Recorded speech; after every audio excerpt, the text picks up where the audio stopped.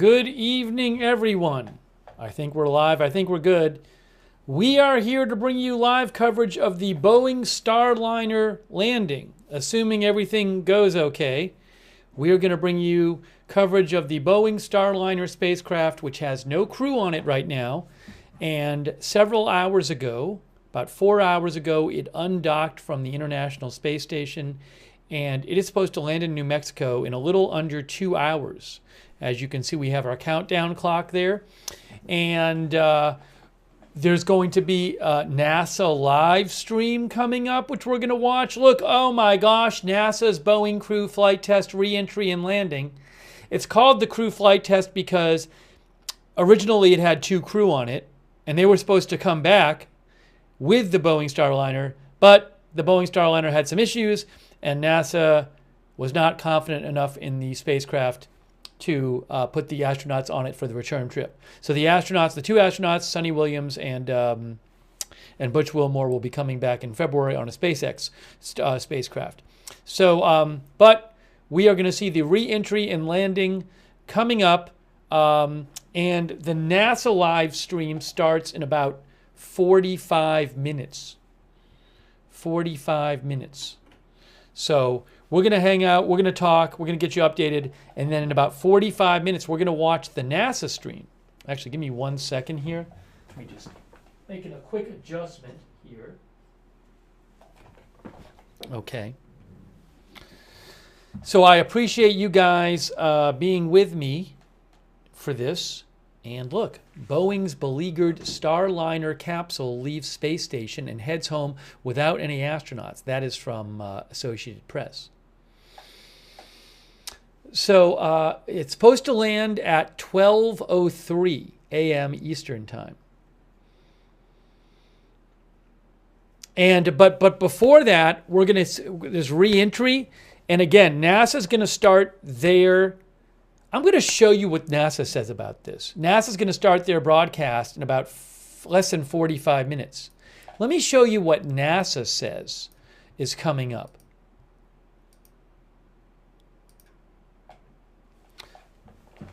NASA's Boeing Starliner mission landing criteria timeline. So they say, oh, I need the other article. Hold on. Look at this. Look at this.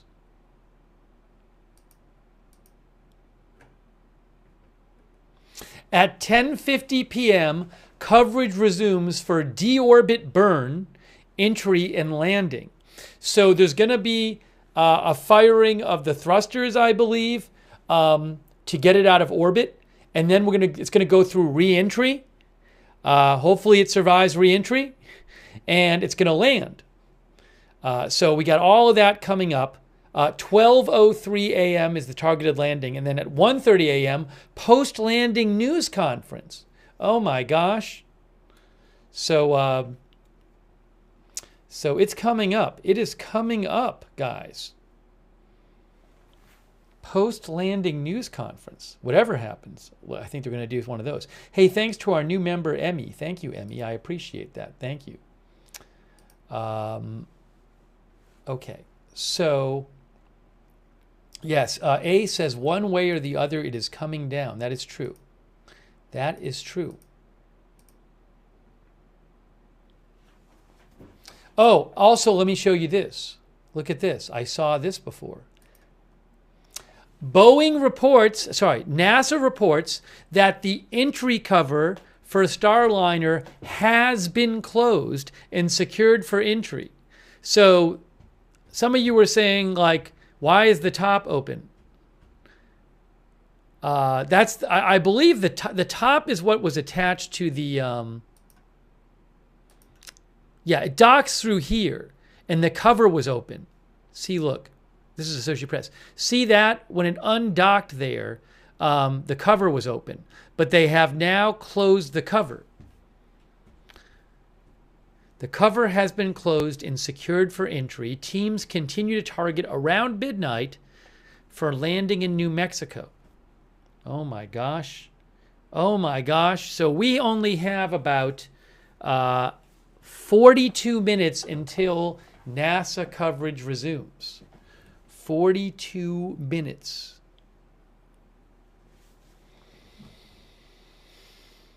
Get ready. Get ready, folks. Get ready. Will it survive? We don't know.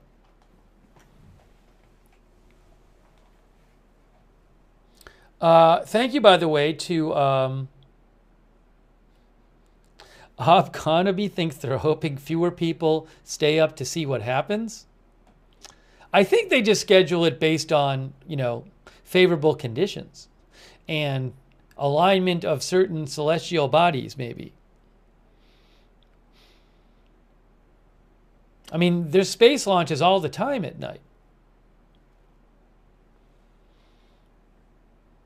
Richie F says, I don't think it will survive. Thank you to Ruth Krafasi for moderating. Ruth is over there moderating there on YouTube. And thank you to our other moderators, Linda Belk and Larry on X. Waltham says, I'm ready. Let me shout out our other moderators as well. We have moderating on Twitch. Sarah is there right now. Thank you, Sarah.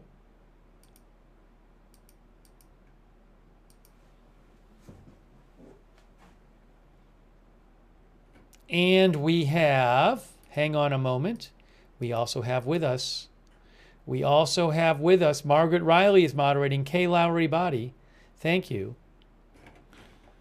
All right, 40 minutes until the NASA live stream begins. And, I wanted to mention, somebody had asked about seeing it. NASA had posted where you could see it. Ooh, what's this?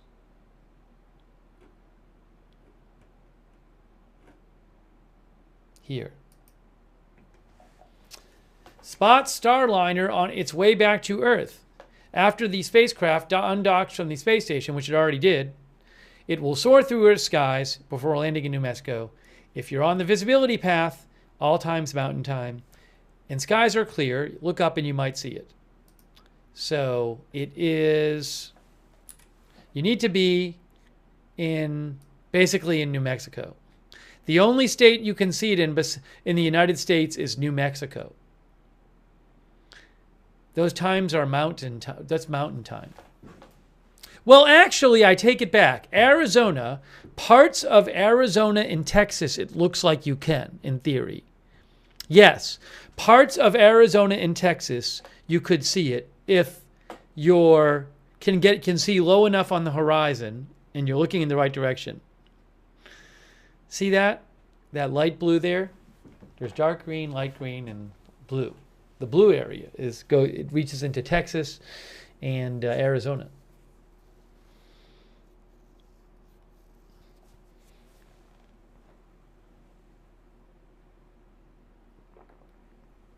But that's only like a few minutes. I mean, this is 9:45, 9:48, 9:52. This is all mountain time.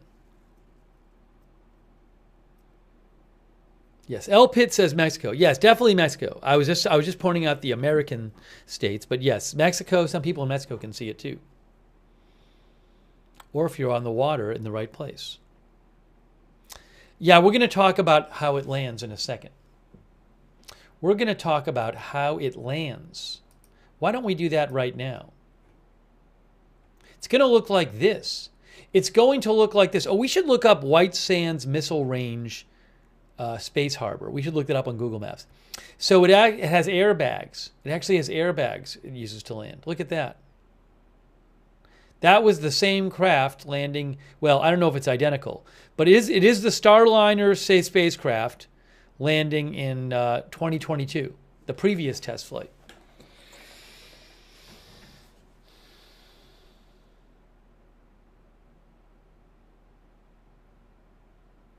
Let me show you, first of all, I'm going to show you where we're talking about. White Sands Missile Range. Let me pull up the map.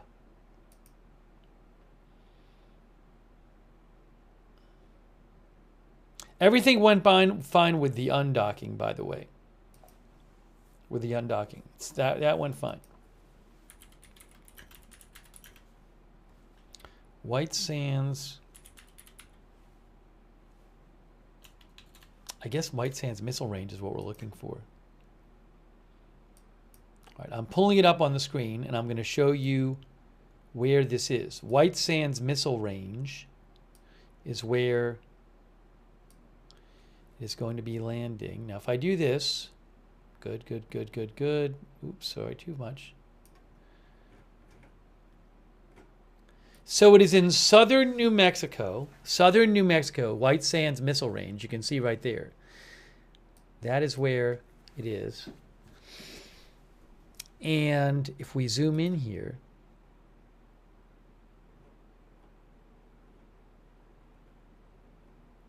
there it is. Pretty not very populated down there, it doesn't look like.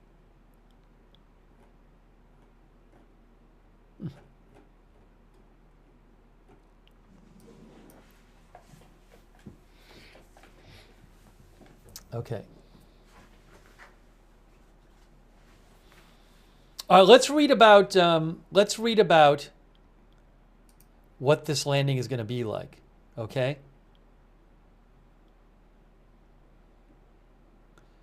Okay. Once clear to proceed with the final part of the landing,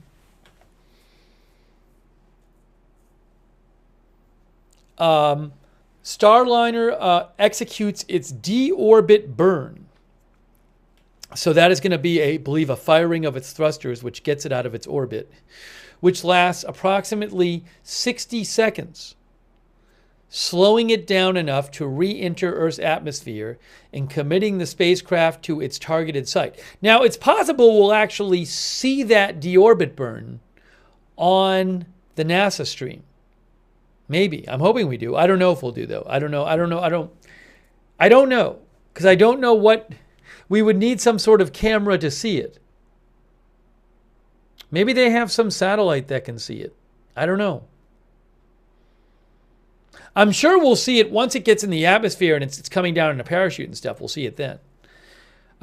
We did see it undocked, but that was being shot from the space station. So I don't know if we'll have a live video of it doing a deorbit burn. I mean, maybe there's cameras on this thing. Is there a camera on this that could show you some of the deorbit burn? Maybe. Maybe there's actually just a camera on the Starliner. It's not going to be that far. I mean, it's going to be on the Starliner if that's the case, but maybe we get some of that footage.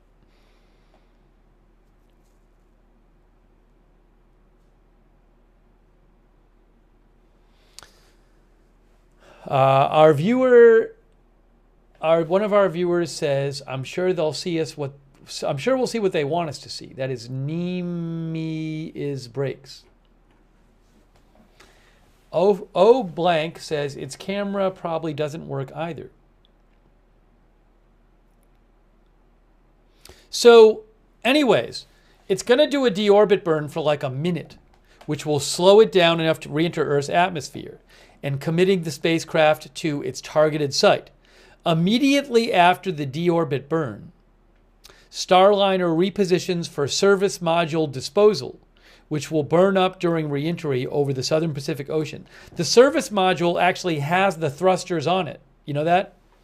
So the thrusters have been a source of some issues. Some of the thrusters have not worked properly on this flight, which has been a big deal for NASA. It's a big reason that they don't have astronauts on this coming down like they had going up.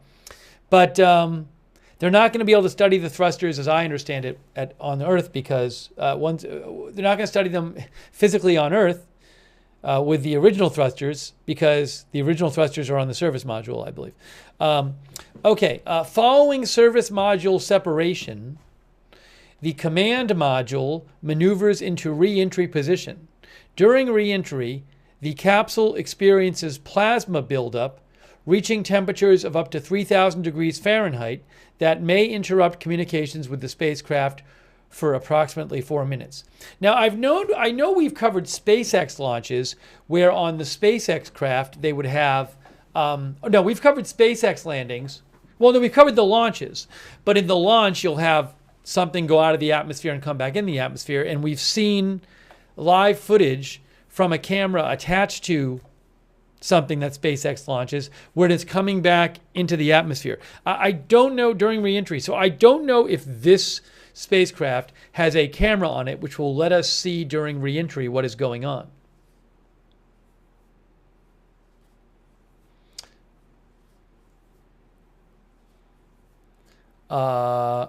Once Starliner re-enters Earth's atmosphere, okay, the forward heat shield located on the top of the spacecraft, which I guess this is it, I think, up here. The forward heat shield is jettisoned at 30,000 feet, exposing the 2 drogue and 3 main parachutes for deployment. A drogue is I looked this up before, is a parachute for a fast-moving object.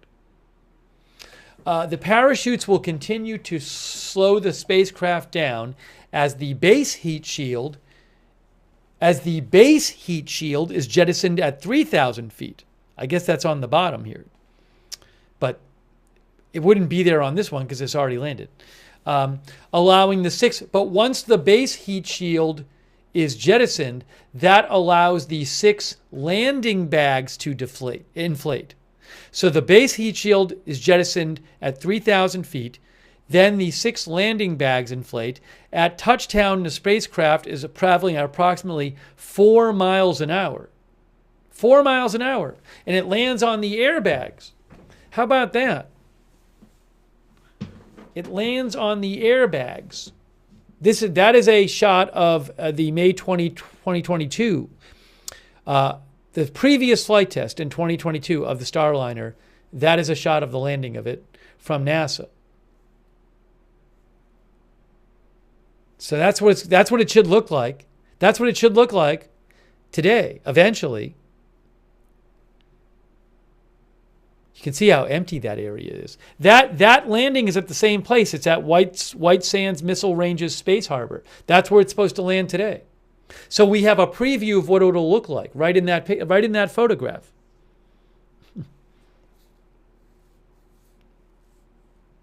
I wonder if I can get a bigger shot of this photograph. Again, this is from NASA. Ooh, I can. Oh, I can. Oh, lovely, lovely, lovely. All right, hold on. Let me just do this. This is a NASA photograph. It's exciting. You don't always get a preview of what you're going to see. So look at this. Look at this thing. Look at this thing. All right. Wow. Check that out, guys. That is what it'll look like, and that is the location it's supposed to land in. Pretty empty out there, huh? Look at that. Wow. There's nothing around.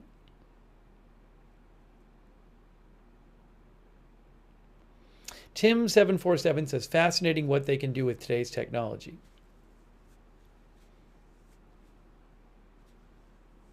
That guy from Nothing says, that looks like it's from the 60s.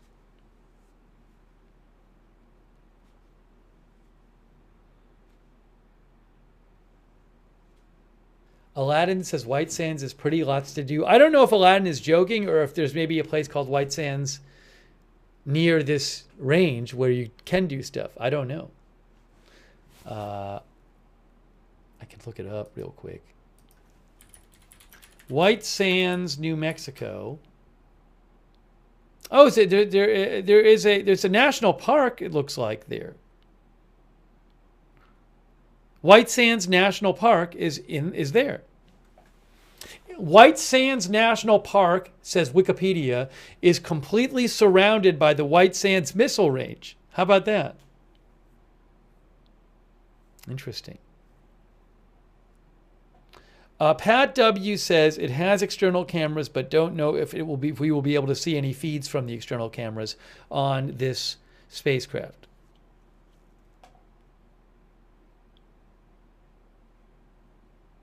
Can I show the craft attaching again? We might look at that shortly.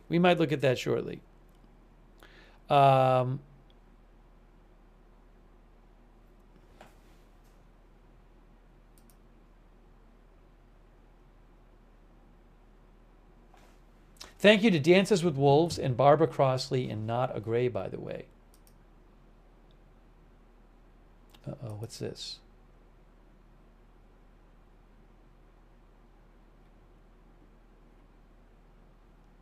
Oh, good. I just got some good news.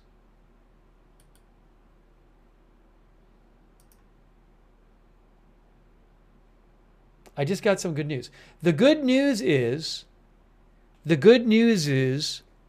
that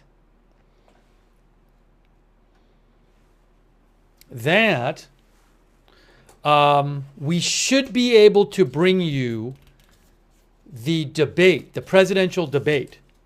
I have to just, there's a technical way I have to do it to comply with ABC's request. But that should work in theory.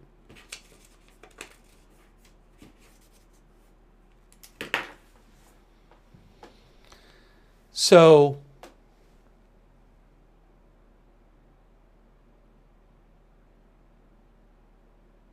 that's what we're going to do.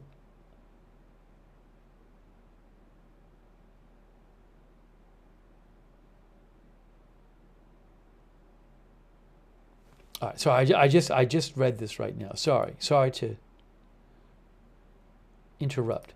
So I'll get on that the next couple days. The debate is on September 10th. But that's good. So hopefully that shouldn't be an issue technically, and we will bring you the debate on the 10th. How about that?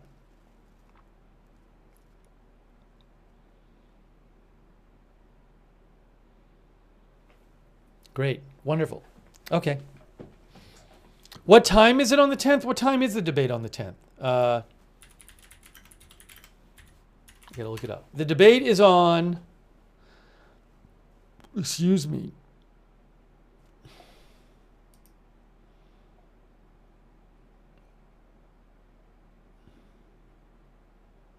9 o'clock. 9 o'clock on the 10th. I just read that. Hey, thanks so much, AJ. AJ, that's so nice of you. AJ just gave 10 people gift memberships in the YouTube chat. Make sure you thank AJ if he gave you a gift membership. Or if anybody gives you a gift membership or subscription, make sure you thank them. Thanks also to Siho. Thank you, Siho. Who is Siho from Turkey?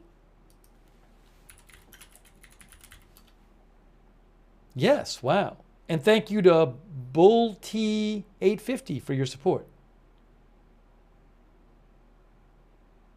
Bull T says it is a huge footprint. Trinity is in it. That's what you mean. The missile, the White Sands missile range. Is that what you're talking about, or the national park?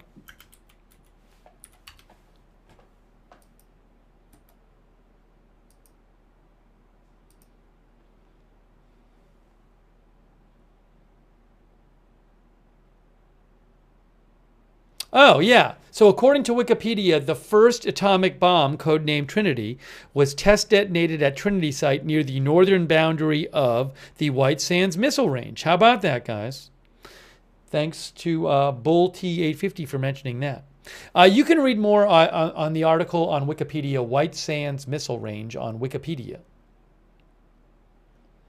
They have a whole article about it that you can read. All right, anyways, I'll get off this picture, but the reason I was showing you this picture is of the landing of the Boeing Starliner in its last test flight in 2022 in the same place that this one is supposed to land. So it should look like that when it lands. It's the same craft in the same place. So it should look like that at the end. Keep that in mind, okay?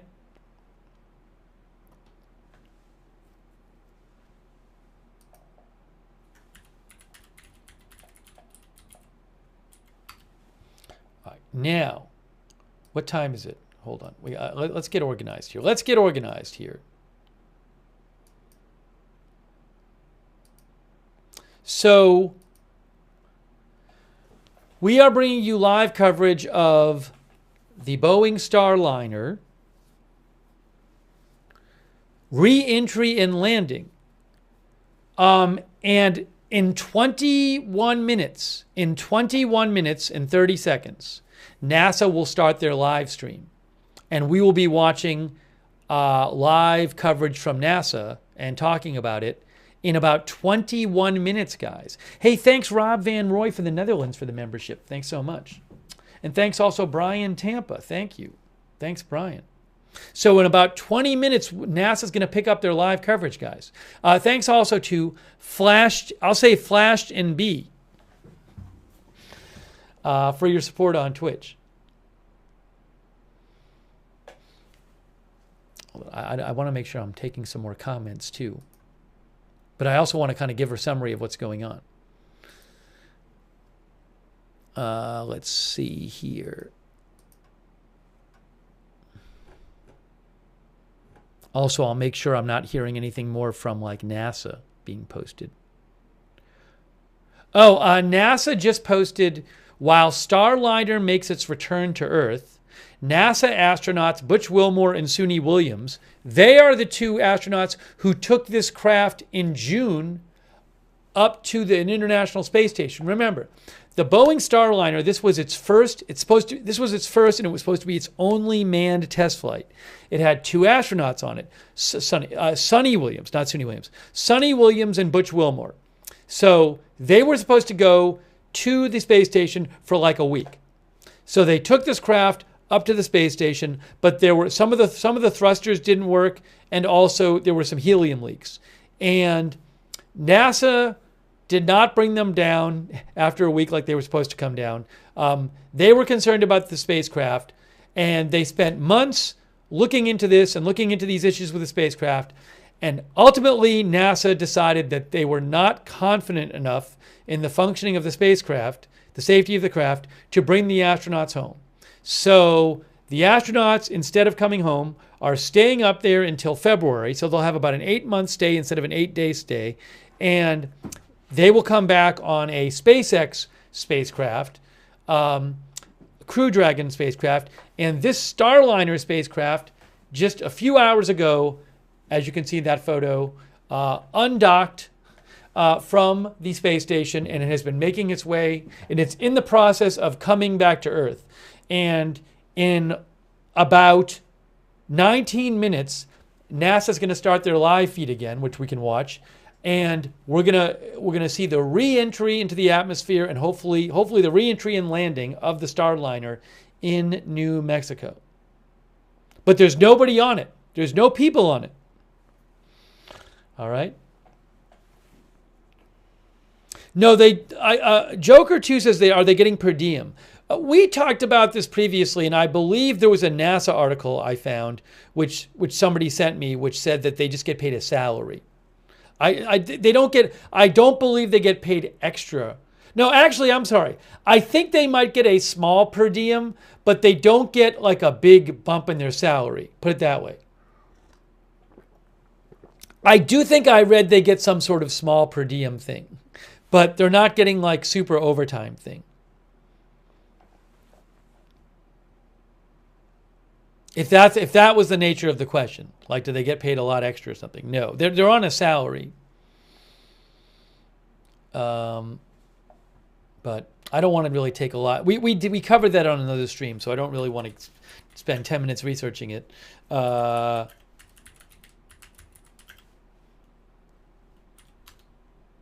If I can take 2 seconds and find it, let's see. I'm not going to worry about it right now. I'm not going to worry about it right now. That is my memory of what the deal is with that. Okay. Oh, thanks to Corletti, our member. Thank you.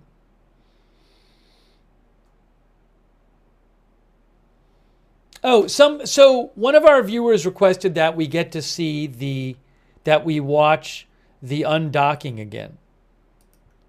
So I can take a minute and show you the undocking again.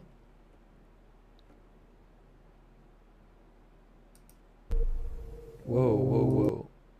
If you want to see it. Sure, why don't we watch? Why don't we check out the undocking again? You guys want to check that out? It doesn't take that long. So if we do, how am I doing this? That's on. That's off. All right, so that's there. I need to put myself somewhere. I need to put I fixed this. Oh, there we go. See how I fixed it? I got myself on the left side for this broadcast. We usually don't put me on the left side, but I put me on the left side in case I needed it. So because I got to have the NASA logo up there. Is this playing? Oh, no. Oh, no. I thought I had it paused. Stop.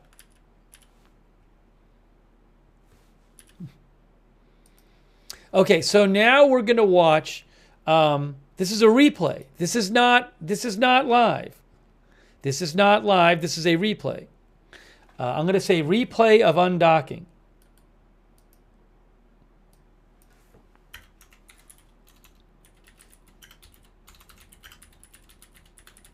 So people don't get confused.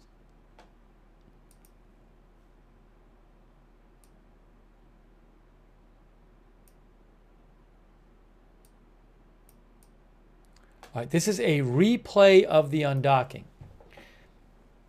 Okay, and in about, we have 16 minutes. In 16 minutes, NASA's going to pick up their live stream. So let's check out the undocking here. Here we go. It's playing now. Watch it. You're going to see it. Oh, look at that. Oh my gosh. It's undocking. Separation confirmed. Starliner is now backing away from station and starting its return to Earth. Starliner thrusters will then complete 2 short firings to gradually increase the separation speed to help the spacecraft carefully move away from the orbiting lab. So it's undocking. This was hours ago, a few hours ago. The vehicle is now about 2 meters away from the International Space Station. At the time of undocking, Starliner and the International Space Station were flying approximately 260 statute miles over central China. And now you're going to see its thrusters are going to start firing. So check this out. Check this out. Starliner will be beginning a breakout burn soon, which will take the spacecraft forward and above station. Again, this was During a this burn replay. sequence, Starliner's thrusters will perform a series of 12 short firings. The entire sequence takes about 5 minutes to complete and allows Starliner to quickly break out to outside the approach ellipsoid, or AE. And Watch the left side. Into the burn sequence. Look at the left side. Look at the left exit side. Sphere, or the KOS. Look at the left side. It'll be obvious soon. They'll show another angle and you'll see the jets firing.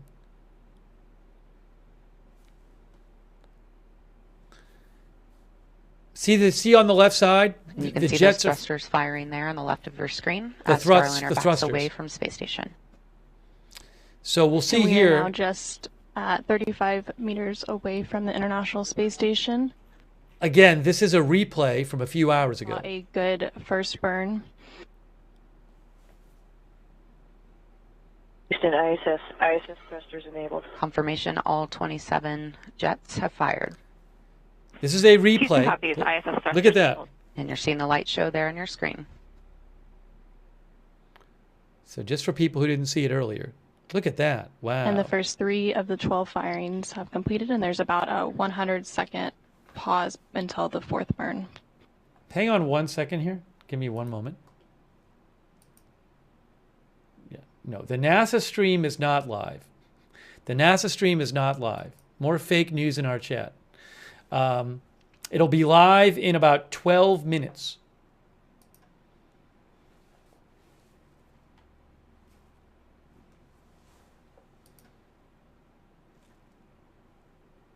Oops, sorry. Oops. There. So we're just watching. This was earlier. Letting you guys see this because it's really cool. As the Starliner moved away from the space station and was firing its thrusters. Starliner is about 60 meters away. And in about 10 minutes or so, NASA will pick up its stream with new live stream. And flight controllers are reporting good attitude and good control. We are standing by for the 4th of the 12 burns in the series of firings as part of the breakout burn. As a reminder, the entire sequence will take about 5 minutes to complete.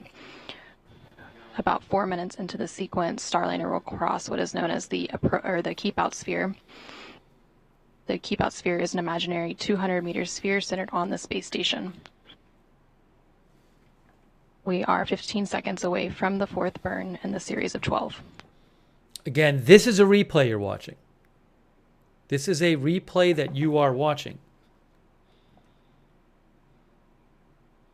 Look at that. Wow. Now, I don't know if it's going to look like that when during the deorbit burn. Which just completed. We're hearing good burn. So these thruster firings are very quick. The deorbit burn is supposed to be about a minute long when it fires thrusters for about a minute. That's coming up. And the fifth burn in that sequence of 12 just completed, and it was a good burn. So this was before. And soon NASA's going to be live with live footage.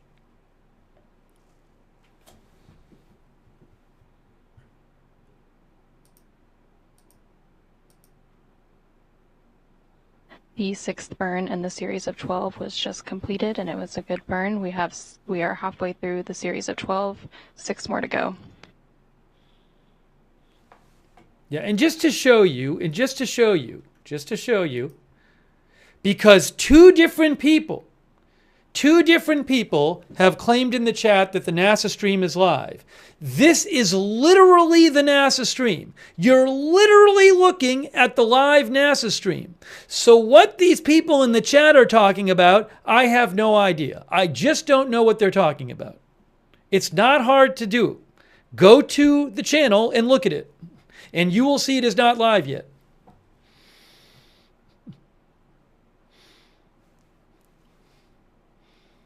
Okay. So let's watch a little more of the replay.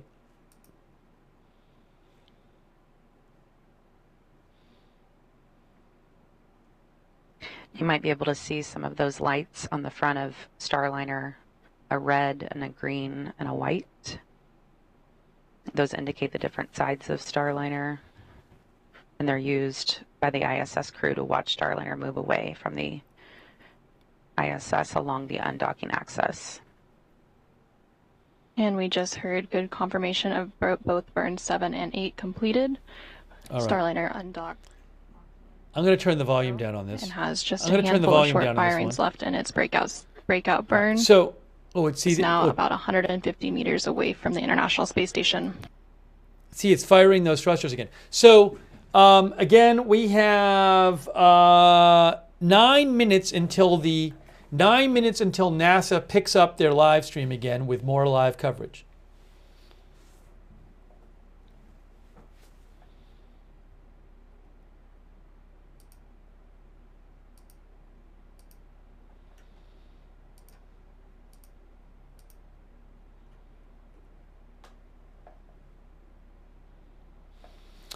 Okay.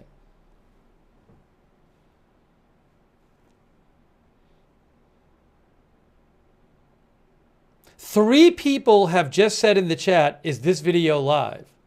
So I guess, see the word R-E-P-L-A-Y right on the video, right on the screen, R-E-P-L-A-Y? That word is pronounced replay. And the word replay means you're playing something from before.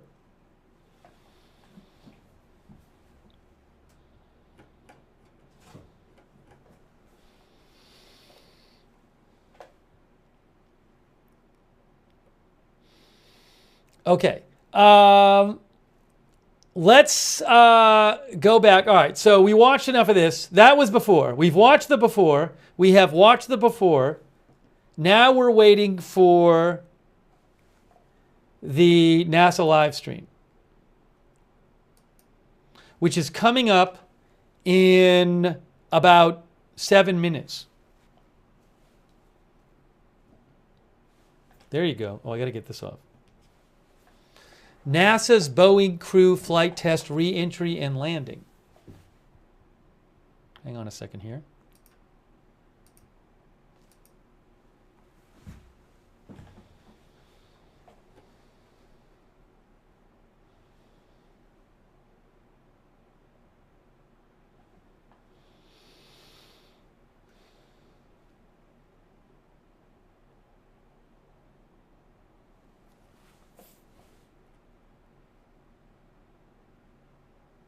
Here's a little summary from Associated Press of what went wrong with the initial, with the Starliner, so that they didn't want to bring the astronauts back on the Starliner.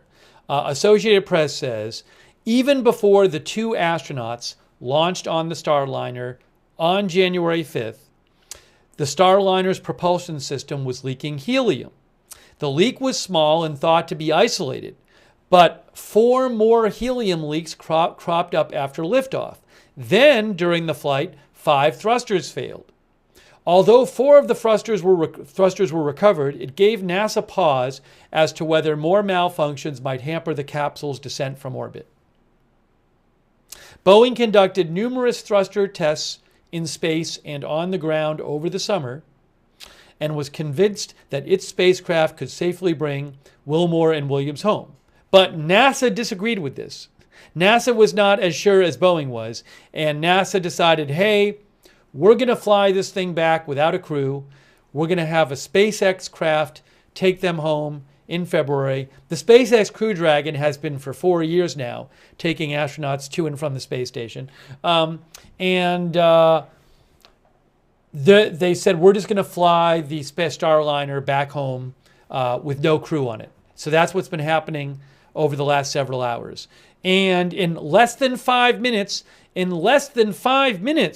NASA stream is going to go live, and we're going to get the re-entry and the landing of the Starliner if it survives at all. Oh, let's do a quick poll.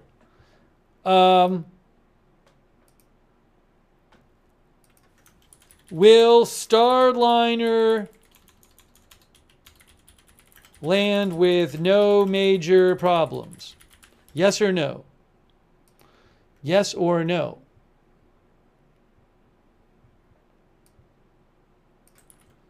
Okay, I just posted it on YouTube, and now I'm going to post it on Twitch. We just have enough time to do a poll before NASA goes live.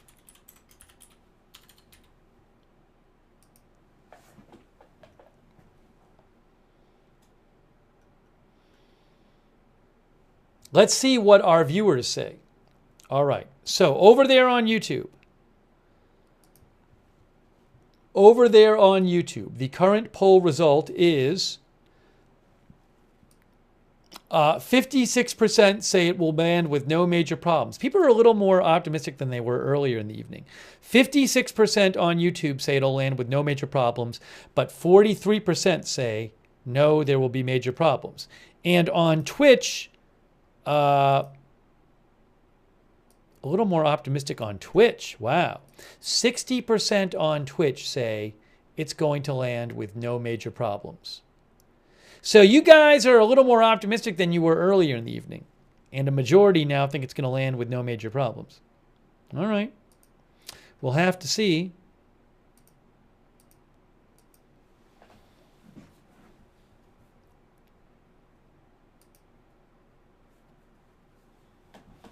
Are we expecting problems, and why? Well, this Starliner was supposed to take 2 astronauts home, and it's not taking them home because NASA was not fully confident in the spacecraft.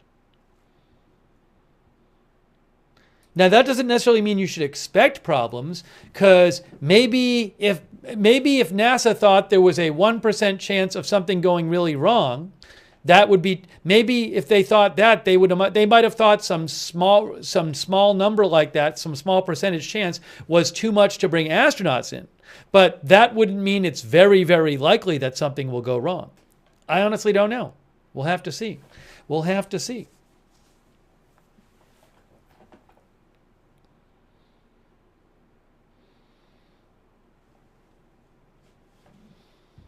All right, less than 2 minutes until the NASA live stream starts. We're going to have the NASA live stream. We're going to be talking about it and watching it together. Thanks to our new member, CK. Thanks to Bebop and Rocksteady for your support. Thank you to Brienne, our new member. And also, Hey, let's just shout out our mods real quick before the live stream starts, before the NASA stream starts. Ruth Kafasi, thank you, Ruth, so much for modding. Linda Belk and Larry over there on X, thank you. On Twitch, thank you so much. I got that fire, McBritches. Sarah and Papa Bear, thank you. On Facebook, let me thank our Facebook mods. Give me a second. Can I thank them before the NASA live stream starts? Do I have time? We'll see if I have time. I'm about to thank them. Kay Lowry Body, Margaret Riley, Ronald Egnor, thank you for modding. All right. Less than a minute until the NASA live broadcast starts. Less than 1 minute. We're about to see the re-entry and landing. Landing is scheduled for an hour, 13 minutes, and 30 seconds from now. Oh my gosh. It's getting closer, everyone. What will happen? What is going to happen? Will it land safe and sound, intact, no problems, or not? Oh, here we go. Hold on, it just went live. Give me a moment here. There it is. There it is. It is live. See, that's what it looks like when it's live, everyone. See? Now, it's called the crew flight test because originally it was a crewed flight test. But there is no crew on the flight home because there were some issues on the flight up to the space station.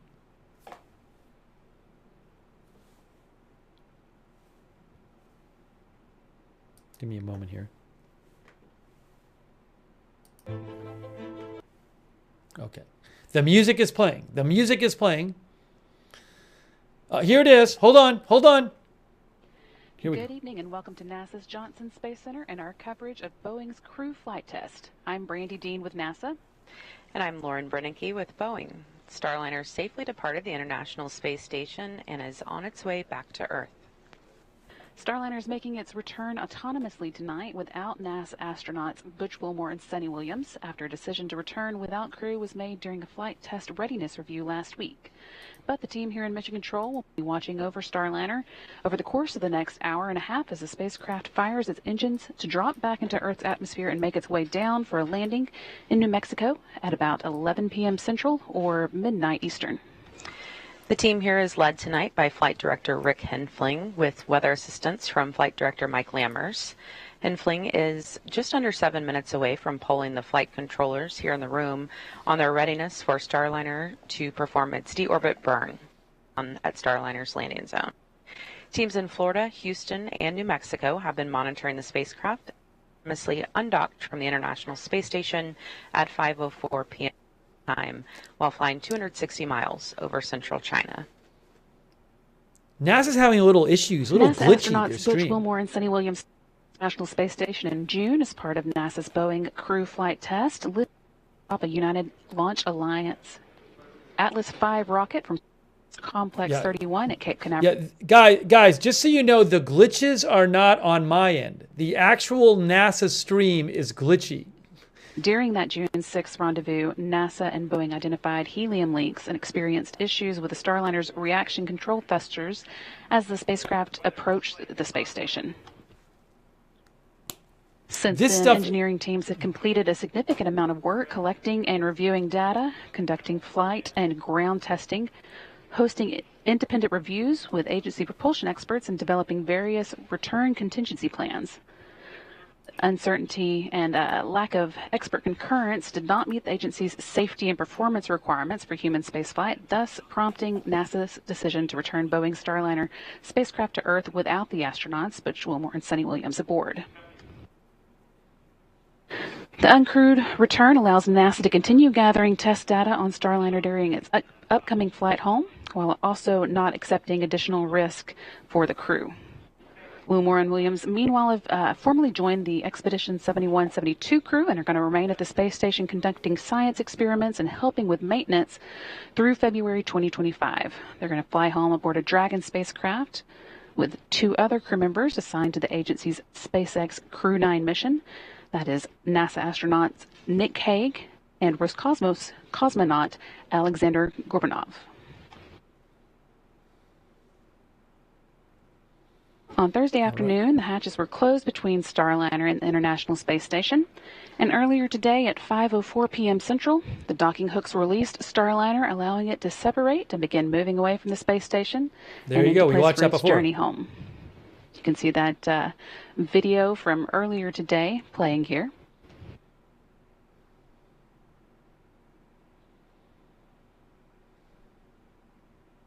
Ooh.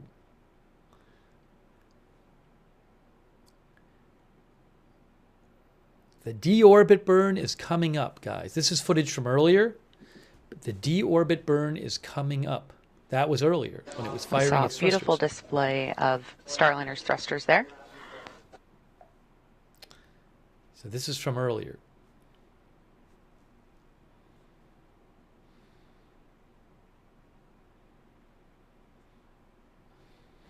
That was on our first stream.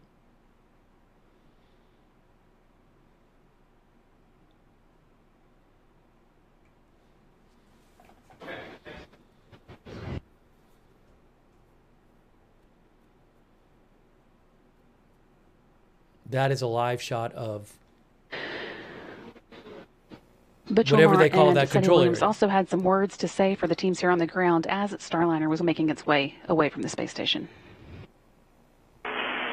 Station Houston, space to ground 2 for Starliner undocked status. This is from earlier as well. Go ahead, we're with you. Hey, Sunny, both the Starliner and ISS flight control teams have pulled go for undock at this time. The expected undock time is 22:04. Okay, copy, 22:04.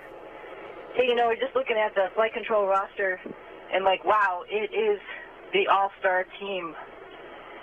You guys, it is the time to bring Calypso home. You have got this. We have your backs, and you've got this. Bring her back to Earth. Good luck. Sunny and Butch, this is Chloe. Just on behalf of the entire MO team, I know the other flight control teams around the building, we thank you for your endless support over the years. We've enjoyed every training event and every meeting. We remember every setback and every revelation with you. The teams on the ground have worked countless hours over the last few weeks, months, and for a group of us, years to bring Calypso back, and we're ready to do that today. We wish you the best of luck in your increment, and Sunny, I will make sure the right people have your coming home song ready to play on Space to Ground when it's time for you guys to come home. Good luck, and thank you. As they said, that was audio from earlier. We as appreciate they said. that, and we agree. Many years of great enjoyment, simming together, playing together, and being involved with each other's lives, and it's been special. Bring it home. Copy. Thank you, and have a good evening.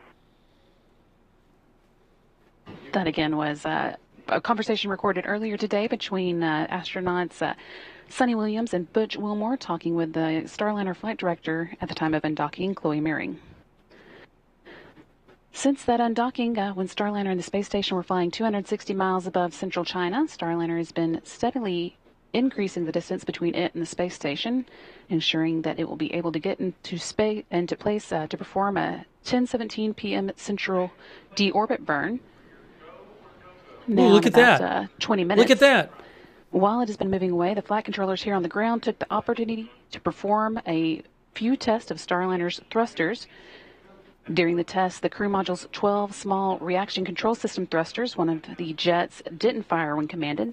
Whoa. The reaction control system thrusters on the crew module are used to steer Starliner Whoa. as it makes its way back down to Earth after the service module has been jettisoned. Because those 12 jets are divided into two redundant strings of 6, Starliner only uses one string during normal operations. So although this means a slight loss of redundancy, it shouldn't keep Starliner from getting through re-entry and landing as expected.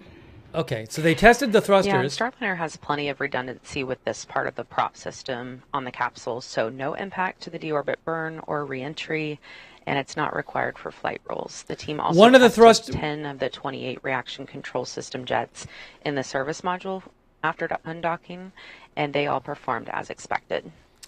So one thruster is not working, but it doesn't matter here because on they the have other ground, ones. The team is what just they're saying. gave their go officially to Rick Henfling, today's flight director, meaning that tonight's landing of Starliner is on. That again is scheduled to happen, touchdown at 11 p.m. Central Time or midnight Eastern Time. Oh, really? Because before they said it was going to be 12:03. I have to adjust my clock. Now they're saying midnight for sure, or midnight estimated? Because before it said 12:03. I'm not going to fix my clock yet. I'll have to hear more from them on that.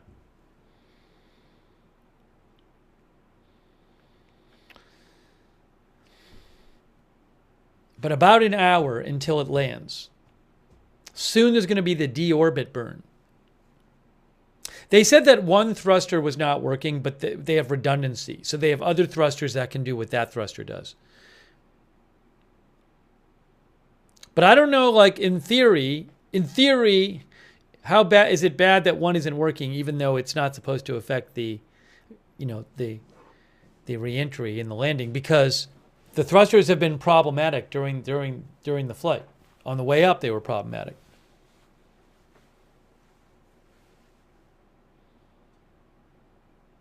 So it's interesting that one of them isn't working.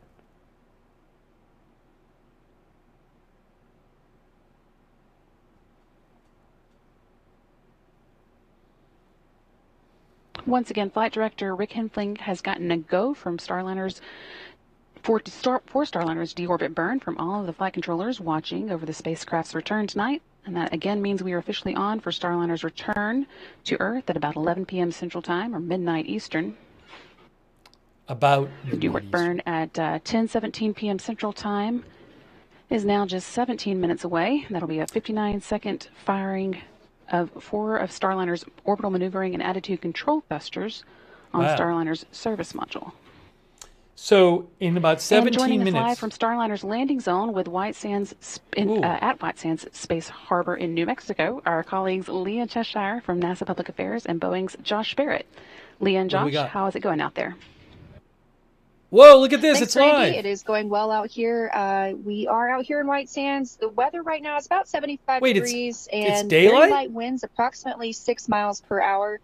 This looks like potentially a picture from earlier today. It is quite dark out here at this point. We have a beautiful view of the stars. It's not a live picture. Lined up in the convoy, getting ready to roll. That's right, Leah. So I've been out here for both of Starliner's previous landings. The first one was very cold. The second one was quite warm, and this one feels just about right.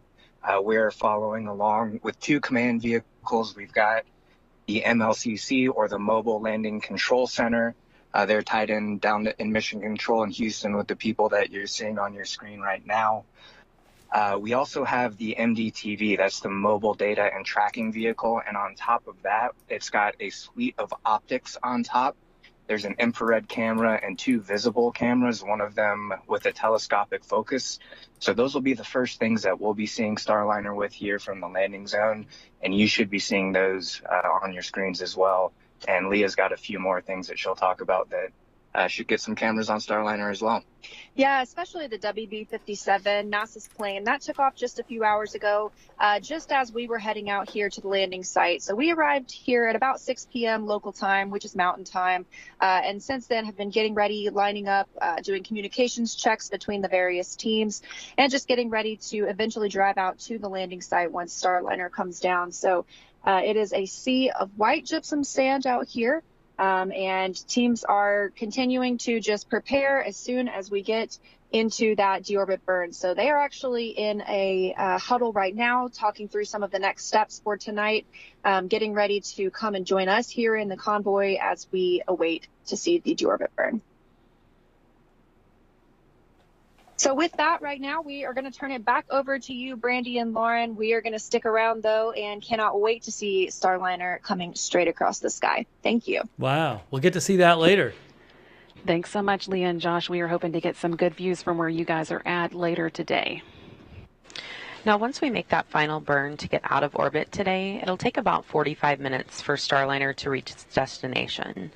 Again, White Sands Space Harbor, New Mexico, where we just spoke with our colleagues from. Starliner is currently flying with its solar arrays pointed toward the sun, recharging the internal batteries to keep its systems powered through landing. The orbital maneuvering and attitude control thrusters, or what we call OMACs, will fire for about a minute to conduct the deorbit burn.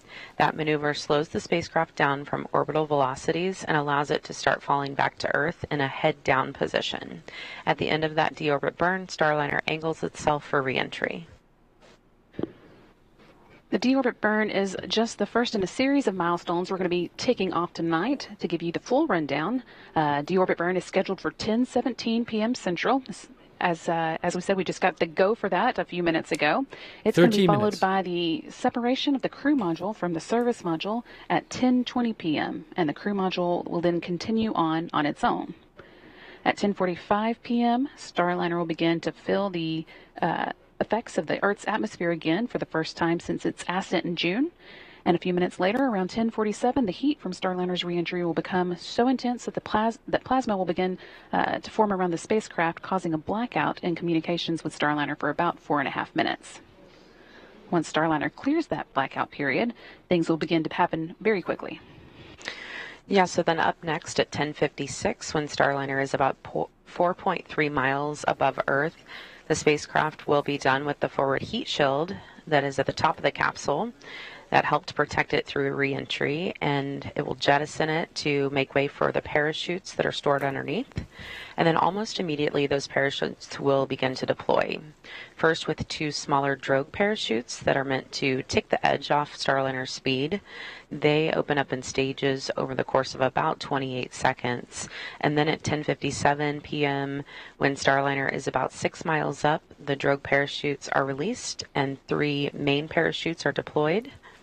They also open in stages over about 16 seconds, but they stay with the spacecraft all the way until touchdown. And again, we are expecting that touchdown to come at 11 p.m. Central. Just before the touchdown, however, at 10:58 p.m., Starliner also sheds its base heat shield at the bottom of the capsule to make way for the inflation of 6 landing airbags hidden underneath it. And those will cushion the vehicle as it lands in New Mexico's desert. Lands on airbags. It has airbags built into it. It's probably worth mentioning that we do not have video from Starliner. If you think back to June on its ascent and journey to the International Space Station, it's not able to send video down when it's not connected to the space station, so we won't be getting in-flight views from it, but we do have several cameras out at the landing site as well as some aircraft in the area that we are hoping to get some views from. But of course it is going to be pretty dark out in the desert at night, so they may be infrared or black and white views, but hopefully we'll get some good camera views to show you. All right, so we're not going to see it in space. We're going to see it when it gets what's in the sky, hopefully through some kind of camera that can see in the dark. We're taking a live look now from the landing site, but the shot is quite dark at the moment. You can see just a few lights blinking there. Hopefully, as we get closer to the ground, as Starliner gets closer down, we will have some better shots. Helmcat says, will it show up on flight radar? It's good. I was thinking about that. I don't know if it'll show up on flight radar. Will we see the plasma stage? Apparently not, because when Starliner is not connected, is not communicating with the space station, it can't send video. It can't send video.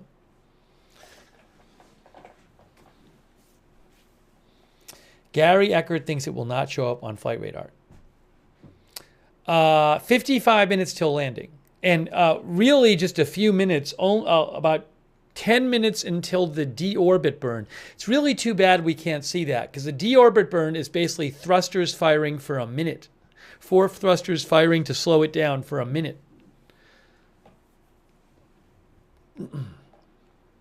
Oh, one of our viewers said you'll see the NASA planes on flight radar. That's interesting. Because they did say they were going to have some planes in the air. The landing and recovery teams have been out in the desert preparing for the spacecraft's return for several days. I've been speaking with them to catch up on some of the preps that have been taking place. They ran through a full mission dress rehearsal where they practiced the landing and recovery operation with all the different groups and functions. And they've also been keeping a close eye on the wind direction to establish the best recovery zone out at White Sands. They've even sent up some weather balloons to check the wind speeds.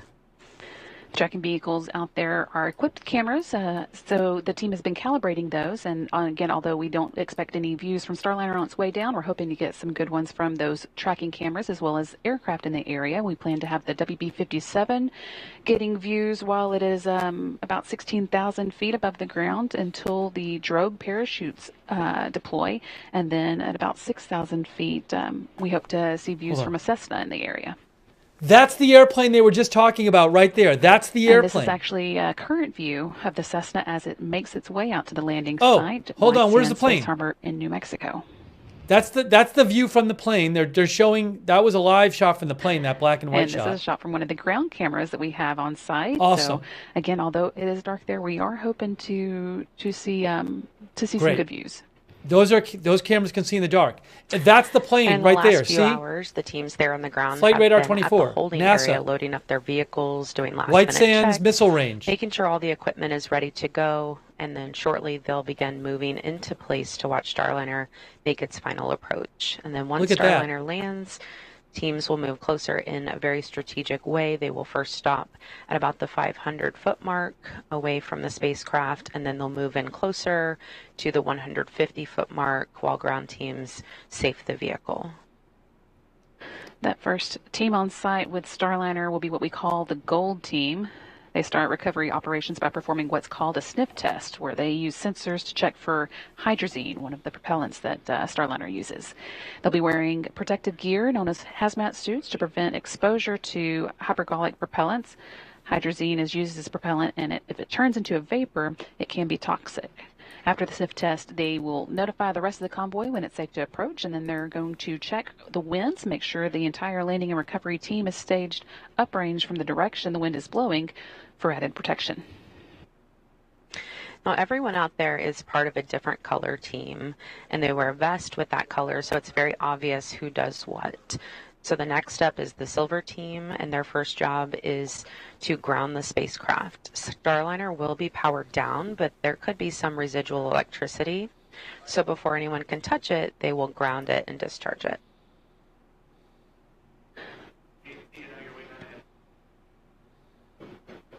Teams here on the ground are reporting that everything is getting into good configuration for the deorbit burn. That's now just about 6.5 minutes away. Going on with what we were saying, we also will have the blue team that documents everything that's going on at the landing site. These are photographers from both Boeing and NASA who have situational awareness cameras. And again, here's a current view of those teams all ready to deploy at landing. Yeah, that's the holding site that we were mentioning. And then, of course, you can see the mountains there in the background in this black and white view.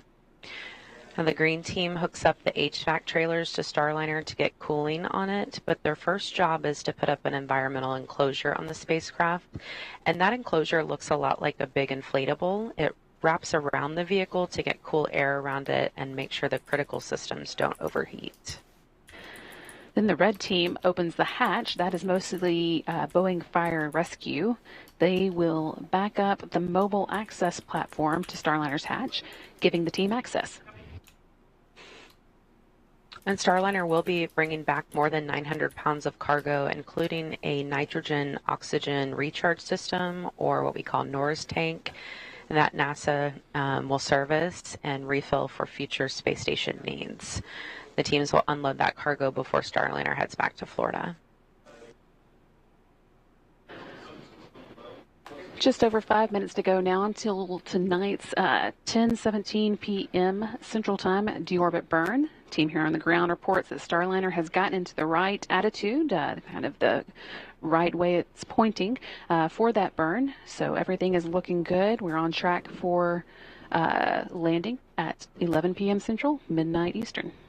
Deorbit burn is coming up. They fire the thrusters, some thrusters for like a minute to slow it down. That's coming up in less than 5 minutes. The deorbit burn is coming up. Thanks, Lucia Jerezzo and Bebop and Rocksteady for your support. I really appreciate that. Thank you. I'm going to adjust my clock because they keep saying the landing is at midnight and not at 12:03. So I'm going to take 3 minutes off of the clock for the time here. Should say there. I just adjusted the countdown clock because they keep saying it's going to be midnight Eastern time. It's dark out there at White Sands missile range, but they have cameras that can see at night. With and just a again, couple minutes or 4 minutes left to go until the deorbit burn, we're going to check in once again with the landing team and Leah Cheshire and Josh Barrett. Thanks, Brandy. Yeah, we are out here just waiting in the convoy area. Now, most of the team is taking part in a safety briefing right now as we prepare to watch the deorbit burn and the reentry and then move in toward the spacecraft. Like you mentioned, it's really dark out here. Josh and I were just able to take in the really beautiful sight of the Milky Way. It's so dark. So once the capsule starts to re-enter the Earth's atmosphere, we expect to have a pretty good view of the streak as that plasma builds up around the capsule itself. That's right. We should be seeing it come just over the southwest horizon, right through the saddle of kind of the mountains that are just overlooking the mountain range here. And remembering back to OFT-1, kind of the view that we should be having here is that we'll hear the sonic booms as well after we see kind of that plasma envelope. And then pretty quickly afterward, it is pretty remarkable how quickly it does end up over our heads. We'll see the flashes from the mortars, which deploy those forward heat shield parachutes, which take the forward heat shield off. Then we start hearing those mortars, and then the parachutes start to deploy. And then it's kind of slow motion from there as it drifts down. And we're seeing a lot of movement as teams have just completed that safety briefing. Look here. on the They're left. now all walking to join us at the convoy. So it looks like we are just a few minutes away from the deorbit. Right in the here. show is really getting Right on in the here. road soon. So with that, we're going to turn it See back all the over people? to you in Houston. Right here. See them all walking here? Right there. We are all just over 2 minutes away from the deorbit burn. At this point, Starliner has moved well away from the International Space Station and quite a few kilometers ahead of it as well. We had a number of smaller burns to ensure that Starliner was at a safe distance away from the space station before it performs the deorbit burn that will bring it out of orbit and on its journey back to Earth. And Flight Director Rick Henfling and his team expect Starliner's orbital maneuvering attitude control thrusters, also called OMACs, to fire around 10:17 Central Time, pushing the spacecraft out of its orbital flight path and onto its journey home. This deorbit burn will set us up for a touchdown time of about 11 p.m. Central or 10 p.m. Mountain Daylight Time out there in White Sands, New Mexico.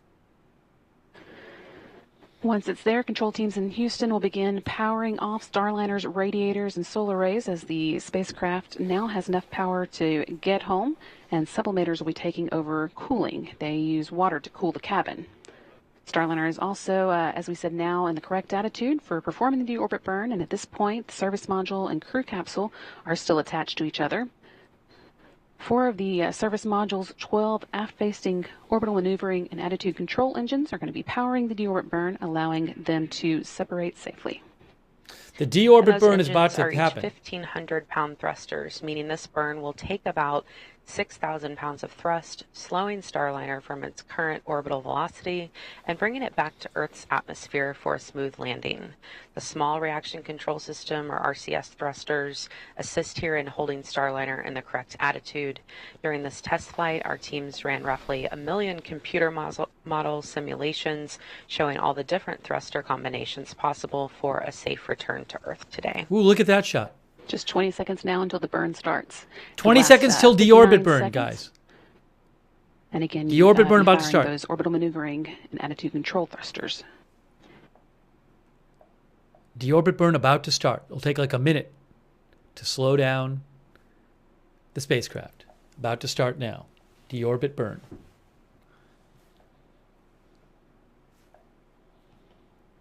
Get ready. 4 orbital maneuvering and attitude control thrusters on Starliner's service module are now firing. Slow Deorbit Starliner burn is down as happening. the capsule begins its journey back to Earth. This will take about The 59 deorbit burn is seconds to happening complete. now. We're hearing all thrusters firing well so far. The 4 thrusters are firing. Here, those representation of those thrusters firing. Starliner's maintaining its attitude, and as those large orbital maneuvering thrusters are firing, smaller reaction control system thrusters are also working, keeping the spacecraft in the correct position for the burn. Ooh.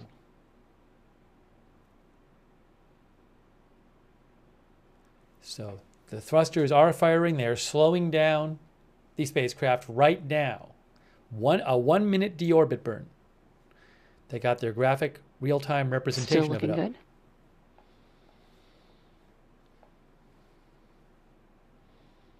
Up, is that it? Is that it? Done?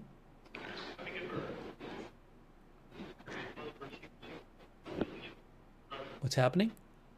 And we did see the Deorbit burn cut off successfully. Teams here on the ground reporting a good burn. Starliner Good is now on deorbit its burn. way to White Sands Space Harbor in New Mexico, and a planned touchdown at about 11 p.m. Central, midnight Eastern Time. Wow, deorbit burn successful, guys. Deorbit burn successful. How about that? So it's on its way, 40 minutes. Look, there is a NASA on Flight Radar 24. That is a NASA plane flying around there, which is going to give us, I guess, that has a camera on it, that plane, one or more cameras. That is a NASA plane flying around the White Sands Missile Range. That will help give us a view of the spacecraft once it gets Next up on the to-do list for tonight is the separation of the service module. With the service module's job done, it'll be disposed of over the Pacific Ocean, leaving the uncrewed crew module to carry on alone. In addition to all its other jobs, the service module has spent the flight protecting the crew module's heat shield. Jettisoning it uncovers that critical piece of equipment, allowing it to shelter the spacecraft as it begins traveling back through the Earth's atmosphere. The crew module will then make its final attitude adjustments to make sure the heat shield is at exactly the right angle to provide that protection. And those fine-tuned adjustments are really just a strong capability of Starliner's guidance, navigation, and control system. In fact, on the 2 previous flights, Starliner made bullseye landings thanks to that system. Starliner's maneuvering into position for that jettison at this time. Okay. It's about to get rid of its service module. Part of it's going to get rid of part of it, which is going to fall away.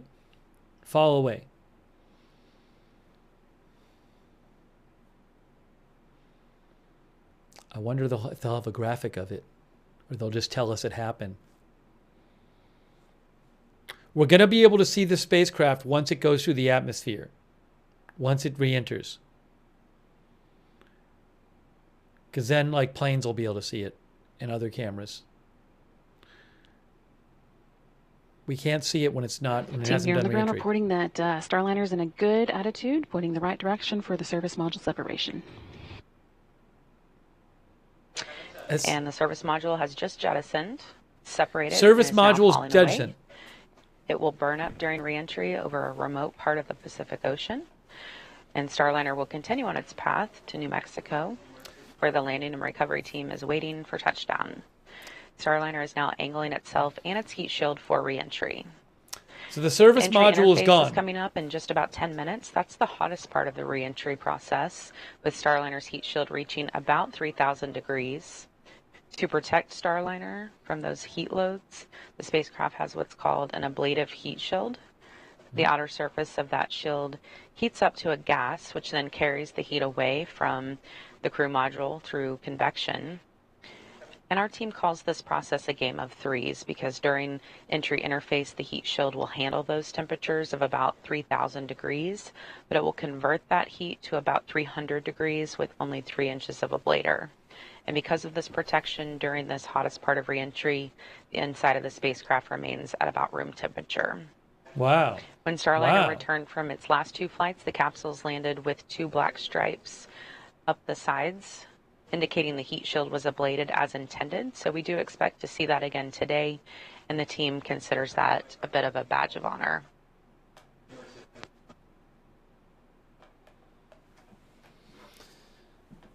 So we're approaching the hottest part of the whole re-entry landing process. There's no crew on this. It is uncrewed. This is an uncrewed spacecraft because NASA was not confident enough in the spacecraft to have it bring the astronauts, the 2 astronauts that took up to the space station, back down again. So they are going to be there until February of 2025. And they're going to come down in a SpaceX ship. So this spacecraft is coming down by itself with no crew.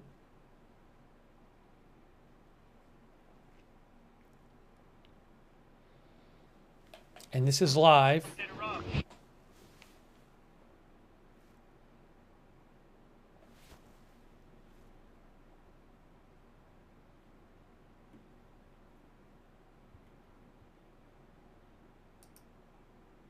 This was supposed to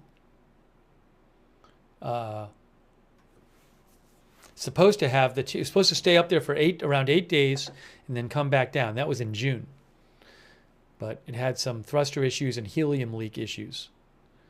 So NASA ultimately was not confident enough to put the astronauts on it and bring them back down in this spacecraft.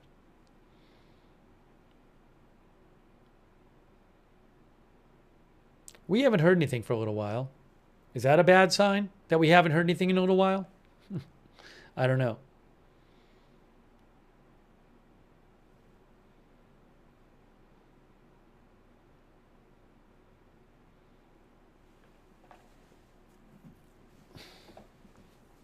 Ruth says no, it's not a bad sign.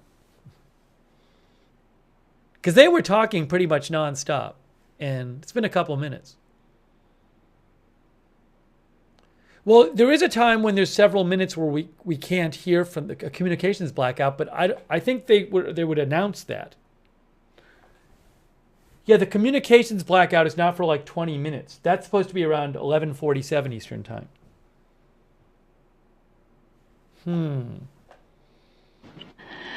Once again, we did see Starliner deorbit or perform its deorbit burn on time at 10:17 p.m. Central Time, and then quickly turned around and jettisoned its service module now that it has performed its duty over the course of the mission.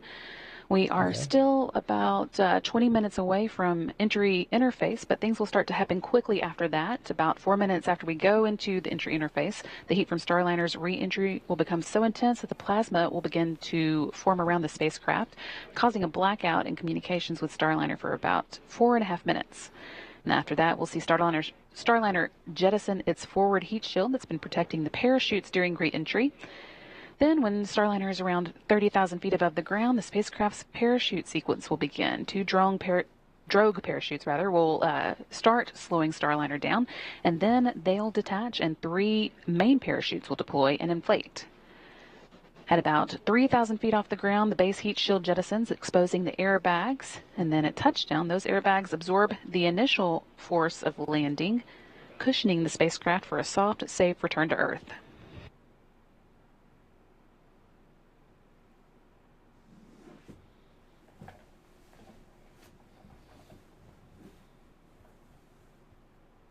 So it's not doing re-entry yet, but it will be soon.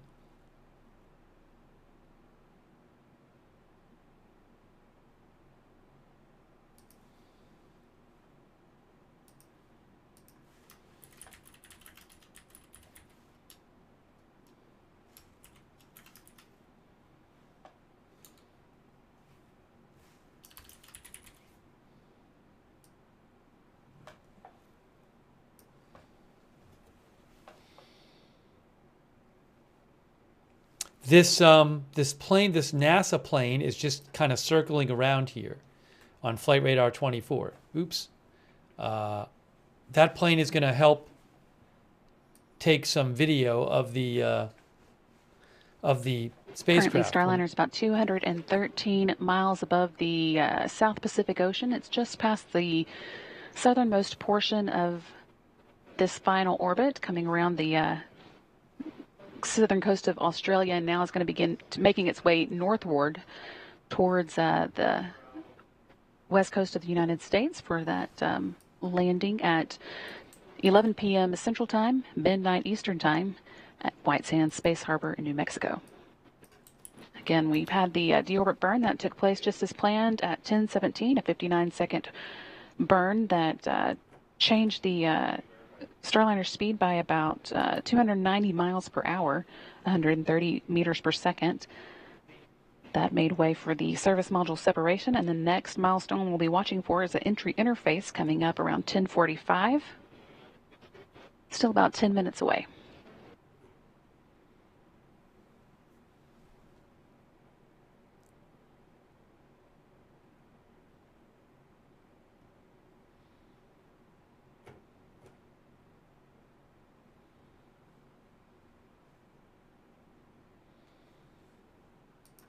Everything's gone well so far. Nothing messed up so far, so everything's going fine so far. About a half an hour it should be on the ground.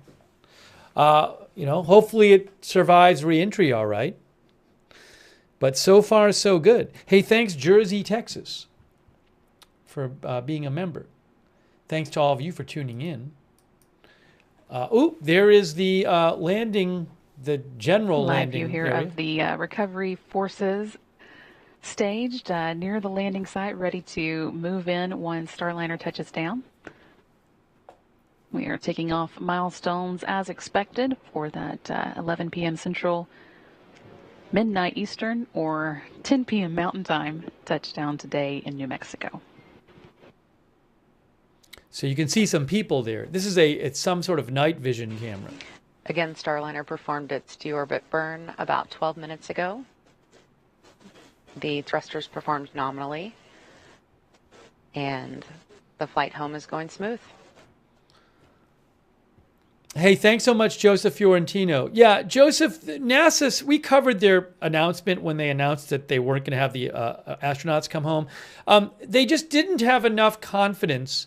They didn't have the confidence they needed to that the Starliner was safe enough, because there had been some issues with the Starliner on the way up involving thrusters and helium leaks. And I believe especially with the thrusters, they just, if I remember right, they just didn't feel that they had a solid enough grasp on what went wrong with the thrusters, and they couldn't feel that they could be confident enough with what they knew that everything would work the way it was supposed to. So I don't know the exact level of risk.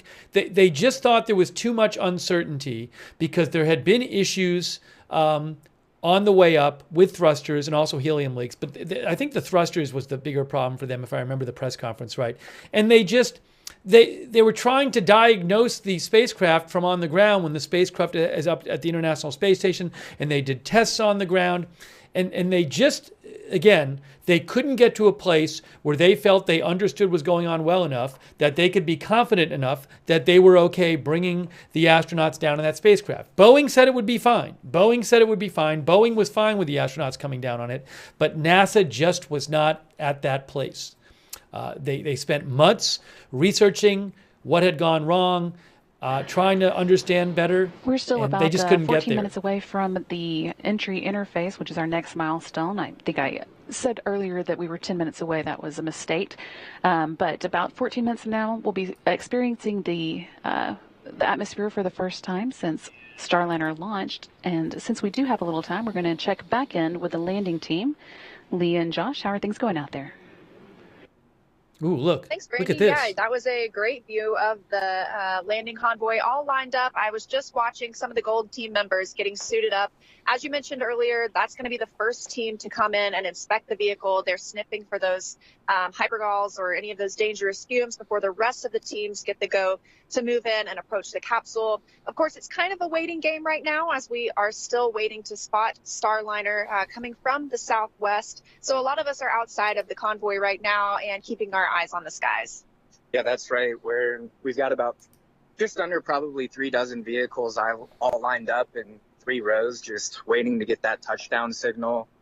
Again, going through that convoy list that you guys went through already so well. Behind that Gold team, after Starliner is declared safe, the Silver team moves in and they do the electrical grounding. They'll also stabilize the vehicle just in case the airbags start deflating. We make sure that the hatch has a good stable orientation. for red team to come in, and they're the ones with the hatch orientation. And once the red team establishes hatch access, actually the silver team has a fun job tonight in the dark. They're going to go start looking for the pieces that came off of Starliner, those heat shields, some of those lids from those parachute mortars. And then after that, after red team has hatch access and opens up the hatch, NASA's ISS program folks are going to come in for the cargo inspection. So again, we are expecting to start seeing Starliner coming across the horizon around the time that entry interface begins. But until then, just wanted to give you guys a hit from the landing site and the latest that we have going on here. So we'll toss it back over to you in Mission Control, Houston. Thanks so much, Leah and Josh. We are watching for that entry interface as well. We're now about 12 minutes away. We should start seeing it in 12 minutes, I guess. Starliner continuing to make good progress, following in that 10:17 p.m. Central Time deorbit burn. Thanks to Aaron Easton and Ben Linton, by the way. Again, we're looking at the landing and recovery team set up at the holding zone there at White Sands. Josh and Leah are embedded with that convoy, and they will make a very strategic move toward the spacecraft after touchdown. First stopping at about the 500-foot mark, and then they'll get the go to move forward to the 150-foot mark, and then once the vehicle is considered safe, they will move in. I just looked it up, and on an AP article about why they didn't have the astronauts coming home on this craft, and was really concerned about they had uncertainty if the thrusters would perform properly. That's basically it. Too much uncertainty about thruster performance if the thrusters would perform as they're supposed to on the way down. So NASA decided to not put the astronauts on the Starliner and keep them up there until February, where they'll fly back. The two astronauts will fly back on a SpaceX ship in February. Thank you to April Snell for your support as well as Aaron Easton and Ben Linton and all of our moderators too. Thank you. The deorbit burn complete, and the service module separated. The spacecraft's heat shield is now exposed and ready to begin experiencing the atmosphere again. Right. The Starliner is going to make some final attitude adjustments that keep that heat shield pointing at exactly the right angle. Re-entry is about to begin. Is entry interface, again, just coming up in a few minutes. At 400,000 feet above Earth, Starliner faces temperatures of 3,000 degrees Fahrenheit from the plasma created by air friction around the spacecraft. But Starliner can handle that heat with its heat shield, which is made of an ablative material designed to keep the inside of the spacecraft at about 70 degrees. A few minutes later, Starliner will experience an expected blackout in communications, and that will last for about 4.5 minutes. At 30,000 feet and just 11 minutes before landing, Starliner jettisons its forward heat shield, exposing the spacecraft's parachute system. Then 2 drogue chutes will deploy, increasing drag and significantly slowing down Starliner. Then 3 pilot parachutes will pull out the main chutes, allowing the spacecraft to continue its slow and steady descent for another 8,000 feet towards the landing zone. And once the main parachutes are fully inflated, Starliner's bucket handle releases. And what that does is it just basically levels out the spacecraft ahead of touchdown. And then the base heat shield that protected Starliner through reentry will separate at about 3,000 feet, uncovering the landing airbags. Those airbags, of course, will fill with nitrogen, allowing for Starliner to land softly and safely there in the sand. Less than 10 minutes to go now before we do get to that entry interface point, and now just 24.5 minutes away from the landing at White Sands Space Harbor.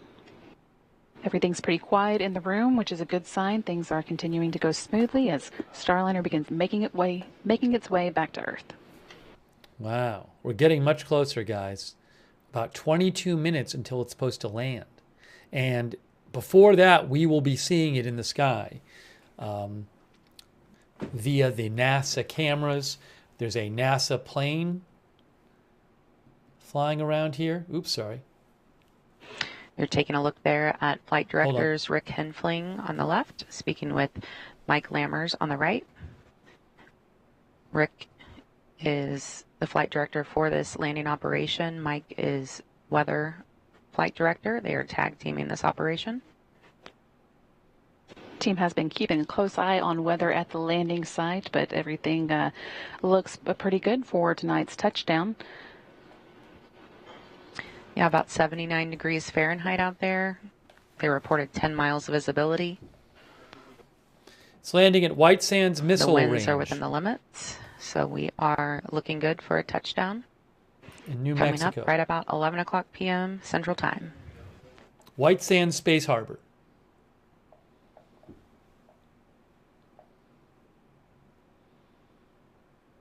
And that is the recovery, some of the recovery team there, waiting to go get it. But no crew on it, remember, no crew on it.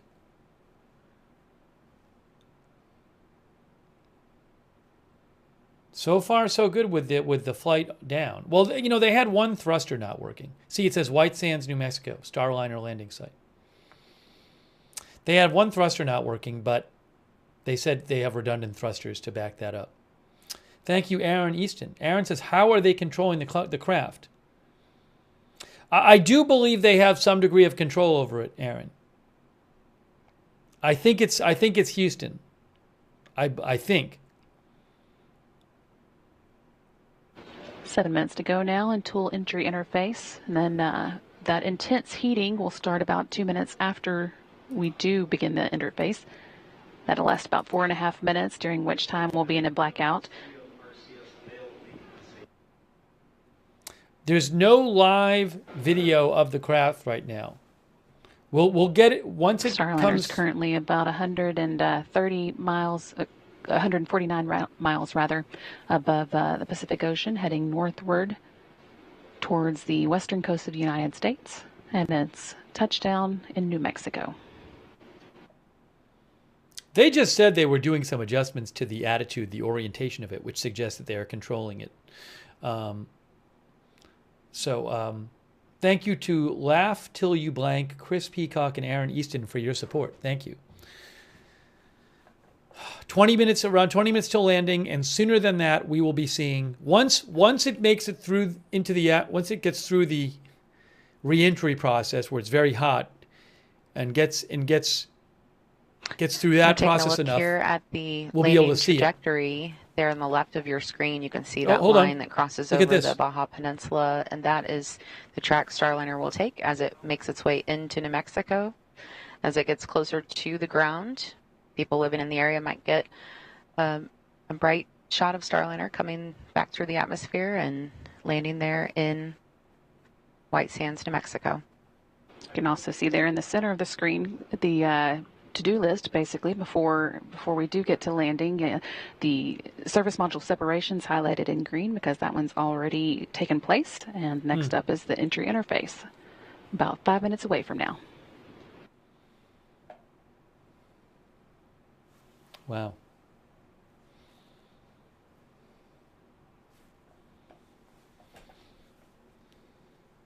And flight controllers here in the room are reporting good attitude for that entry interface coming up again in just under 5 minutes.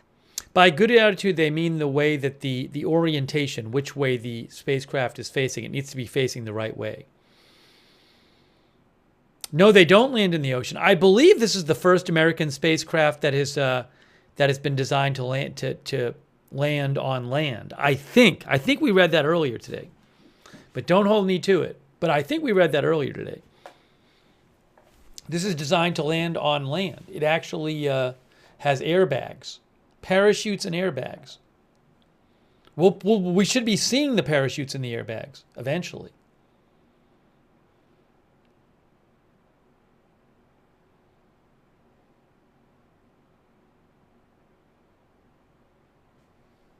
See some people there in the recovery team.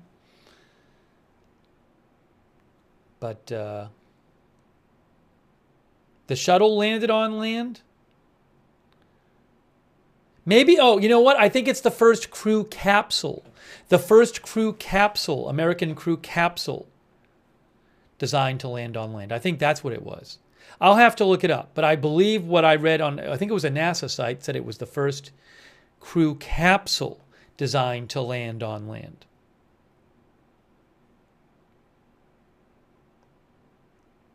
Thanks for mentioning that to me. That makes more sense.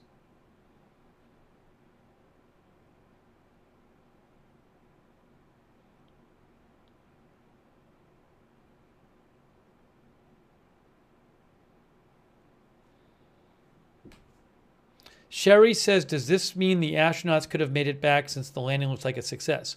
Well, it hasn't gotten back yet, but I mean, even if this does come back and it's safe, that doesn't mean there wasn't a chance of something happening.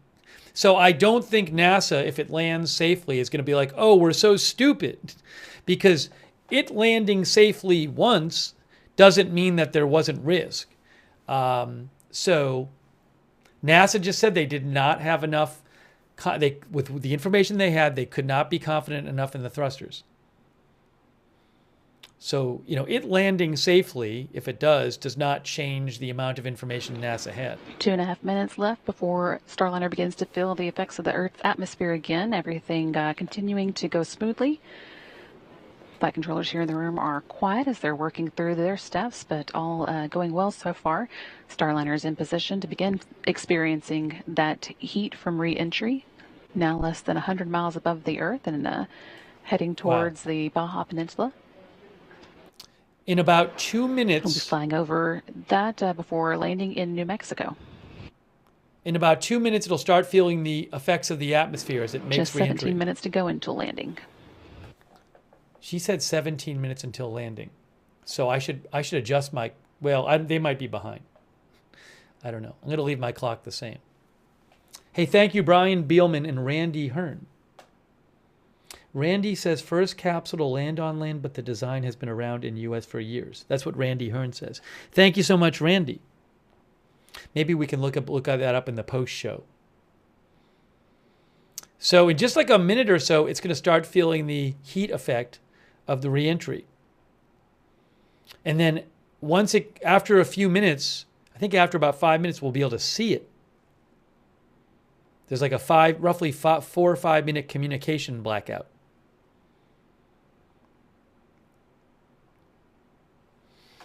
Wow. Get ready, guys. We are getting very close now.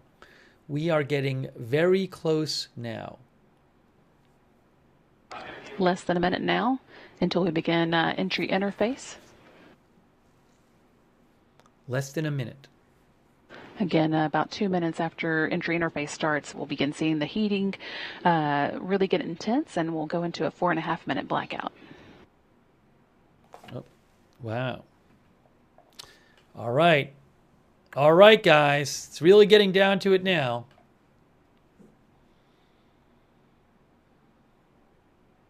Hopefully it'll survive re-entry fine. Ooh. Some more trucks and people.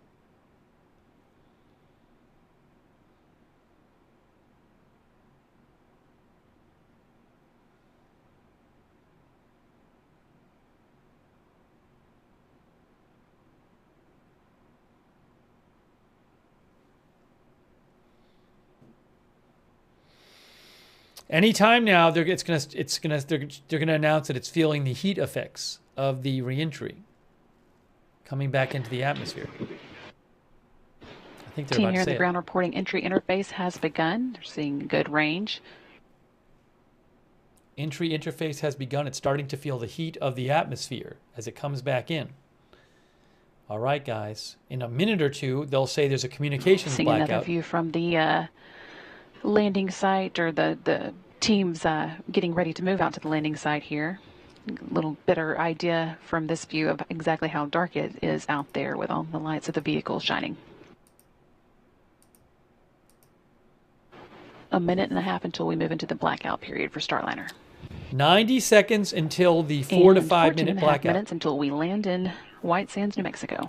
14.5 minutes till landing. Okay, I got to adjust my clock. I got to adjust my clock a little bit. The Starliner enters Earth's atmosphere at 17 times the speed of sound, which could create a sonic boom for folks living in the area. It will then be slowed down by parachutes to a speed very similar to what you might experience while going down an elevator inside a high-rise building. The vehicle then comes to a safe, comfortable stop at landing.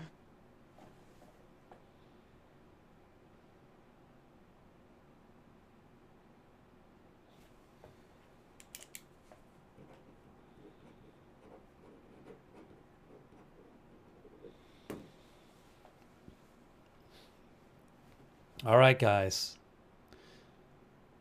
It's just about communications blackout time. And then in about 5 minutes or so, we should start seeing live shots of this thing in the sky. How about that? 30 seconds now until the blackout period begin. Due to the compression of friction and friction of the air, the molecules generate a very hot plasma that causes the red-orange glow you often see appear in post-flight imagery on many spacecraft. Although we won't get to see that tonight, it will happen. Causes an expected communication dropout. This one will last 4.5 minutes as the vehicle goes through a time when the plasma interferes with a satellite signal. We expect that blackout to end around 10:52 p.m. Central. Okay. Well, this is also the time that I mentioned earlier where a Starliner in the past 2 flights has gotten that black mark along the sides of it, and that just really proves to our team that the ablative heat shield or the ablative material around Starliner is doing its job, and the heat shield is pushing that plasma away. There is no crew on the Starliner. NASA chose to not have the crew fly back because they thought it was too risky to use this spacecraft. It's blackout time again. Lasts about 4.5 minutes. We've got about 3.5 left of it. After that, the milestones we'll be watching for include forward heat shield jettison at 10:56, when Starliner is about 4.3 miles above the Earth. Very soon after that, almost immediately, drogue chutes deploy. Those give a little bit of an initial slowdown to the vehicle before the really large main parachutes deploy. That happens when the Starliner is about 2.5 miles above the Earth. So they're in communications blackout right now for like another 2 or 3 minutes.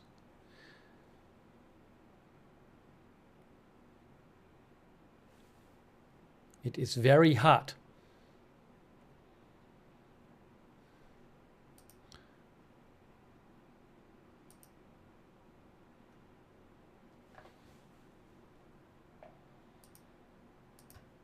One of our viewers mentioned there is a second plane. There's 2 planes flying around in the area. There are 2 planes. One is NASA. I'm guessing the other one is affiliated with NASA, flying in the area of the landing right there. Those are the 2 planes right there. Those are the 2 planes right there flying around. I think they both have cameras on them and will give us views of the spacecraft in the sky in a couple minutes. Those 2 planes right there. Top one, NASA plane. I think the bottom one is also a NASA plane too. One's at 32,000 feet. One is at 9,700 feet. That is Flight Radar 24.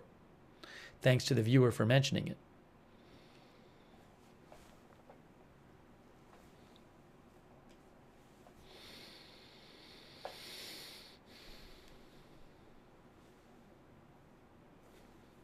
Guys, we're very close. Thank you so much, Brian Beelman. Very kind of you, Brian. Also, Brian Beelman, Lilhead, thank you so much for your support. Or Lieutenant Head.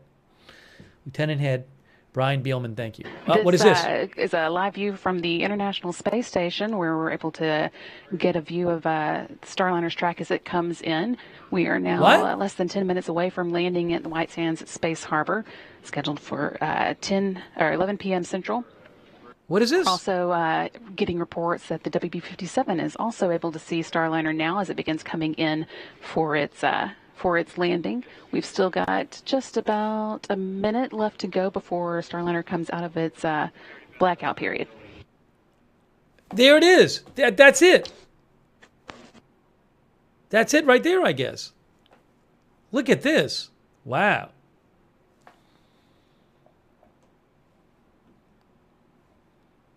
Oh my gosh, we're seeing it, guys. We're seeing it. Amazing. They got different angles of it. Look at this. Multiple angles from NASA.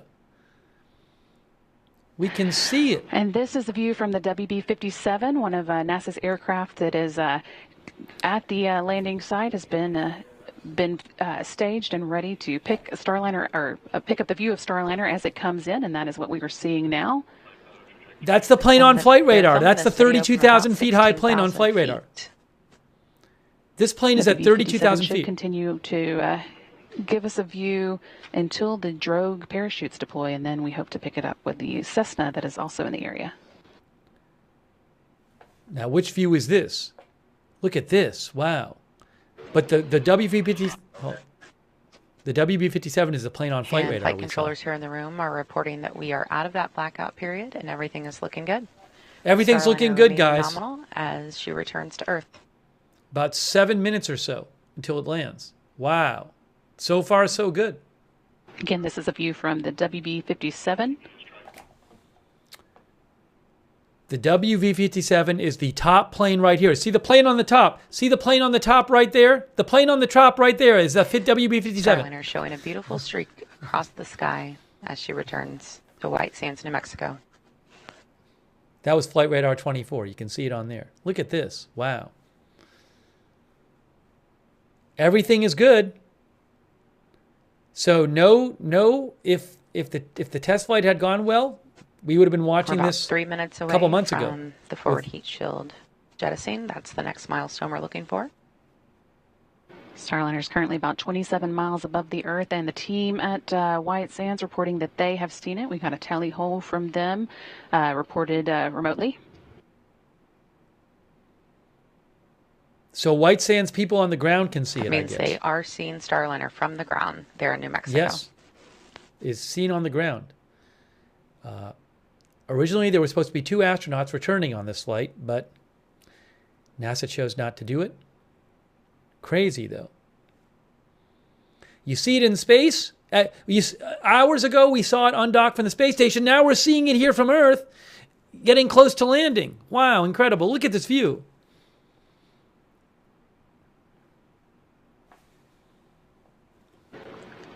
This view is coming from the Cessna that's also in the area, picking up Starliner now from its lower altitude, about 6,000 feet above, whereas the WB-57 is about 16,000 feet up. We are now just 6 minutes and 22 seconds away from landing. My clock's a little fast. My clock's about 30 We should seconds also just fast. be a couple minutes away from the forward heat shield jettison, which will bring on the drogue parachute deploy, followed by the main parachutes. Look at this thing. Look at this thing. Wow, crazy. Crazy. And the strobe lights on Starliner are now on. The strobe lights are on Starliner.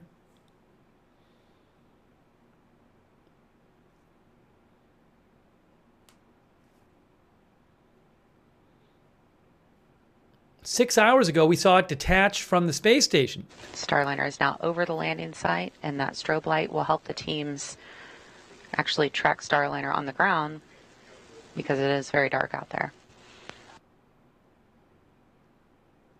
All right.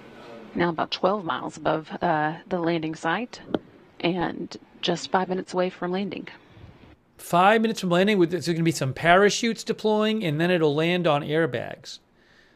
There's some initial parachutes that slow it down, then some other parachutes, and then there's airbags.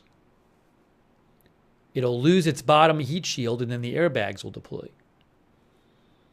Wow.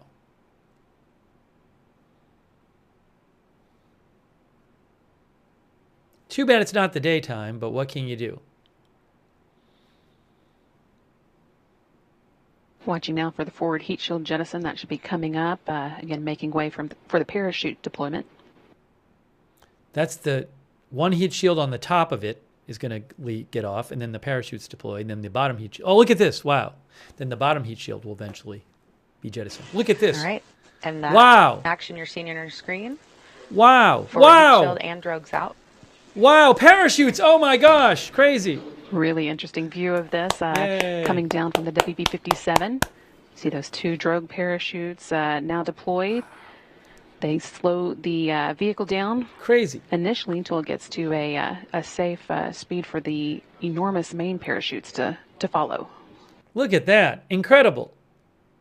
Incredible. Incredible to think of people being on that. Nobody's on it right now, but they're supposed to eventually be on it. About 4 minutes to go until touchdown. Look at this. It has never landed with people on it. This was its first now crewed back flight. to a view from the Cessna aircraft in the vicinity of the landing site. Again, this is a view from a little lower than the WB-57 we were seeing.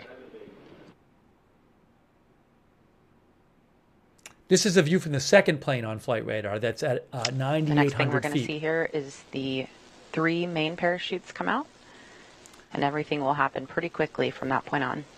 Those 2 parachutes are meant to slow it down. I think those are drogue parachutes. I think that's what they're called, for a fast-moving object. And then after those mains are out, we'll see the bottom heat shield that has been protecting Starliner through its journey through the atmosphere come off. That makes way for the landing airbags to deploy. So next we have 3 parachutes. There's the main parachutes. And there's the main parachutes there on your screen. We see 3 out, currently reefing. Wow, look at the capsule. It's going to lose the bottom heat shield, and then the airbags are going to deploy. Crazy. And the teams, wow. The landing recovery teams report that they heard the booms as those came out. 3 good mains fully open there. You can see Starliner in a slight tilt, so we're going to see the rotation handle move here shortly, and it will level out Starliner. But 3 good parachutes, looking great. Amazing that this thing works. Just a little over 2 minutes until the expected landing time, and we heard the rotational handle has been released, so you can see that tilt evened out.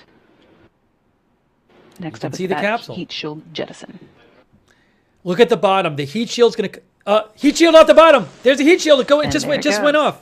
Now the airbags are going to come out. Wait for the airbag inflation. Nice to see that. You can see the airbags deploying there on your screen. Those airbags are filled with nitrogen as they guide Starliner safely back to the desert floor. Wow. Look at this. Look at this. Crazy. Well, they did a good job. They did a good job. Good job, Starliner. Good job, NASA and Boeing. Wow, you see the airbags. You can see them. You can see the airbags. Just a beautiful sight as Starliner makes its way to the sands of New Mexico. It's landing at White Sands Space Harbor. And flight controllers confirming 6 good airbags. 6 good airbags. All 6 are working. Coming to us from the Cessna. We've got just about a minute left to go until the expected touchdown. I'll be watching for that time for you. It's right, just midnight right now, right on time. They originally said 12:03, then they said midnight, but it's going to be right around then. Look at this. It's supposed to slow down to 4 miles an hour when it lands. Just incredible. Technology's amazing. Shout out to the people who figured out how to do this. Look at that. It really is crazy because, again, 6 hours ago, we watched this thing separate itself from the space station. 6 hours ago, it was up at the space station. Now it's here.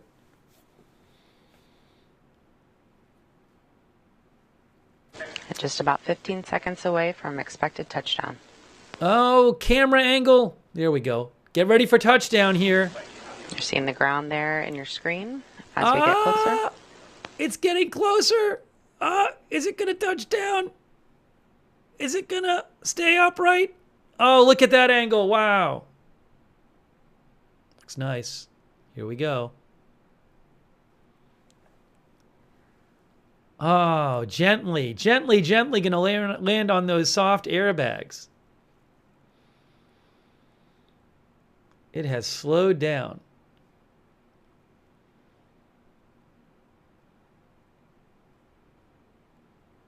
It's nerve-wracking even without people on it. Could you imagine if there were people on it?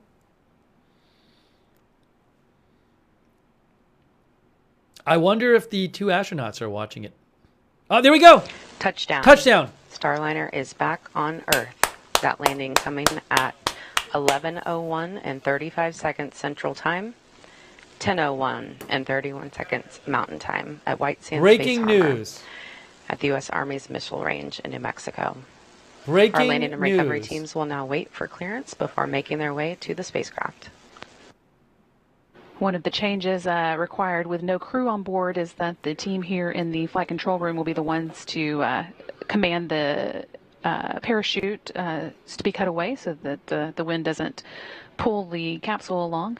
but that's no problem for them. So now with Starliner down, they can begin working on some of the post-landing to-do items.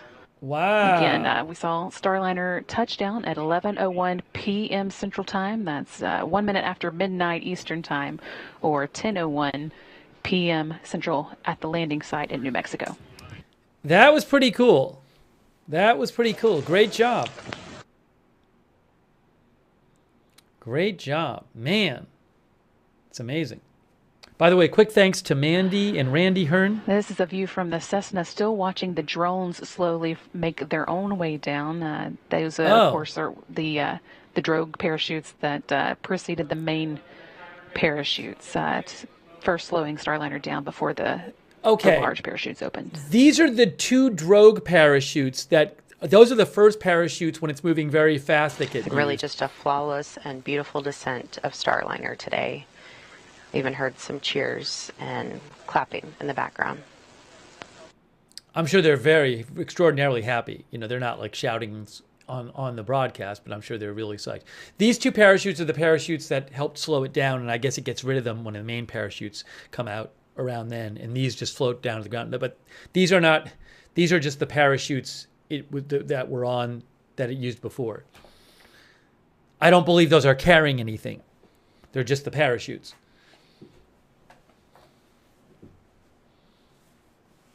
But man, wow. There's supposed to be a news conference coming up from NASA.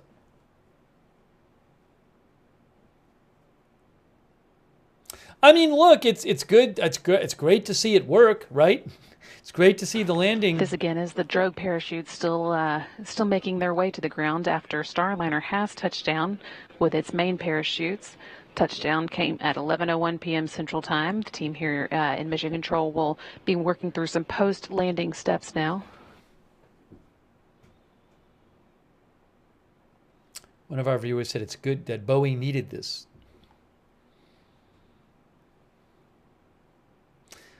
We're not really aware of any major problems that happened on the whole descent. I mean, there was one thruster they said that wasn't working, but they had a backup for it. There it is right there. Wow. Amazing. Just amazing. View here of Starliner at its landing site in White Sands at Space Harbor. The landing and recovery teams will soon begin making its way out to them to begin recovering the spacecraft. We'll see them go out there. The team here in Mission Control is polling right now to see if everybody is ready to power off the vehicle. Let me fix the headline. Step that the flight control team has taken over with the lack of crew on board.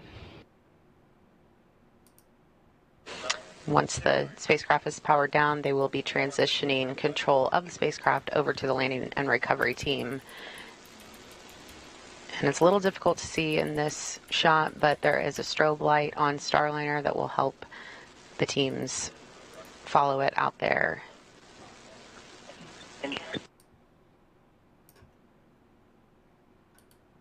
I'm just fixing this here. There we go. There's our headline there.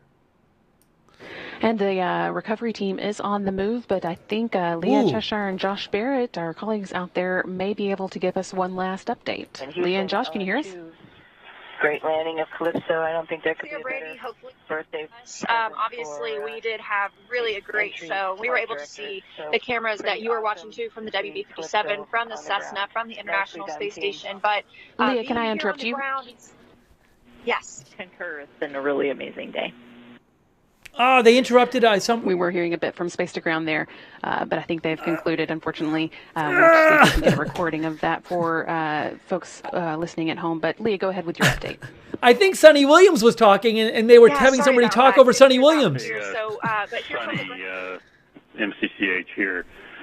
Rick just wanted to offer that he's got one more hour here. That was Sonny Williams talking. His birthday here. Yeah, and that's what counts. Sonny Williams is one of the... It was a good landing. It's pretty awesome.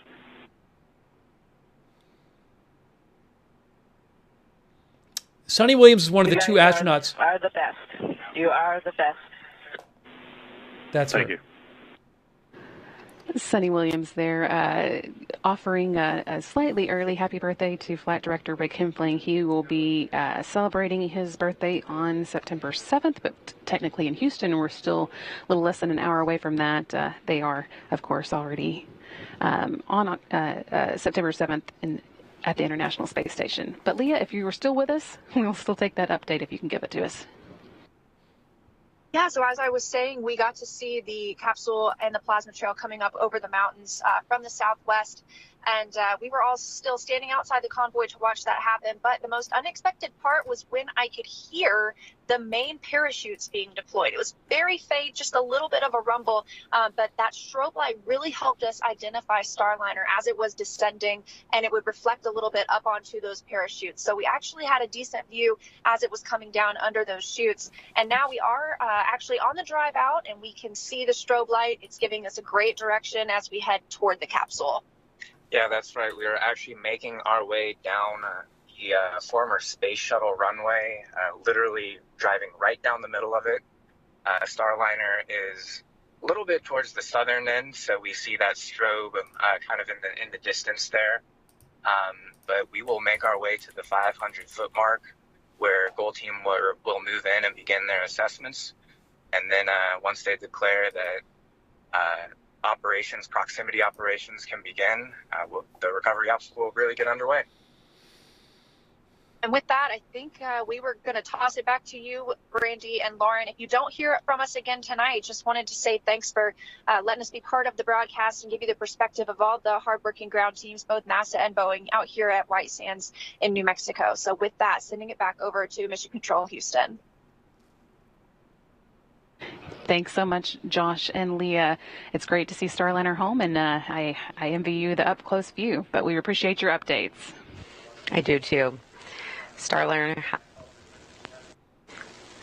has returned safely. Well done to the entire team for completing the mission with a successful undocking, deorbit, and landing. Starliner has once again proven herself a safe ride to and from space.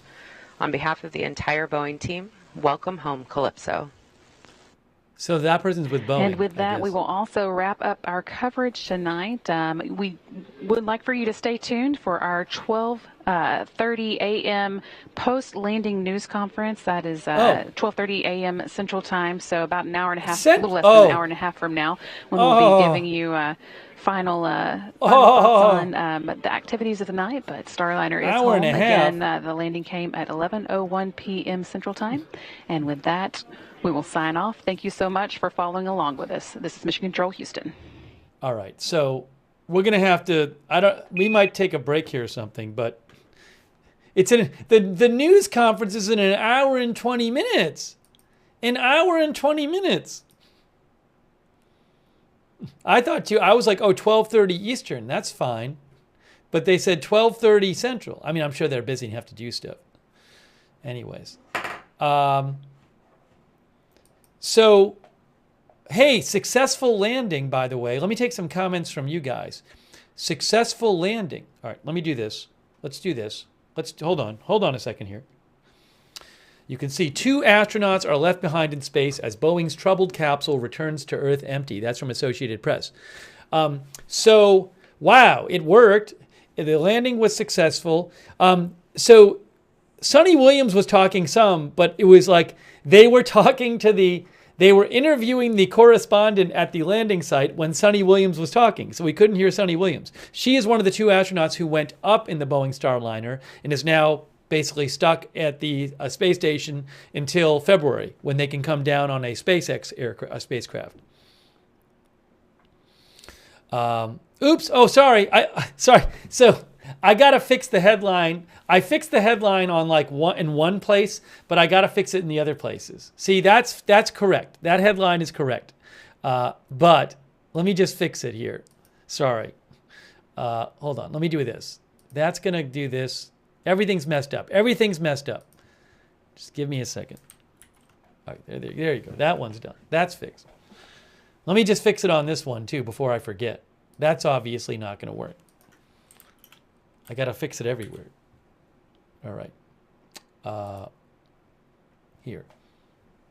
By the way, a quick thanks to Lady Red for your support, and Rusty1220, and Tina Elaine, and S. Prez, and USA Extreme Weather, and Randy Hearn, and Mandy, and Brian Beelman, and Red Squirrel 82. Thank you for your support.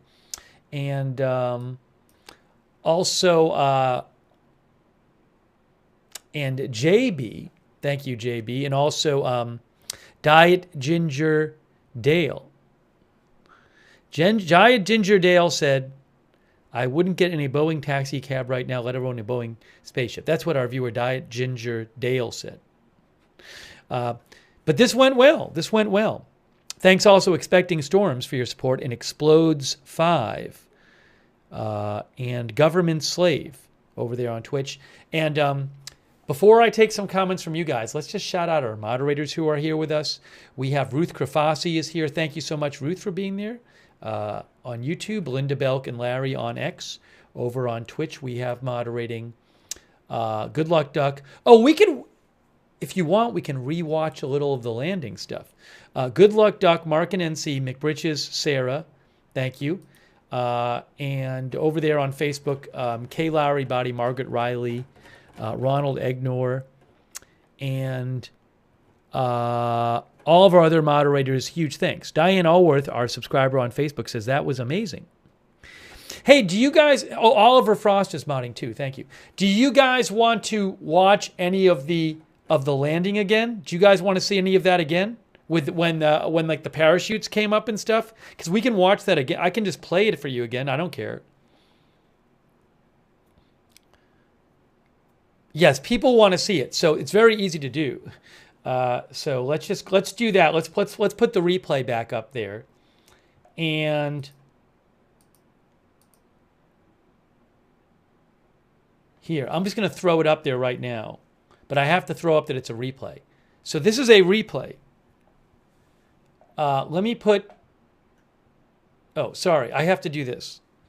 I have to do it this way. So I got to put me up there, and then I got to change the word to replay of landing. Oh no, I got to go back farther.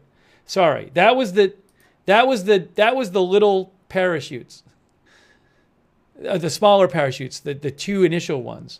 So let me just do this. So I'm going to say replay of landing.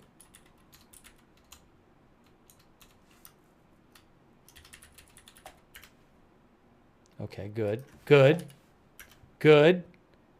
And I'm going to put this up right over here, right up here, so people can see that it's a replay of the landing.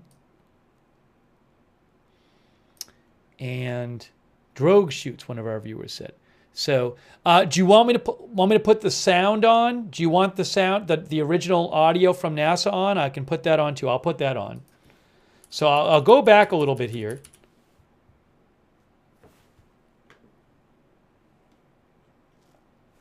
I think the audio is on right now. They're just not saying anything on the recording. Okay, so this, you're going to see, this is the replay of the landing. And you'll see the parachutes come out shortly. The two initial, I guess they're called drogue parachutes, can't come out shortly. Watching now for the forward heat shield jettison. That should be coming up. Again, making way for the parachute deployment.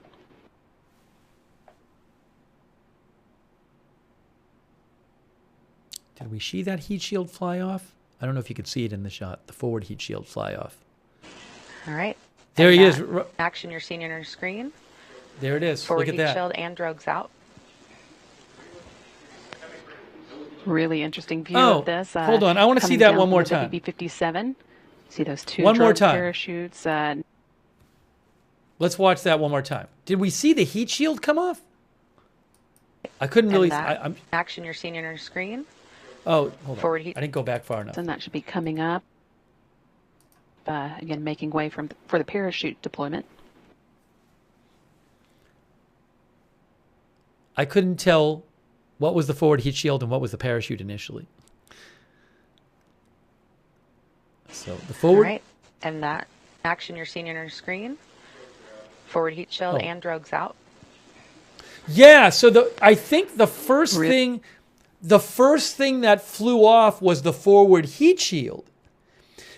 You think you're seeing a parachute, but actually the first thing that looks like a parachute, I think maybe the forward heat shield has its own parachute. But the thing I thought was the first parachute was actually not was not one of these two parachutes. Big Owl Brain says the first one is the shield. So that's what it seemed like. Watch again. One of our viewers wanted me to play it in slow motion. Playback speed? We'll go half speed on YouTube. I'm playing it back at half speed now. All right. And that action you're seeing on your screen. Right there. Forward See, that's the heat shield. And drogues out. See that? Right? So I think the heat shield has its own parachute. Anyways, let's go back. Let's keep going. That was very interesting. By the way, if you want, you can go to NASA on YouTube and you can just, if you guys want, you can yourself go to NASA on YouTube. You can put it on your big screen. You can slow it down and play it as many times as you want. All right, let's keep going here. Really interesting view of this coming down from the WB-57. See those two drogue parachutes now deployed. They slow the vehicle down initially. Oh, now one of our viewers said it was a cover to protect the parachute, but I don't. It could have been something else. But the heat shield is actually. They had said before that the heat shield was covering the parachutes, I believe. A safe speed for the enormous main parachutes to follow.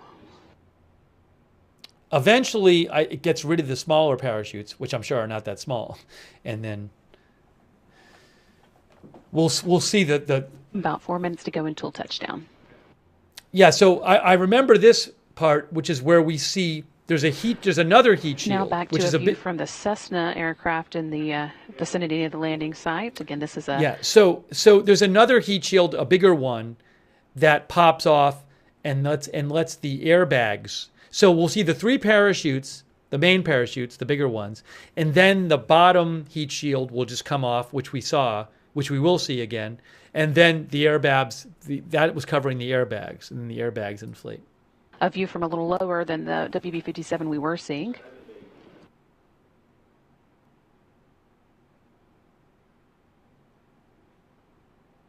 The next thing we're going to see here is the three main parachutes come out, and everything will happen pretty quickly from that point on.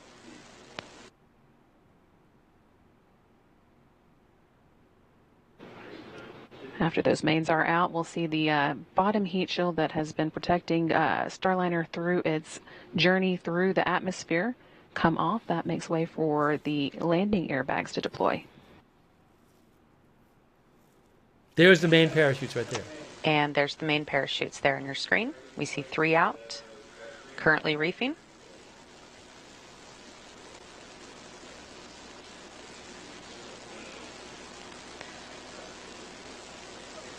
And the teams at the landing recovery teams report that they heard the booms as those came out. Three good mains fully open there. You can see Starliner in a slight tilt, so we're going to see the rotation handle move here shortly, and it will level out Starliner. But three good parachutes, looking great. Just a little over 2 minutes until the expected landing time, and we heard the rotational handle has been released, so you can see that tilt evened out. Next up is the back heat shield jettison. So look at the bottom right now. See that? Let's watch that again. And there it goes. I'm going to replay the bottom heat shield coming off. Watch this. Back heat shield jettison. Wow. And there it goes. That again makes way for the airbag inflation. And then the airbags inflate. You can see the airbags deploying there on your screen. Let's Those watch that airbags- again. It's so There fun. it goes. Next up is the back heat shield jettison.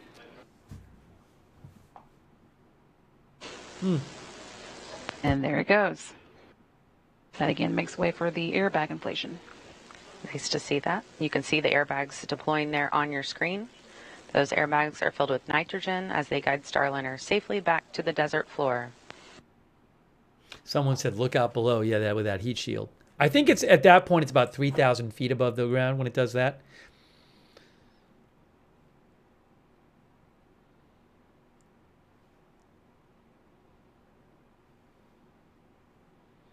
And this is where... Just a beautiful sight as Starliner makes its way to the sands of New Mexico. And flight controllers confirming 6 good airbags. This view still coming to us from the Cessna. We've got just about a minute left to go until the expected touchdown. I'll be watching for that time for you.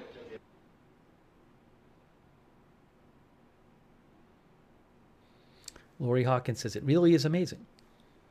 Kaylee says, imagine seeing this in front of you.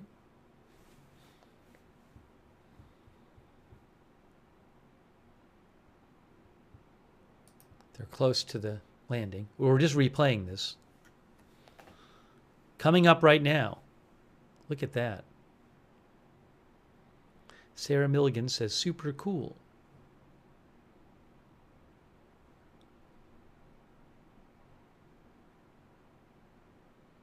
Barry says it was traveling at 13,000 miles an hour and landed at 4 miles an hour. Just about 15 seconds away from expected touchdown.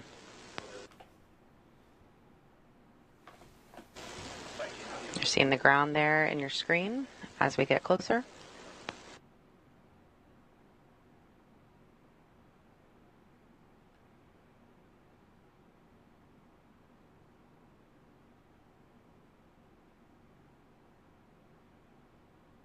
Here it comes right now. Watch the ground at the bottom. You'll see it very shortly. Remember, it kind of came very suddenly. So slow.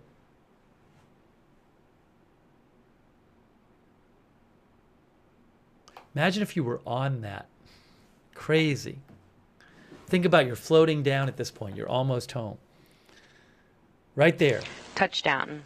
Starliner is back on Earth. That landing coming at 11:01 and 35 seconds Central Time, 10:01 and 31 seconds Mountain Time at White Sands Space Harbor at the U.S. Army's Missile Range in New Mexico. Our landing and recovery teams will now wait for clearance before making their way to the spacecraft. One of the changes required with no crew on board is that the team here in the control room will be the ones to command the parachute to be cut away so that the wind doesn't pull the capsule along. But they cut away the parachutes. That's no problem for them. So now with Starliner down, they can begin working on some of the post-landing. So there's a press conference that's coming up in like an hour. I'll probably just stay on the air and cover the press conference for those who want to watch it. I might take a little break, but might as well cover it. We're here. By the way, thanks to Mika Chan, our member. Let me see if I can get you any updates also. So this is, and we were watching this before. That's when the drogue parachutes were on their way down. Sorry. Yeah, so I'll stay on the air for the press conference. Yeah, the press conference is at one. I'm going to put this up. The press conference is at 1:30 a.m. Let me put something on the screen that says that so people know.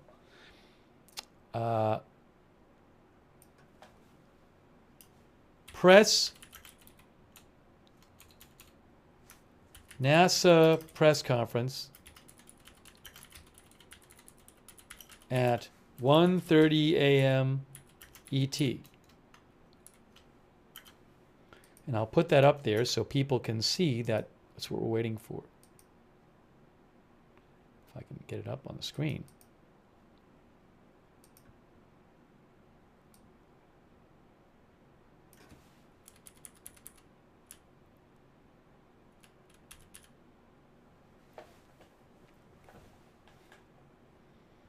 It's a little annoying. I'll leave it right there. It's fine. It's fine. Thank you, Ruth Krafasi. Hey, that's nice of you. Thank you, Ruth. Thanks for moderating. Thanks to all of our moderators who've been there. I'll take some comments from you guys too. Let's see here. And thanks to our new member, Daniel James Ryan Photography. And thanks, David Rivera, as well.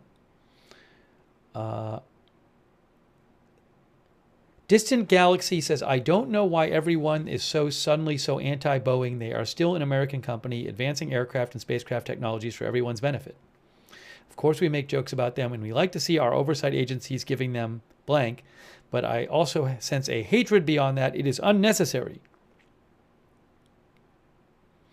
Some Tang Wong says, there's so much to do and so much information to gather. They'll be busy for months with this. You know, one of our viewers asked if they refurbish this spacecraft. I don't know. I don't know. Do they reuse some of it and then build? I mean, a bunch of this is not there. So the heat shields are gone. The service module with the thrusters are on it. It has been jettisoned. So a bunch of it is not there anymore. As to whether they reuse the crew capsule at all, I don't know. Or do they just make another one? There's only been 3 test flights ever of this, and the last one was 2022. So I don't know. Assuming there is another test flight, I got to think at this point with a successful landing, I would be surprised if there's not another test flight. I mean, if there was a big mishap, maybe that might be different. Again, I would be quite surprised. Now, I'm not a space expert. I just have a hard time believing that, this landing went well, and they'll be like, we're done with it. We are giving up on Starliner. But who knows? I don't know. Thank you, Josh B. Josh says, if it's Boeing, I'm not going.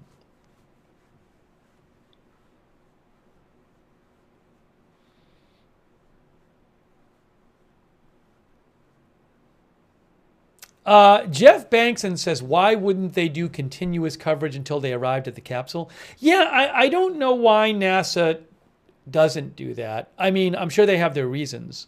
But I was hoping they would just have like this on the screen until the press conference. But this is a replay because they ended their stream.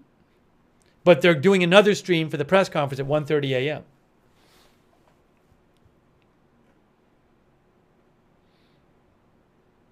Yes, as Joseph R. Biden Jr., our viewer says, Boeing Space is a separate division from their aircraft division. Same company, separate division.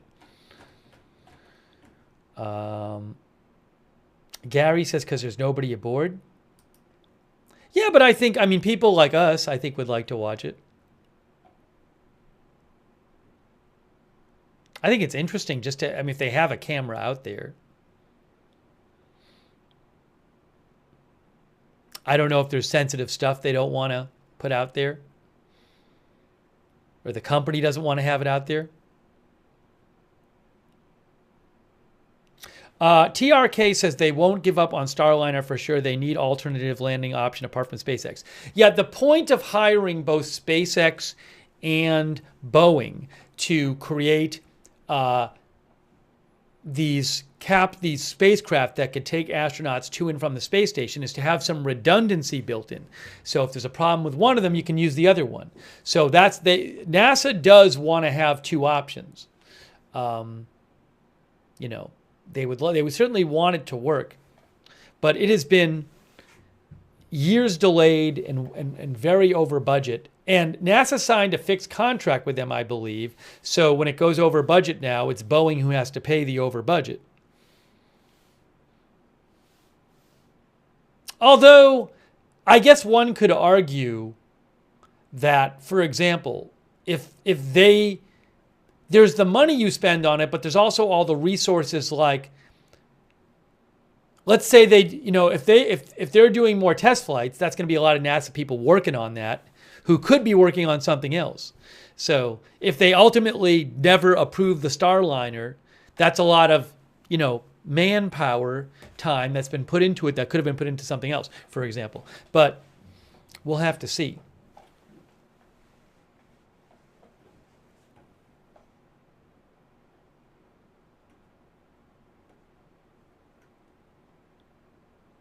If you watch the last couple of press conferences, like we've covered some recent press conferences on the Starliner, and like that, the questions about it are asked about, like, will you continue with them and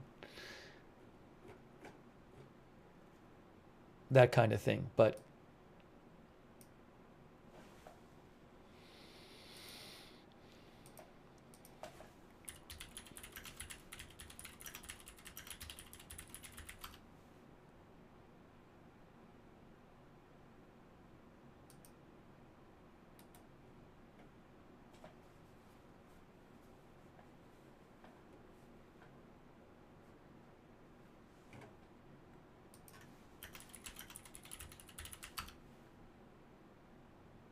yeah, so I'm going to post a link to an article. I haven't even read the article yet, if you want to read it. I think Carrie Poteet, our viewer, sent it to me. It's an article from September 5th, from like 2 days ago. And the headline is, after another Boeing letdown, NASA isn't ready to buy more Starliner missions. Boeing could earn nearly $2 billion more from NASA if it fully executes on the Starliner contract. So,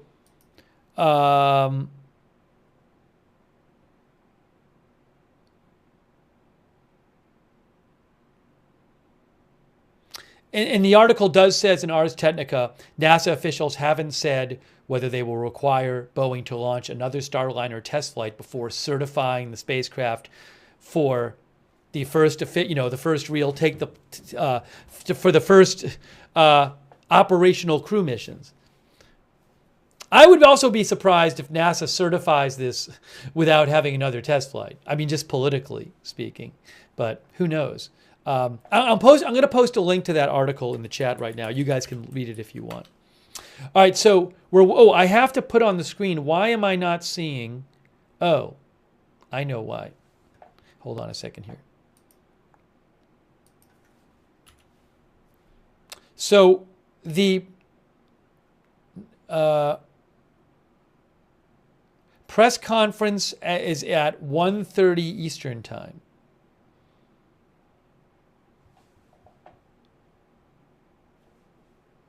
Maybe I should change the headline to Boeing Starliner lands successfully, press conference at 1:30 ET. If I can fit that all in.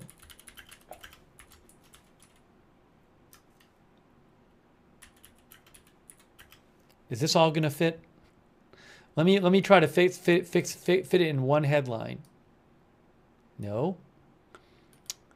We're going to stick around for it. Fine. We're sticking around for the press conference. Fine. For those who want to stay, you can stay.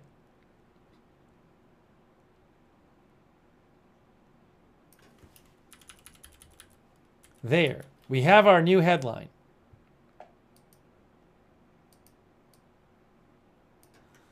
How's that look? I'm committed. I'm committed to staying. Let me just fix our headline now. Now I can get rid of this.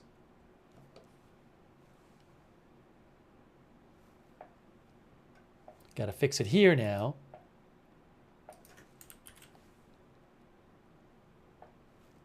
And I got to fix it here.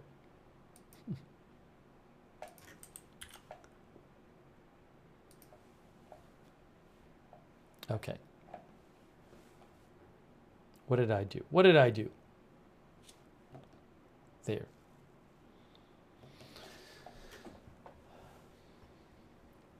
Hey, thanks to Havasu Mom, who's also moderating, and thanks for your support, Havasu Mom, and Leonette as well. Thank you. Let me take a few more questions from you guys. Or a few more comments from you guys. What did you think about it? Hold on a second here.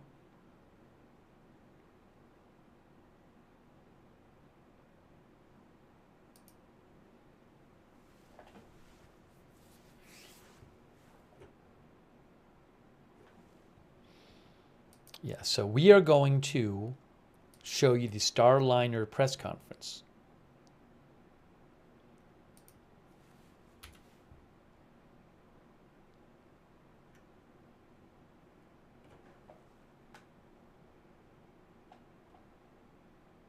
Just give me 1 sec here. Give me one moment. Oh, the planes are leaving the area, it looks like. Hey guys, look, this is Flight Radar 24. So the two planes, there's helicopters there. So the two planes that were showing us video, are they? This one here, that's now at 45,000 feet. See that one? Now, which one is this one? Now I'm so confused. Oh no, this was the Cessna. This one is going. That one with the green track. That was the Cessna. That was lower. That was at 9,000 feet. It's now at 5,600. That was flying around White Sands missile range. Here you can see it was doing circles. We got video, and that one looks like it's going back to where it left from, which is Las Cruces International Airport. There, I think it's going to land back there. Yes. Oh, it's coming into land. It's coming into land, I think. We can go to 3D view. Where's the other one right now? This one is that even still up? Yeah, that one is going away.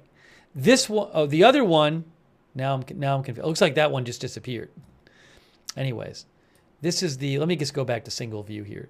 Map default. This one is coming into land, so just for the fun of it, because we're waiting for the news conference to start, on Flight Radar 24, we will show you the Cessna, which was the aircraft that was showing us some of the pictures of the landing of the Starliner, and it is landing at Las Cruces International Airport, and really for no good reason, just because I like showing it.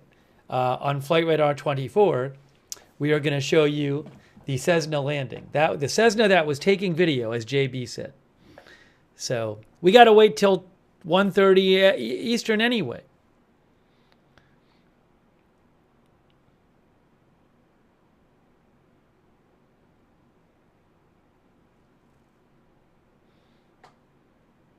And then the other plane, that was 32,000 feet high. That one flew away. And then we'll check out, there's some helicopters in the area too. But this one is now down to 4,600 feet. Good job, Cessna. Good job, Cessna. You did good. You did good, Cessna. Those planes were both taking video. Hey, thanks for the gift membership. Have a Sumam. This plane, some of the video we watched of the landing was taken by this plane, especially the stuff closer to the ground. All right,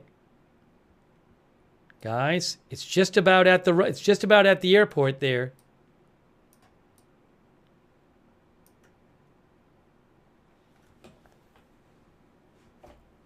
The Cessna is landing after a job well done. Sarah says Las Cruces is my hometown.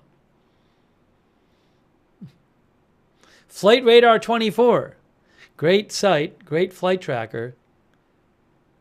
I guess maybe it's the altitude is 4,200, but I guess maybe it's a high altitude area, so it's on the ground now. There you go. Looks like it landed. That's Las Cruces Airport.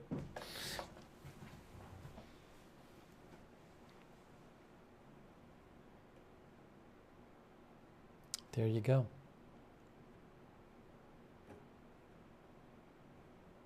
It made it. All right, so the Cessna is back. The Cessna is back on the ground, if you were wondering. Okay, so we'll get rid of that. And just to show you guys, up at the White Springs missile range here. I'm not seeing any aircraft on flight radar there. There's a couple helicopters down here. What are these helicopters? I don't know. I don't know if these are related.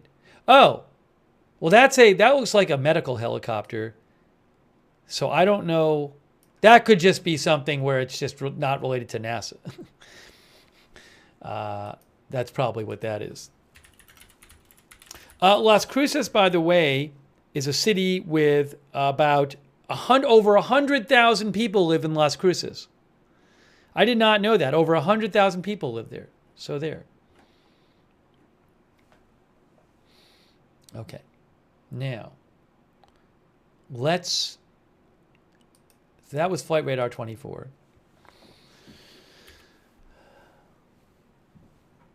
We have 47 minutes till the press conference. I'll also see if NASA, I bet NASA posted some stuff. Some of you have probably already seen it. So just hang on tight for a second. Let me just see what NASA has posted. I'm sure they've posted some stuff already. Hey, look, right here. I got a post from NASA. I can show you. NASA commercial crew. Boeing Space's Starliner touched down safely in White Sands Space Harbor, New Mexico at 12:01 a.m. September 7th, concluding the crew flight test, even though the crew wasn't on it for the return flight of the flight test. Recovery teams are now beginning to work to retrieve Starliner for return to facilities at NASA Kennedy. Tune in for the post-landing news conference at 1:30 Eastern Time, which we are going to do. For those hardy souls who are sticking around with us, we are going to bring you the live news conference at 1:30 a.m.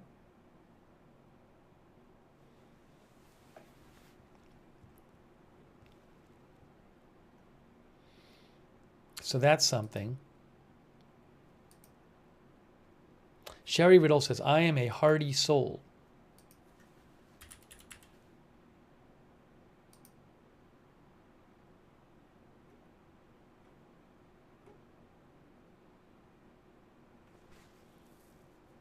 No, I'm not going to do other news updates. I'm just going to stay. I don't really like mixing up the topics when we have a single topic stream. So we'll just discuss this kind of thing. Hey, thank you, Missy. Missy says Hardy Soul Club. Yeah, if you're too tired to stay up, that's okay. That is okay. But I'm going to cover it. I'm going to cover it.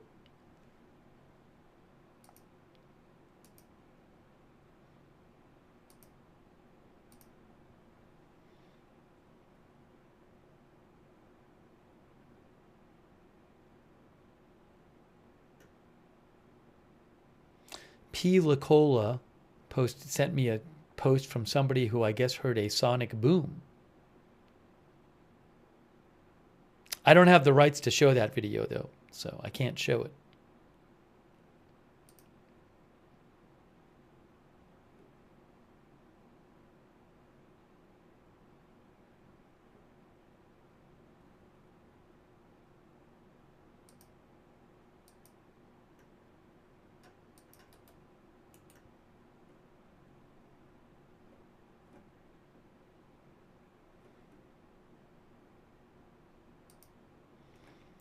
Our viewer sent a photo in. We have a viewer who sent a photo in that I want to show you. So our viewer, whose name is New Mexico Rockhound, said, oops, hold on.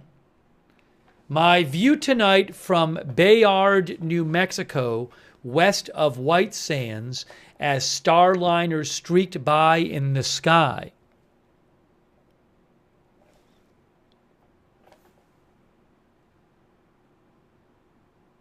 New Mexico Rockhound. Wow. Nice picture. Very cool.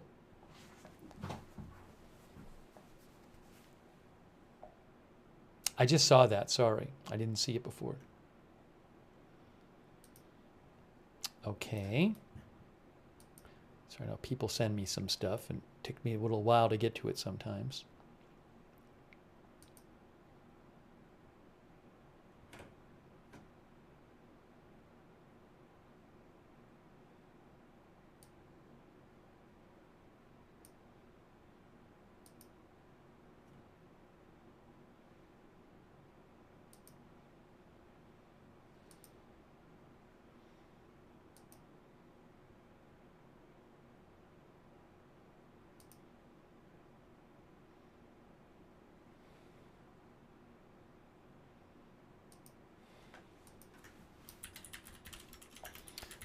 One of our viewers said,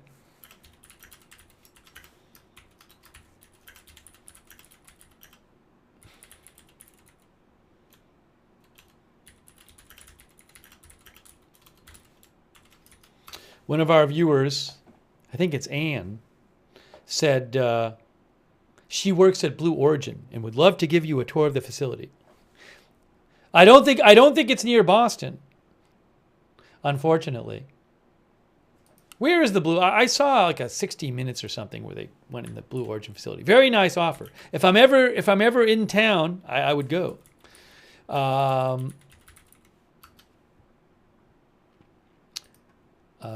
They have a number of facilities, says Wikipedia, in Washington, Texas, Florida, and Alabama. That's according to Wikipedia. None of those is in Massachusetts. Hey, who knows? Who knows?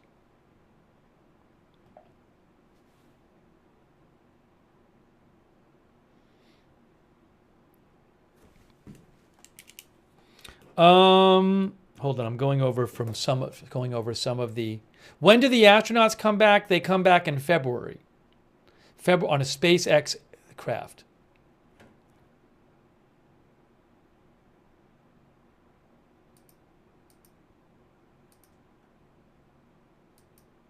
Oh, okay. Thank you. Sorry. All right. We have right now 40 minutes. 40 minutes until the press conference. Oh, you know what? We also I should mention, guys. I'm going to take my headphones out for a second. I don't need them in right now. I should mention the Polaris Dawn. Polaris Dawn? That's the SpaceX mission, which is supposed to happen soon, which is supposed to include the first private spacewalk ever.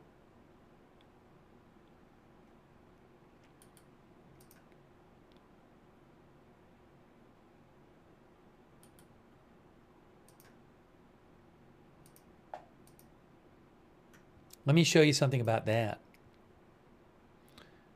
Just give me a second here.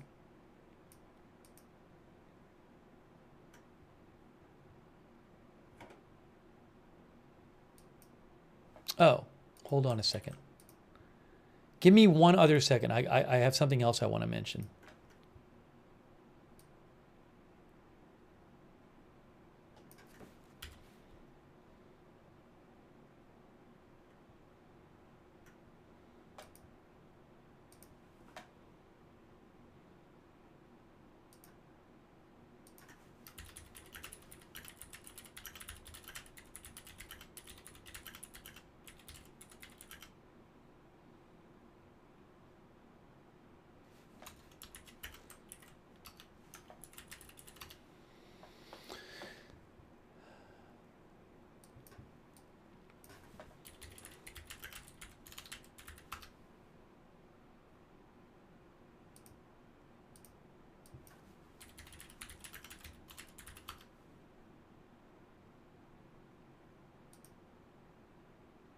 Yeah, so look, this is a Reuters article here.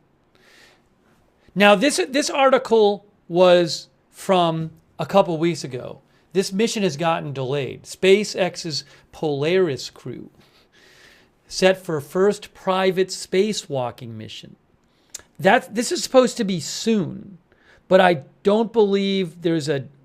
Oh, Gary is saying he's heard it's Monday. Gary heard it was Monday, this coming Monday at like 3:30 in the morning. It's supposed to launch.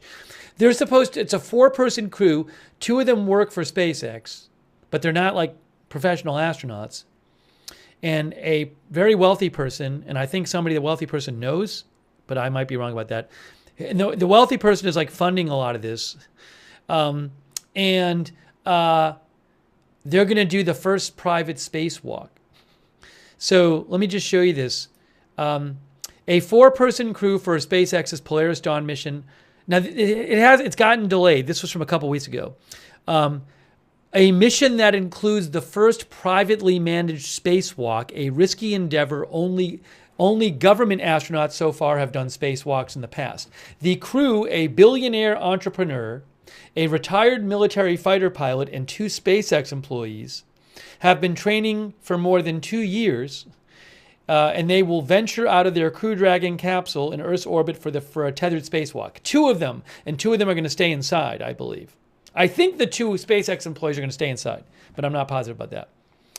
The mission will be a major first test, this is a Reuters article. The mission will be a major first test of SpaceX's new astronaut spacesuits and marks the latest risky high-stakes commercial milestone that Elon Musk's space company is looking to clinch on the billionaire's path to eventually building colonies on Mars.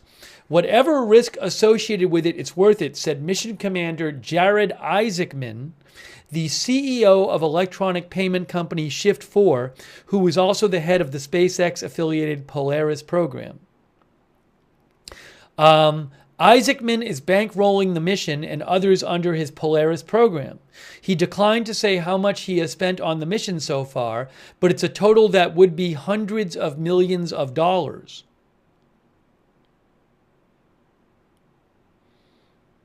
So aside from him, there is a retired U.S. Air Force Lieutenant Colonel, Scott Poteet, and then 2 SpaceX employees, Sarah Gillis and Anna Menon.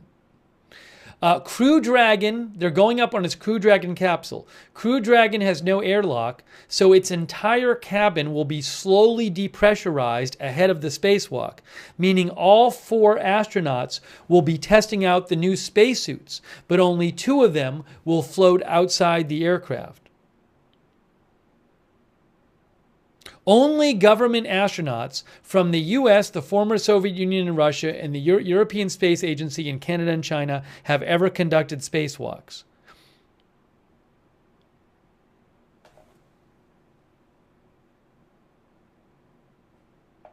The article also says while SpaceX uses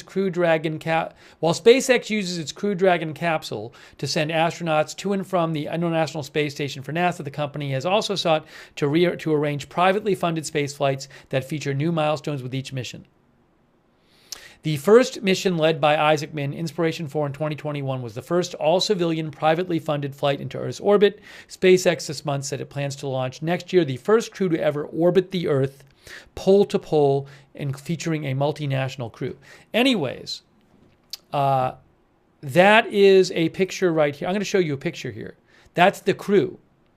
That's a Reuters picture of the crew, which is, hold on, it is Anna Meron, Scott Poteet, Jared Isaacman, and Sarah Gillis. So that's Jared Isaacman, who's bankrolling the Polaris project. Anyways, so that is coming up, and I am planning on covering that. So the launch was supposed to have already happened, but it got delayed. But sometime soon the launch is going to happen. So put that on, just keep an eye out for that.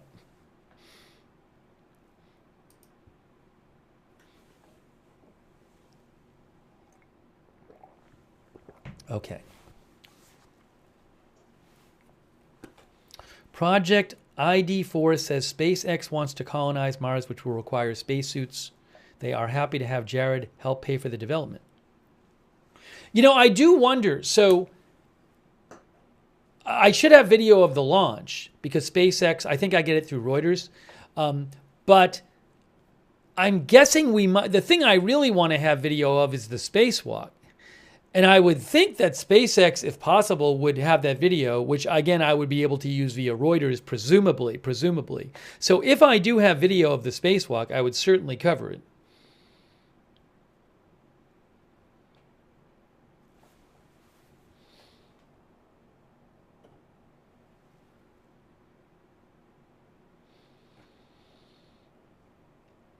Ruth says they have been training.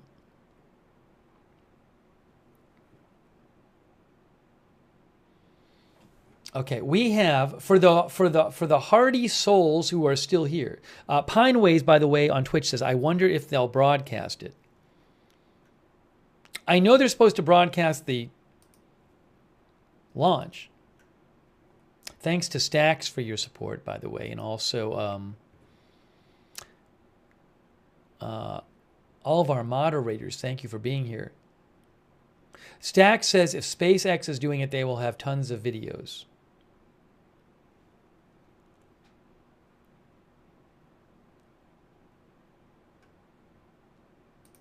Has this article been updated yet? Let's see. Oh, I had something else to share with you too.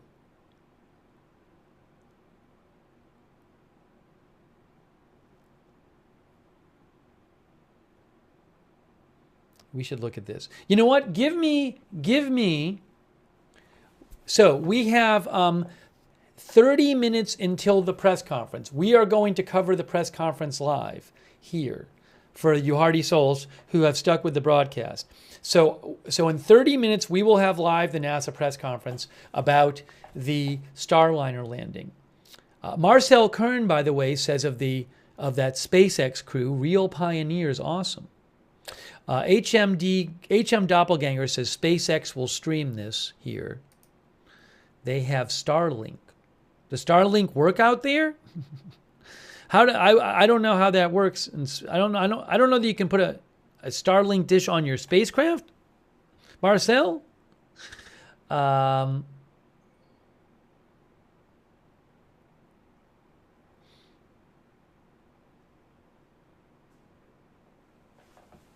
All right. Hey, so give me I need to take a 1 minute break. I'm going to come back in 1 minute. And then we will keep giving you updates. And we're going to have in less than 30 minutes now the press conference.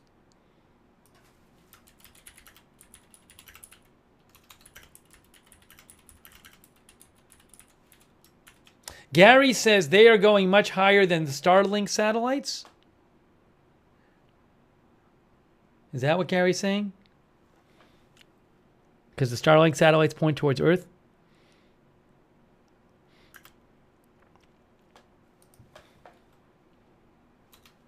All right, 1 minute break. 1 minute break for me. I need a 1 minute break.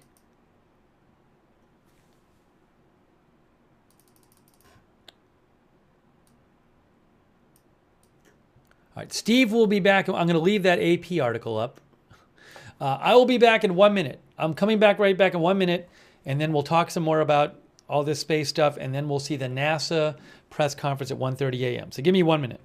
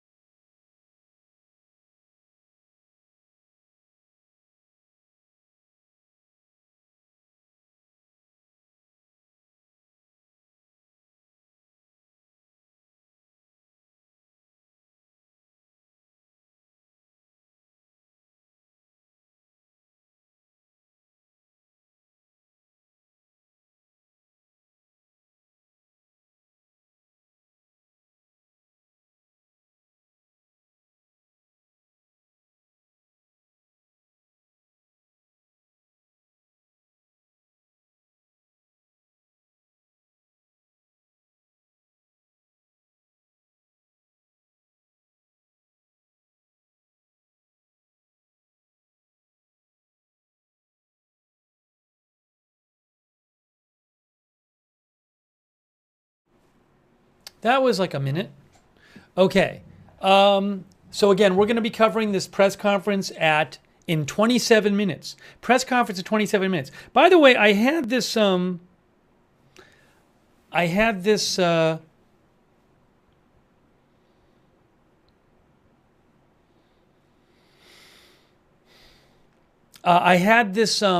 article sitting up here, and we haven't even. I just want to go through a little bit of this. This is from the Associated Press. I have a couple articles talking about this whole event, offering some analysis. What other photos do they have in this article? Let's see. Yeah, this is stuff. I think this is all stuff we saw. Stuff we saw earlier today. There's the undocking. We saw that.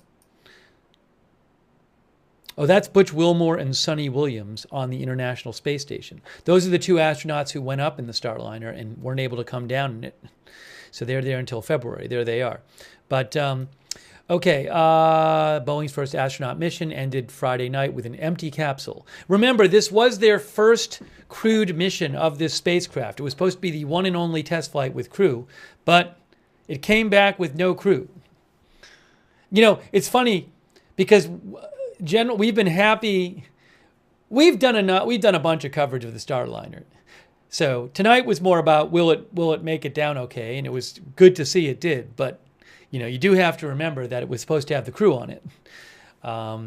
But Boeing's first astronaut mission ended tonight with an empty capsule landing and 2 test pilots still in space, left behind until next year because NASA judged their return too risky. It was an uneventful close to a drama that began with the June launch of Starliner's long-delayed crew debut and quickly escalated into a dragged-out cliffhanger of a mission stricken by thruster failures and helium leaks. For months, the return of the astronauts was in question as engineers struggled to understand the capsule's problems.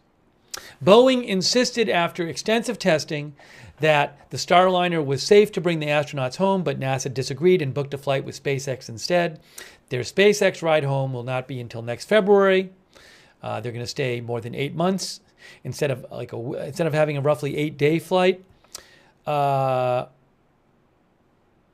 ride to the space station, the initial ride there, was marred by the cascade of thruster trouble and helium loss, and NASA ultimately decided it was too risky. Okay. Oh, Sonny Williams stayed up late to see how everything turned out. A good landing, pretty awesome, said Boeing's mission control. We watched this. Yeah, so this is interesting. This is a little history of this NASA, of this Boeing Starliner craft. So after the space shuttles retired more than a decade ago, NASA hired both Boeing and SpaceX for orbital taxi service.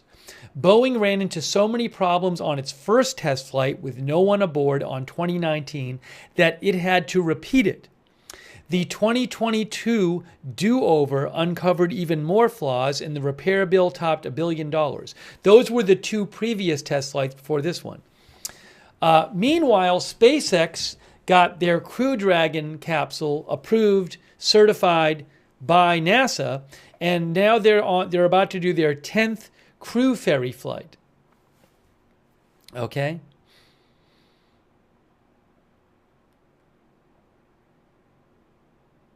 Even before the launch of the Starliner on June 5th, the propulsion system was leaking helium. The leak was small and thought to be isolated, but 4 more leaks cropped up after liftoff, then 5 thrusters failed. Although 4 of the thrusters were recovered, it gave NASA pause as to whether more malfunctions might hamper the capsule's descent from orbit. Boeing conducted numerous thruster tests in space and on the ground over the summer and was convinced its spacecraft, this is Boeing was convinced its spacecraft could safely bring the astronauts back, but NASA could not get comfortable with the thruster situation and went with SpaceX. Flight controllers did conduct more test firings of the capsule's thrusters today following undocking. One of them did fail to ignite.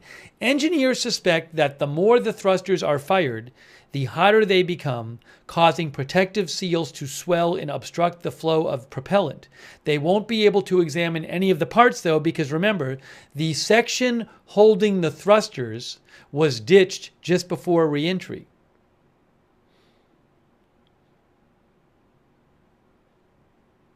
The NASA's Commercial Crew Program Manager, Steve Stitch, did say earlier this week that the space agency remains committed to having 2 competing U.S. companies transporting astronauts. Interesting. Jane Jones says, I'm glad they played it safe and left the astronauts at the space station. Troy Dodd says, competition lowers prices.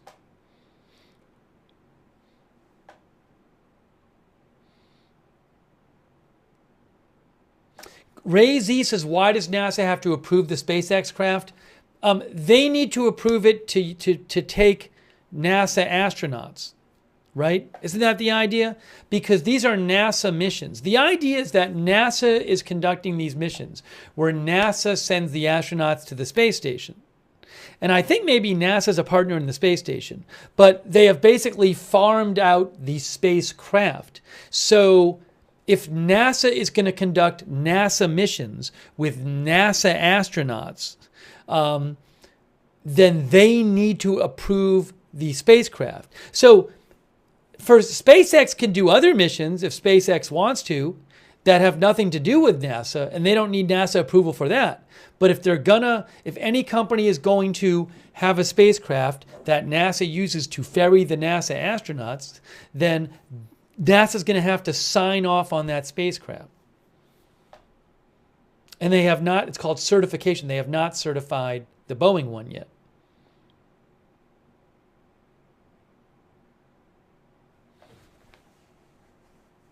How many flights until Boeing makes up the difference? So I don't know. There's this question of like, could they get certified without any other test flights? There was supposed to be 1 crewed test flight. If this had all gone well, this flight, then in theory, that would have been basically enough to get it certified. So I don't know how much more, assuming they move forward with Boeing and want to get this craft certified. Are we talking 1 more test flight? I don't know. I mean, if they have a test flight, it's got to go well, I would assume.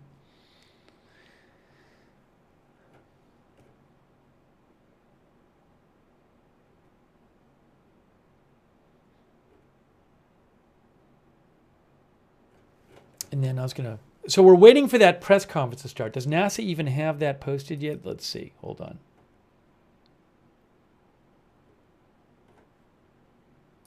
Press conference in 19 minutes. Yeah, NASA hasn't yet posted. They'll post a stream for the news conference. Let's see. Hey, by the way, thanks to our moderators, Ruth Krafasi and Havasu Mama are there on YouTube, and Linda Belk and Larry on X. Thanks for staying, and thanks to you for watching and staying up late as we wait for this press conference. And also thanks to Oliver Frost for moderating, and Kay Lowry Body, and Margaret Riley. Ronald Egnor on Facebook and on Twitch. Sarah and Papa Bear. Hey, let me shout out a couple of the subscribers, too, on Twitch. Oler Uprising, thanks for subscribing over there and supporting the channel. Crabsuit Lando, Clutch GP, they're over there. Wall Street and Shaggy, thanks for Fweaky Beats, Explodes 5, Sarah, and all of our other subscribers on Twitch. Thank you. And on Facebook, our subscribers there. Athena Gunlock, hello, Athena. Thanks for watching and thanks for subscribing. Mary Goodson Hamilton, thank you for subscribing. The capsule is owned by, I believe, Boeing. But so it's officially a Boeing capsule. That's what I believe is the case. Because Marie said, who owns the capsule now? I believe Boeing owns it, and NASA has hired Boeing and SpaceX to provide these spacecraft. That's what I believe is the case. By the way, Kay thinks the capsule is reusable. Is that true? Hold on. Let me just think. I'm going to look that up in a second. Thanks, Robert Rial II, for being a subscriber on Facebook, by the way. And Eve Richards and Lou Green and Jane Summers. All of our subscribers on Facebook. Is Starliner reusable? I mean, a bunch of it is clearly not reusable because they have to jettison a bunch of it. Boeing says that the Starliner is reusable up to 10 times. Okay? That's what it says. This is literally the Boeing website. And it says the Starliner has an innovative weldless structure, no welds, and is reusable up to 10 times with a 6-month turnaround time. It also features wireless internet and tablet technology for crew interfaces.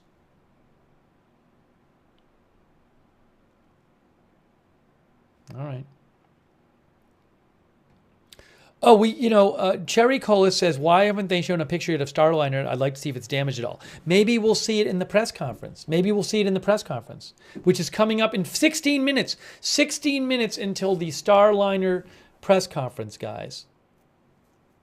Now, just because it in theory is reusable, that doesn't mean that they will reuse this one. I don't know that they will.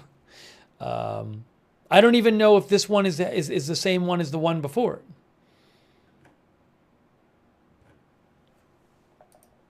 I honestly don't know. Just because it is reusable doesn't mean that they're reusing them for the test flights.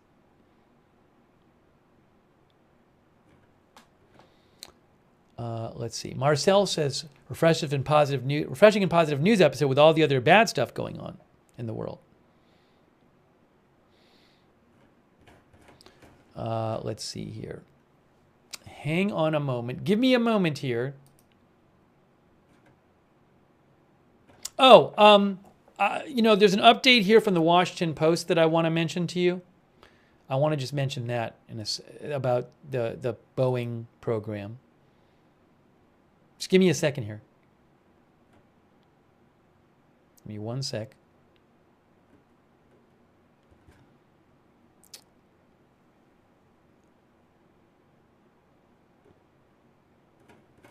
So the Washington Post says Boeing has a story right now. Boeing Starliner returns but faces an uncertain future. And just to tell you some of what they say,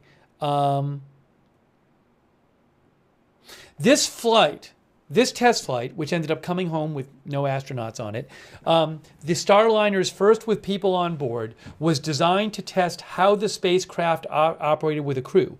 If all had gone well on this flight, NASA would certify the spacecraft for regular crew rotation missions, allowing Boeing to ferry as many as 4 astronauts for 6-month stays on the International Space Station. But the capsule, as we know, had problems with the thrusters and also helium leaks.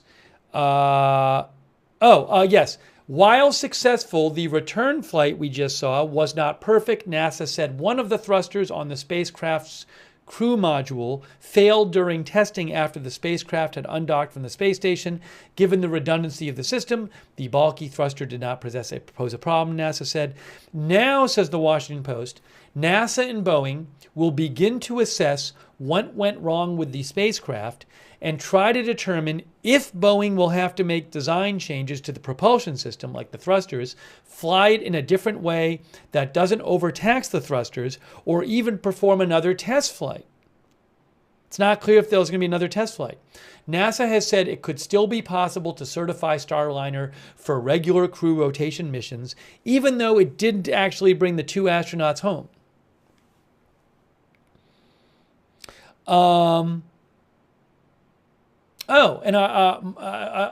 Boeing Space, I think, released a statement of sorts, which I'll tell you. Did they post it? I have a picture of it. I have a picture of the Starliner. So, you know what? I'm going to post it in the chat because it's a Boeing picture and I don't know that I have the rights to show this picture. You got to be careful with this stuff because NASA did not post it. So I'm going to post a link in the chat with a link to the Boeing Starliner picture of the Starliner sitting on the ground in the dark. Oh, it's on the Boeing website. It's a web link. Photo. I just have to be careful here because it's a Boeing photo, not a NASA photo.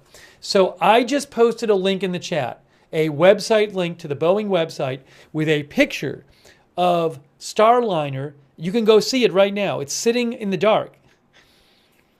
If you go to starlinerupdates.com, you can find it there too. Starlinerupdates.com. If you find the right link to it. I'm on a Boeing. Boeing also posted it on the Boeing SpaceX account, at Boeing Space, all one word. Any of you guys see that? Sorry, I don't know if they're cool with me showing that photo. My guess is that NASA eventually will post the photo. But it's a neat photo. Anyways, I just posted the link in the chat. Unless you're on X. If you're on X, if you're watching on X, go to at Boeing Space on X and look at it.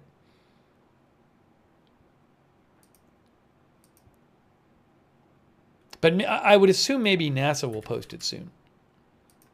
If they haven't posted one already. Let me just double check here. I'm not seeing it posted by NASA yet.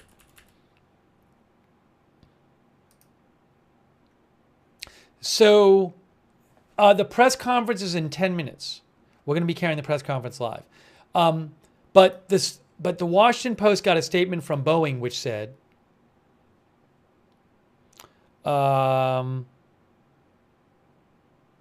Mark Nappy, Vice President and Program Manager of Boeing's Commercial Crew Program, said in a statement, I want to recognize the work the Starliner teams. Is Mark Nappy with Boeing or NASA? Is that a typo? Hold on a second. Yeah, he's with Boeing. So a Boeing official said, I want to recognize the work the Starliner teams did to ensure a successful and safe undocking, deorbit, reentry, and landing. We will review the data and determine the next step for the program. The decision to fly Starliner back without its crew was an enormous slight for Boeing, says the Washington Post, which is already, and Boeing is already years behind Starliner's original schedule and facing cost overruns of about $1.6 billion. The Washington Post also says it will be difficult to fully diagnose the issues with Starliner.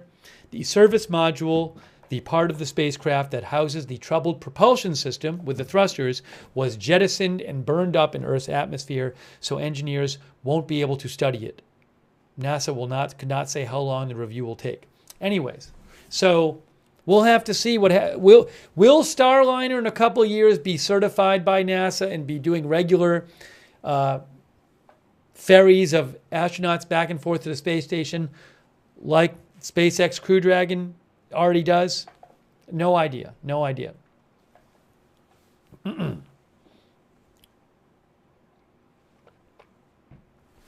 Hey, thanks to Donko3 for watching over there on X. And I will post a link again if you want to see a photo of the Starliner that Boeing posted. They posted a link of the Starliner on the ground in the dark, but you can see it. I will once again post the link in the chat. You can find it at starlinerupdates.com.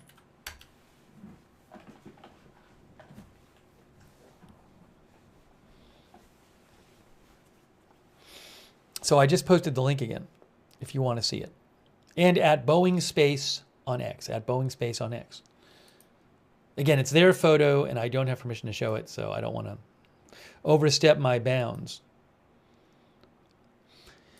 We have 8 minutes till the press conference. Do they have that live stream up yet? I'm looking. I don't see it yet. No, they have not posted the press conference live stream yet.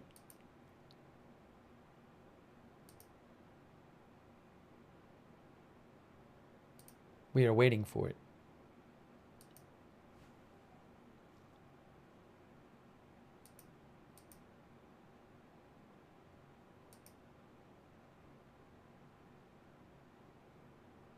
Yes, the live event has not yet started.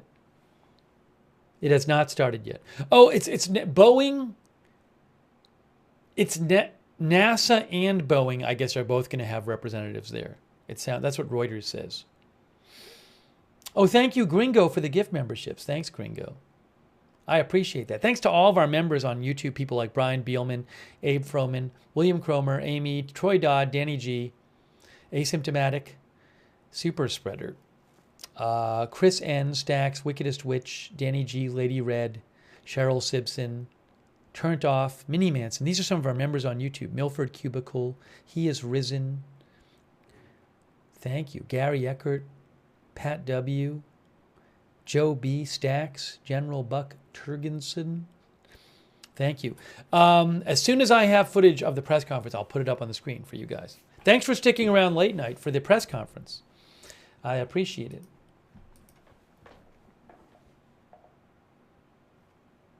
Oh, Crypto King, thanks for the super chat as well. And thanks for shouting out the mods, Crypto King. Thank you. It is 1:24, so in about 5 minutes, we should have this press conference for you.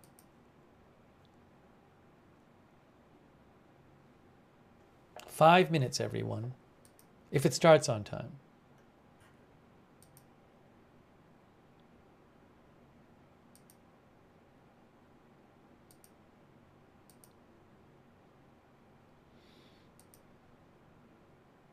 Hang on a moment. Oh, I'm going to post another link, which is kind of neat. I'm going to post another link for people who want to watch it. So our viewer, Brian Leggett, said he took a video of the Starliner reentry. So I'm going to post Brian's video of reentry, and then you can watch it if you want. I just posted a link to it in the chat.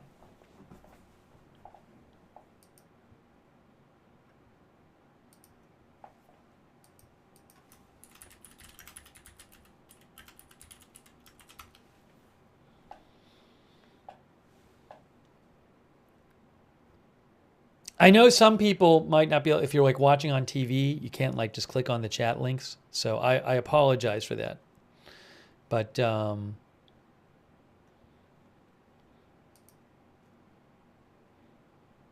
you can always go back. Well, if you bother, you can watch it. You can pull out your phone or something and pull up the chat on your phone or something and do it that way. I apologize. Let me see here. Do I have... Also, there are people posting on social media, like P. Lacola sent me some stuff that I don't have the rights to, but I'm sure you can go find other videos of people who took... I haven't even had a chance to look. I'm sure like on TikTok and X and who knows, Instagram or whatever, that other people and YouTube have posted video footage that they took of the... You could see the capsule coming down. Again, it is 1:26 a.m. We're waiting for this press conference to start. It has not started yet. We're waiting. I am waiting along with you. The link is there. It's right in the... I can literally see it in the YouTube chat. It says Brian's video of reentry.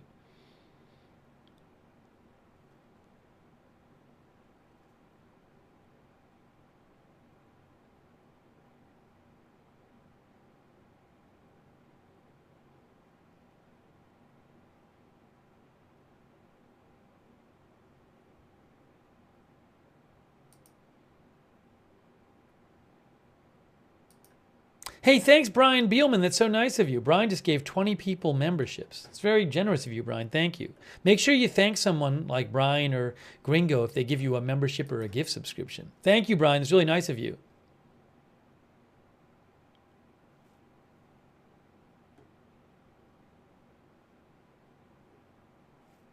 Brian Beelman. Oh, there will be no Boeing representatives at the post-landing Starliner news conference. Okay. Guys, we have an update from Eric Berger. Eric Berger, who is the senior space editor at Ars Technica, reports, just confirmed there will be no Boeing representatives at the post-landing Starliner news conference. Ask NASA why. Response, you'll have to ask them. Now, Boeing is not happy, I know, because they said that the Starliner was safe to bring the crew down. And the Washington Post article I was telling you about before mentioned this and said, where is it here? Yes, the Washington Post article, Boeing Starliner returns but faces an uncertain future, said, in a rare public breach, Boeing said it disagreed with NASA's decision. They had argued that Starliner could safely bring the crew home.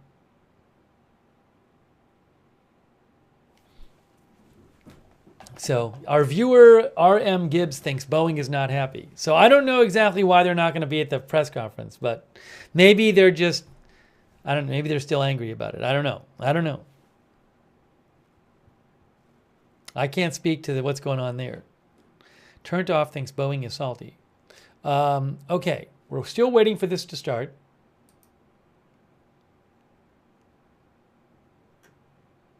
It has not started yet. It is 1:29. Well, oh, hold on. It's about to start. It's about to start. Why do they have it? Where is it? I have it from Reuters. I'll just show you the Reuters one. I don't know why it's not on their YouTube or something. Hang on a moment. I'm putting it up on the screen. I'm putting it up on the screen for you.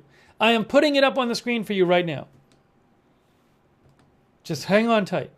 Here it is. There it is. There. Oh, hold on. I got to get on the left side. NASA's Boeing Starliner crew flight test post-landing press conference. There it is. For some reason, I don't see it on their YouTube page. Oh, NASA Gov video YouTube channel, says DG. Well, I have this one anyway. I have this one from Reuters, so I'll just use this one. So it's all coming from the same place. We got it. Oh, hold on. Hold on a second. Here it is. Where's my sound? Center in our post-landing news conference for the Starliner crew flight test. Starliner touched back down on Earth today or yesterday, depending on where you're watching from, at 11:01 p.m. Central Time or 1 minute after midnight Eastern Time. Here today to discuss the mission with you and wrap it up, we've got Joel Montalbano, Deputy Associate Administrator for Space Operations Mission Directorate at NASA headquarters in Washington. Steve Stitch, the Manager for the Commercial Crew Program from NASA Kennedy Space Center in Florida, and Dana Weigel, Manager for the International Space Station Program here at NASA Johnson. I'll let them each make some opening remarks, and then we'll open up the floor for a question. If you do have a question, you can on the phone bridge, you can press *1 to let us know. Let's start with Joel. Well, first of all, thank you for joining us, for those here in the room and for those online. As was said, NASA and Boeing safely returned the Starliner spacecraft just after 11 p.m. Central Time to the White Sands Space Harbor in New Mexico after spending approximately 3 months attached to the International Space Station. It's great to have the Starliner home. A safe and successful landing was exactly what we wanted. It was uncrewed. Everybody see the systems work is exactly what we wanted. It's important to remember this was a test mission, right? This mission. The team spent a lot of time understanding the board, doing additional testing at White Sands, doing analysis here. And I mean the team, the NASA team, the Boeing team, across the partnership, we work together to get this data and pull things. That's their glitches, not mine. This was of a crew, the Starliner on the Atlas V, and the procedures and the processes for that on approach. Some manual piloting. We had a successful docking, and we had 3 vehicle on board the International Space Station as we learned to operate with the systems and the crew and the interfaces there. I want to go ahead and thank the Boeing team, the Commercial Crew Program, International Space Station Program, our international partners, and all the engineers that worked on this mission to get us where we are today. With that, I'll hand it over to Steve. Thank you. Yeah, thanks, Joel, and thanks for your interest in the Commercial Crew Program, and thanks for being here at a relatively late hour. It was a great day today to return Starliner. It was great to have a successful undock, deorbit, and landing of the vehicle. We're really excited to have Calypso back on the ground. Sonny told the ground team, "You've got this, bring Calypso back," and that's what they did tonight. I am thrilled for our Boeing team and all of our colleagues that worked this mission across the country, on the NASA team and the Boeing team. They've put a lot of heart and soul into this mission over many years, and it's a testament to those people that we got the vehicle back safely today. I can tell you that CFT is very personal to our team and to a lot of the people that worked on the mission, and it represents a tremendous honor to bring the vehicle back, to achieve a lot of test objectives today when we brought the vehicle back, and then really pave the way for future Starliner missions. I'm happy to report Starliner did really well today in the undock, deorbit, and landing sequence. We used the NASA docking system for the second time on the mission to undock from the space station. That system performed really well. It's a derivative system what we use for Orion down the road, so it was good to pave the way for Orion as well. The spacecraft executed a nominal breakout sequence, the first time we've used that to back away from the station. We backed out to about 5 meters and then did a series of about 12 burns using the service module forward jets. And then we opened, after that sequence of maneuvers, we ended up opening at about 22 kilometers per rev away from the space station. All those thrusters did really well through that SEP sequence, no problems at all, no fail-offs or any problems at all. We had a good chance to look at the helium system today when we, before we undocked, we repressurized that system.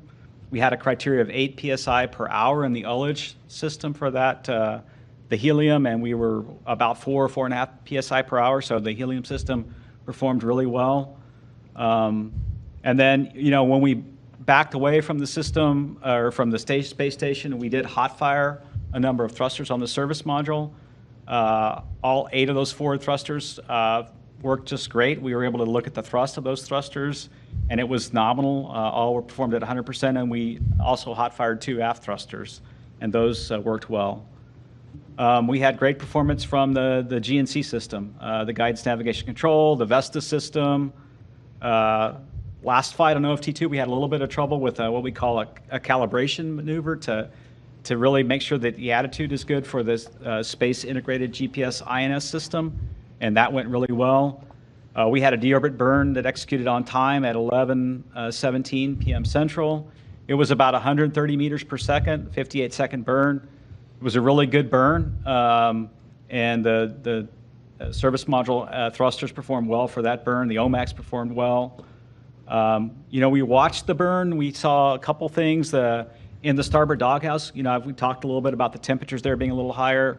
One of the thrusters, S2A2, didn't fail off, but it had a little higher temperature than expected, so we'll look at that data a little bit after the flight. And then another thruster in the top doghouse had a little higher temperature. We intentionally had planned to inhibit the software to let thrusters fail off during the deorbit burn, and that worked fine. So we really need to go back and look at all that data. The service module separated away just fine. That sequence went well. Once we separate the service module, we don't have good insight into those thrusters on the service module, but we expected it to be in the Pacific Ocean right where we intended it to be.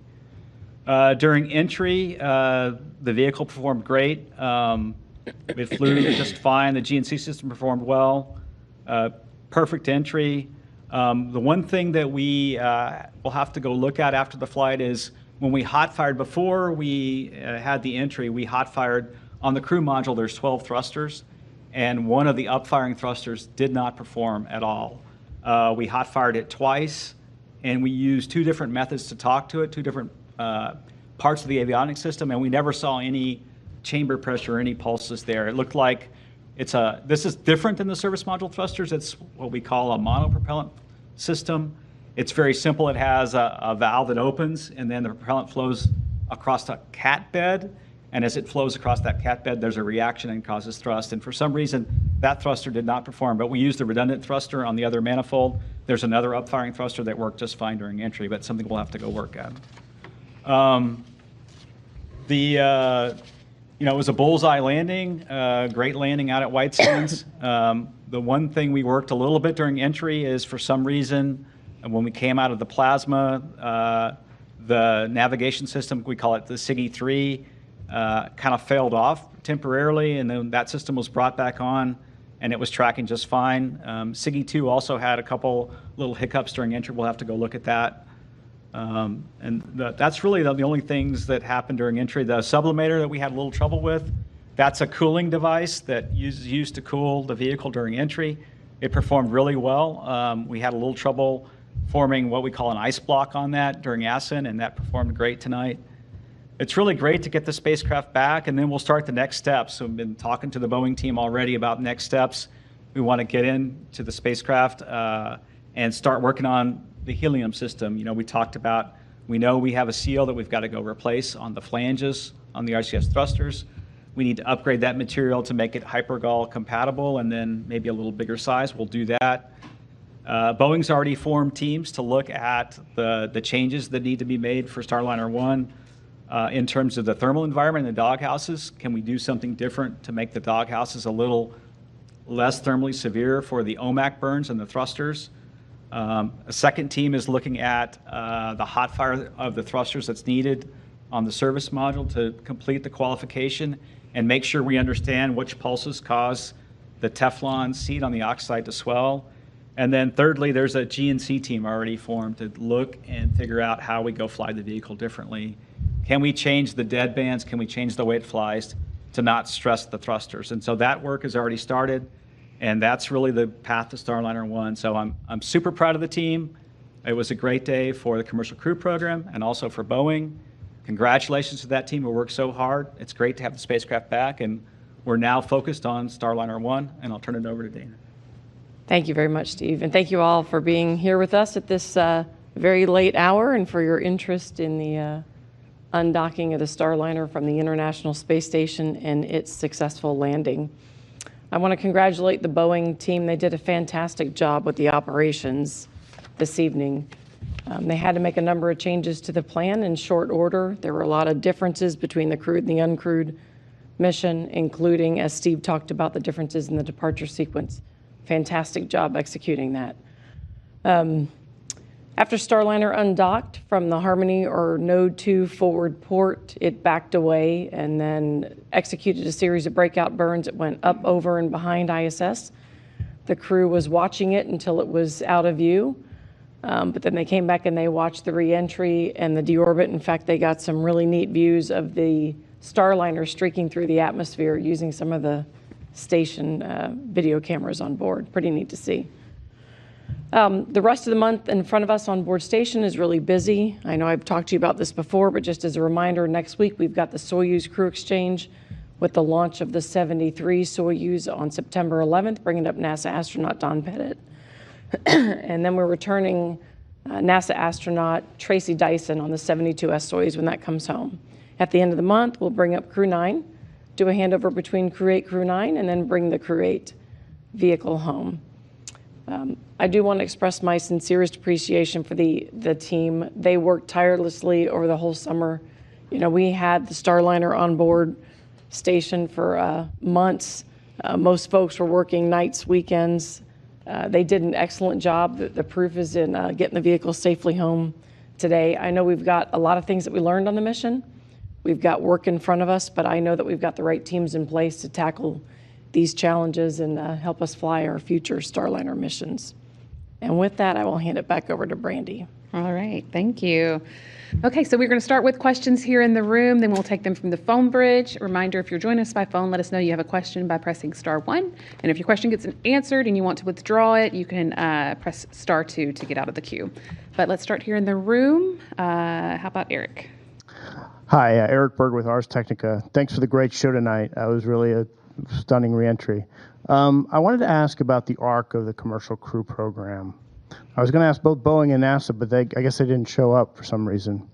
But anyway, it's been a decade since the CCT CAP awards were given out. I had to go look up that acronym. I'd forgotten it.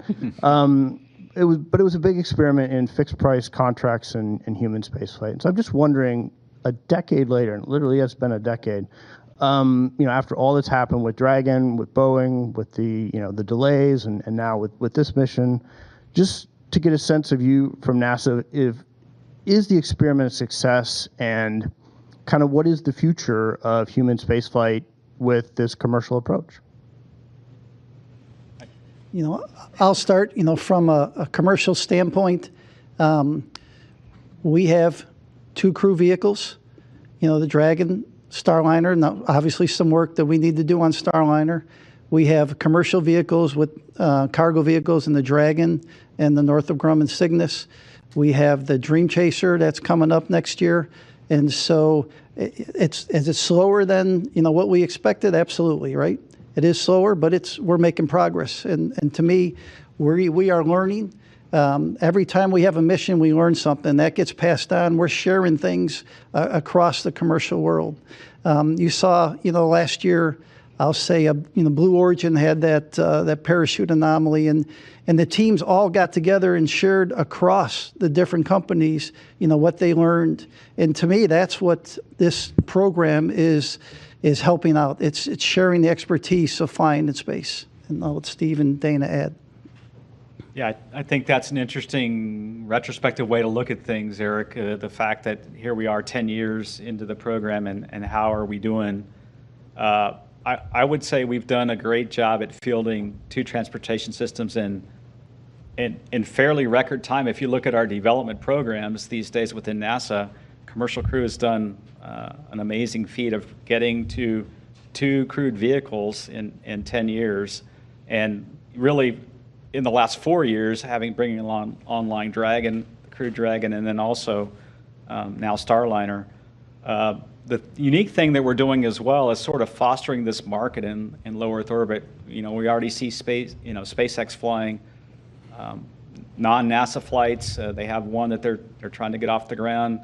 Polaris Dawn, they flew Inspiration 4. They've flown a number of PAM missions. They've got another PAM mission coming up in the middle of next year. So you're starting to see that market get fostered in non-NASA missions, which was what we want. And then if you really think about our vehicles and what we really want to do, space station's a great vehicle. It's an awesome place. But at some point, the space station is going to need to be retired. And so we're preparing vehicles right now to be there in the future for these commercial LEO destinations as well. So I think it's been an interesting, as you said, and when we started, it was kind of an experiment on the heels of cargo, but now we're starting to see, the benefits of the investments by both NASA and our partners. And that's the one thing that's different about our program, is there's investment from both the NASA side and also, in my case, SpaceX and Boeing, to make the vehicles safe and successful. All right. Mark? Oh, thank you. Mark Carreau with Aviation Week in Space Technology. How long would you sort of estimate that it will take the Commercial Crew Program, space station partnering or whatever, to sort of assess this flight and what steps need to follow, just kind of to make a full report that you're all satisfied with, that lay out steps ahead?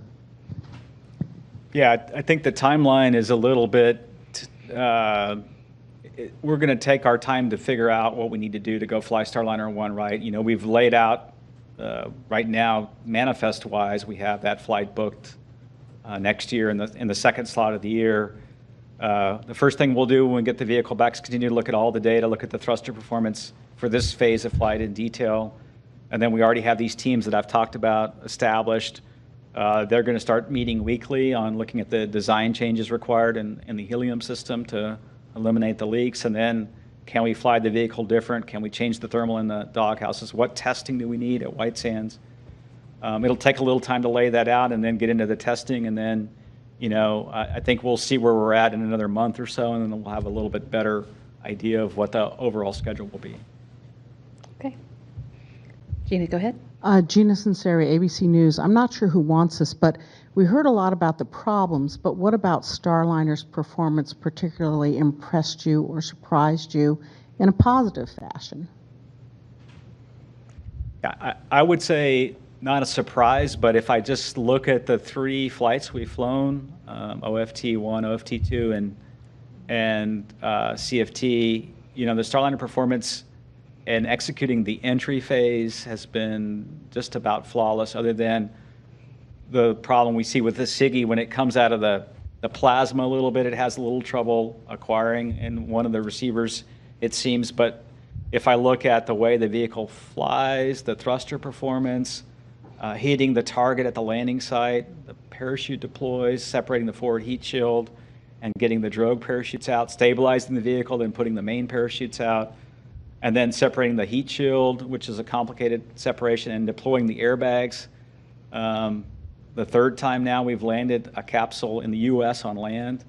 The entry in particular has been darn near flawless. So that, I wouldn't say it surprised me, but as I step back and think about the mission, the entry itself was just, and the deorbit burn was spot on. Okay, why don't we go to the phone bridge next? We will start with Marcia Dunn with the Associated Press. Yes, hi.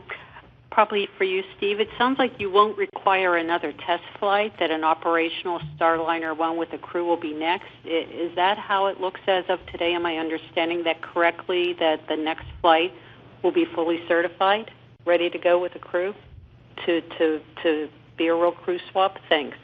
Yeah, I would say it's probably too early to think about exactly what the next flight looks like. I think we want to take the steps to go look at all the data.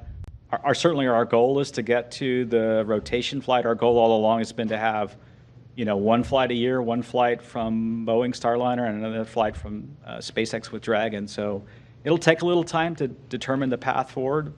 But today we saw the vehicle perform really well. We've got some things we know we've got to go work on, and we'll go do that and fix those things and then go fly when we're ready. So. Thank you, Marcia. How about Bill Harwood with CBS News? Yeah, thanks. And actually, Marcia just asked my question, so let me ask you a different one for Steve Stitch. If a crew had been on board the spacecraft tonight, would anything have been different, or would it just have been the same reentry we saw, basically? I mean, I know you had a quick fly out to get away from the station without the crew on board, but just from a crew standpoint, if they had been on board, just for the record, everything would have been fine. Is that correct? Yeah, if we'd have had a crew on board the spacecraft, we would have flown the same back-away sequence from the space station and the same deorbit burn and executed the same entry. And so it would have been a safe, successful landing with the crew on board had we have had Butch and Sonny on board. I know that you don't have second thoughts about these things, but would you have any second thoughts about the decision not to bring them back if you had it to do over again, knowing what you know now about the landing? Yeah, I think it's always hard to have that retrospective look. We made the decision to have an uncrewed flight based on what we knew at the time and based on our knowledge of the thrusters and based on the modeling that we had. And if we'd have had a model that would have predicted what we saw tonight perfectly, yeah, it looks like an easy decision to go say we could have had a crewed flight, but we didn't have that. We didn't have a way to take that white sands testing and anchor it in a model. And so I think we made the right decision to not have Butch and Sonny on board. It's awfully hard for the team. It's hard for me when we sit here and have a successful landing to be in that position. But it was a test flight, and we didn't have confidence with the certainty of the thruster performance, and that's really what led us to choose to have the uncrewed test flight. Thanks. Okay, next we'll go to Sawyer Rosenstein with NASAspaceflight.com. Thank you for taking my question. First off, congratulations on that successful landing there. You earlier mentioned about that nav system dropout as it was coming out through the plasma there. Can you kind of explain what role that has, and did that come back online as its own? Was there some ground intervention needed? Just what exactly was done to resolve it? Yeah, the way the nav system works is we have 3 devices that essentially are like a GPS and then also measure velocity and the orientation of the spacecraft. And so when we came out of the plasma, one of the third SIGI, Space Integrated GPS INS, had trouble acquiring. And so the software said it wasn't performing well. It didn't have enough satellites, and it failed it out. The ground team looked at the 2 remaining systems, SIGI number 1 and SIGI number 2. SIGI number 2 wasn't receiving marks as well as it should have. They analyzed SIGI number 3, did a great job looking at that, and then brought that back into the nav set. And so we had 3 essentially GPSs, and then protected for if number 2 would have been completely bad. So the team did a great job.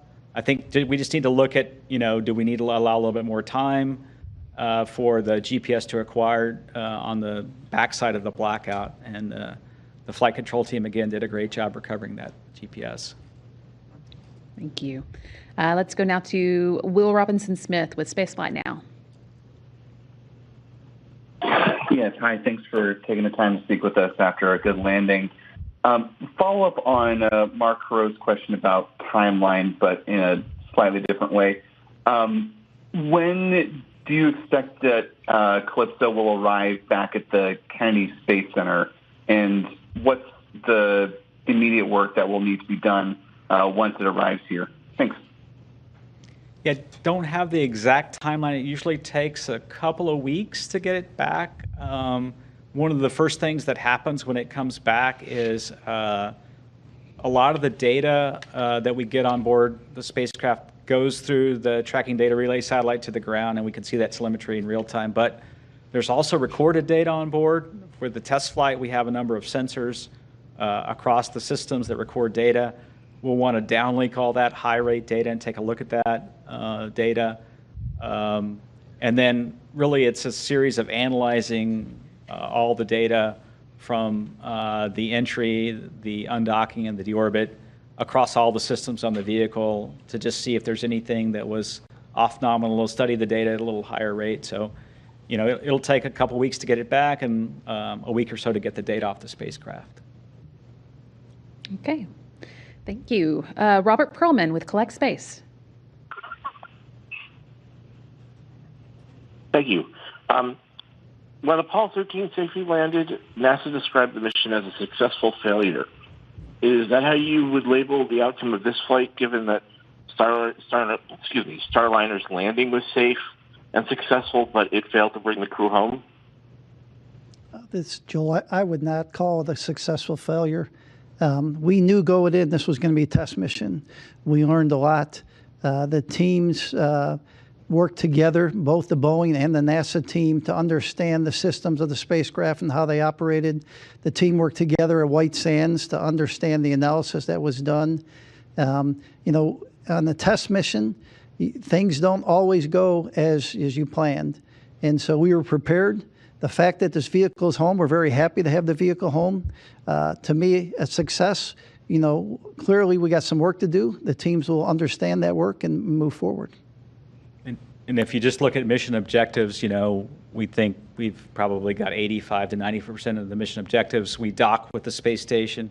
We stayed docked for 3 months, as Joel said. There's a lot of learning that happens in that 3 months that is invaluable for an increment mission. We did a half of an increment, essentially, having the vehicle there, understanding how to work. The Starliner team worked with the ISS team, analyzing the data for those 3 months. So in some ways, the mission overachieved some objectives in terms of being there for extra time. Not having the crew on board, obviously, there's some things that we lack in terms of Butch and Sunny's test pilot expertise at how the vehicle performed, what they saw in the cockpit. We won't have that data, but we still have the wealth of data from the spacecraft itself. And so that will go toward the mission objectives and the certification of the vehicle. Thank you. Stephen Clark from Ars Technica. Hi, good morning. Thanks for taking my question. A couple ones, if I could. Steve Stitch, you mentioned a couple of the thrusters on the starboard and top doghouse got a little warm during the deorbit burn sequence, I believe. You said you inhibited some of the limits to prevent them from failing off during that deorbit burn. If those normal limits had been in place, would those thrusters have been deselected at the temperatures they reached? And also, since no one from Boeing is there, Steve, I'll ask you this. What's the kind of the state of the service module for Starliner 1? Is it fully assembled? Do you have to start taking it apart to get to these seals that you may need to replace and any other hardware changes you might need to make before that mission? Thanks. Yeah, let's see. Relative to the temperatures getting a little high, I don't have the data with me to see whether it would have failed off or not had the software been enabled. We intentionally had planned to fly the flight with the software inhibited even before the thruster problems. We had seen some overheating of some other parts of the thrusters in previous flights, and so we wanted to go ahead and have that flight detection or fault detection system inhibited for the deorbit burn. So I'm not quite sure can answer the question whether they would have failed off. And then relative to the service module for Starliner 1, it's in the middle of being built. We'll get to a point where we have assembled the dock houses at some level, and then we'll have to stop and wait to see what the design changes are. Do we remove some of the thermal blankets inside those dock houses? Do we make some changes to make it a little cooler when we fire the OMAX and also the RCS thrusters? So it is in a state of build and undergoing the final build process, but we'll hold for the final dockhouse assembly until we understand the design changes. Thank you. Apologies if I mispronounced this, but Isam Ahmed from AFP. Yes, hi, thanks. Just to follow up on a couple of questions from before. Is there an actual chance that the next flight could indeed be crewed without requiring another uncrewed test? And is Boeing pushing for that, or have they spoken to you about that at all? And just wondering why they're not on the call. Thank you. Let's see. We'll start from the end there. We did talk to Boeing before this. They deferred to NASA to represent the mission. I will tell you that Boeing has critical work that they do for NASA in the International Space Station program, the Commercial Crew program, and the Space Launch Systems program. And their work is critical to our success, and we fully expect Boeing to continue all three of those programs.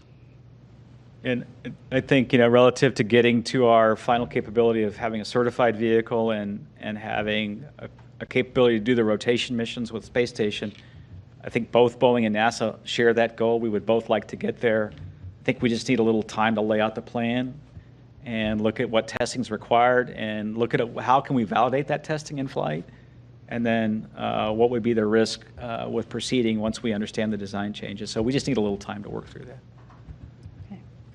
Let's go next to Jackie Goddard with the Times of London. Hello, thank you. Yeah, just following up on that last question, we're not getting a straight answer to why aren't Boeing here? I know you all want to be diplomatic, but can you kind of give us an open, honest assessment of, is there a kind of healing process that now lies ahead? This kind of should be a sort of moment of celebration, but we don't have the Boeing folks here at the table. There's no explanation why. It doesn't appear that there's joyful unity, if there is. How do you folks fix the rift? Is there a rift? Is there damage being done to the relationship? Thank you. Okay, so I'll answer again. We talked to Boeing. They said, hey, we'd like NASA to take the press brief. They deferred to us to talk the mission.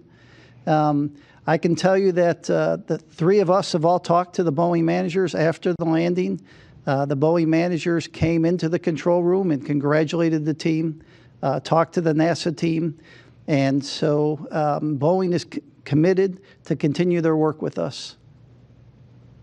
And I think, from a human perspective, all of us feel happy about the successful landing, but then there's a piece of us, all of us, that we wish it would have been the way we had planned it. We had planned to have the mission land with Butch and Sunny on board. I think there's, depending on who you are on the team, different emotions associated with that.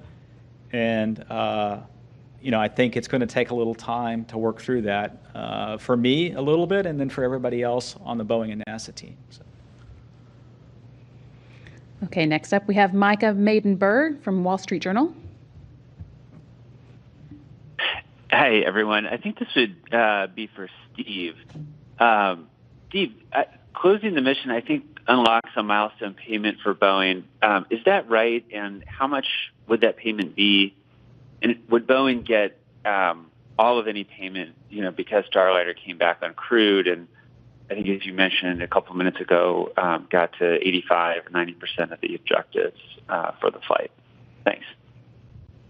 Yeah, so there are a couple milestones out there relative to ops readiness that we'll have to assess, and then certification is the big one. That's the big one that's coming up. And we're working toward that. We'll have to look at relative to the systems that need to be changed. What does that mean for certification? There were some changes to the vehicle that we talked about pre-flight, that there's some changes to the suits that are going to happen, changes to the seats that affect certification. And then obviously another aspect that has to happen for certification is we need the vehicle to go to both Node 2 forward and Zenith port. And those are all wrapped up in certification. So we're in the process right now of laying all that work out in terms of what we had planned to do, and then obviously what the changes are, and then we'll assess that milestone when it's the right time. Okay, next we'll hear from Marcia Smith with Space Policy Online.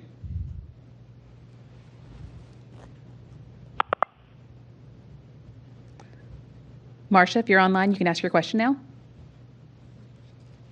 Sorry, I thought that Michael was still asking a question. But anyway, my question had to do with the crew module thruster.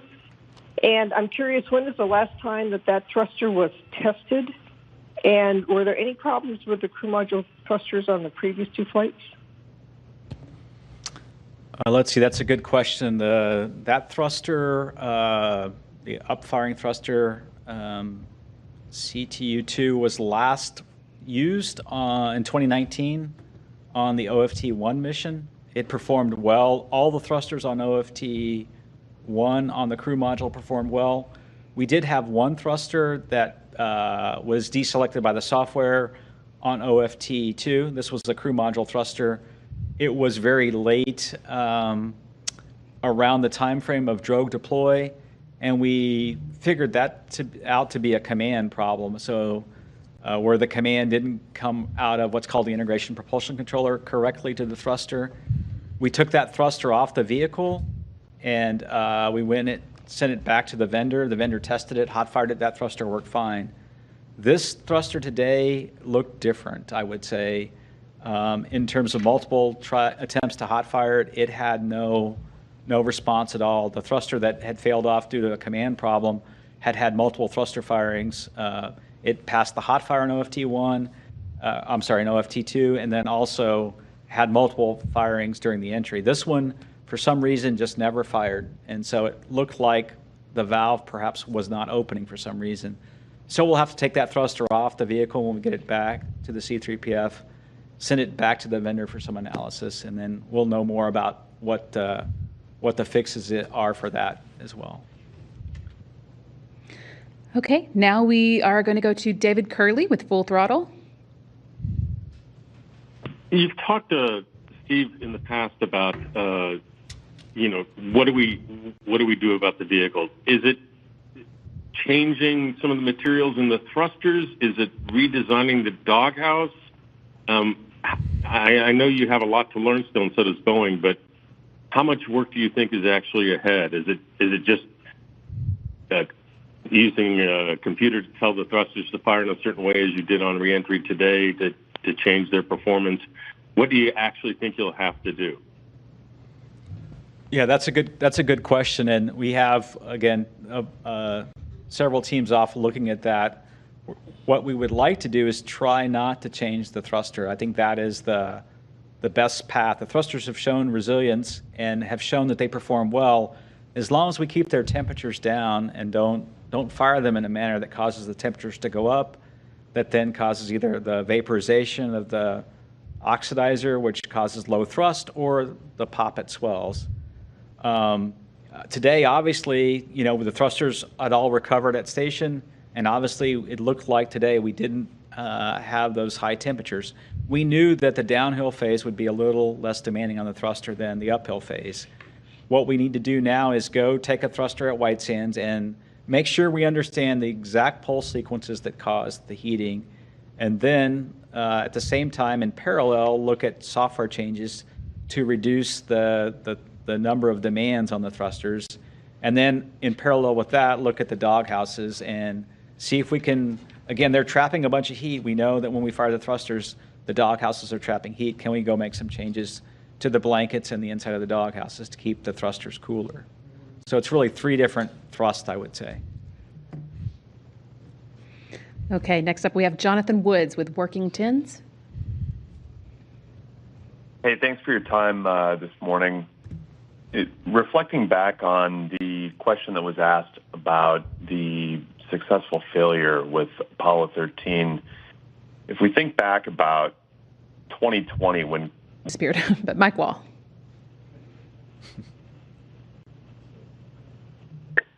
Yeah, hi. I'm with Space.com, actually. Thank you for taking my question. I just wanted to say, first of all, congratulations on a successful landing. And second, I was just wondering if you heard anything more from Butch and Sunny, just kind of how they're feeling today, what their reactions were to the landing, and just how they're feeling about, the next few months that they'll be spending on orbit.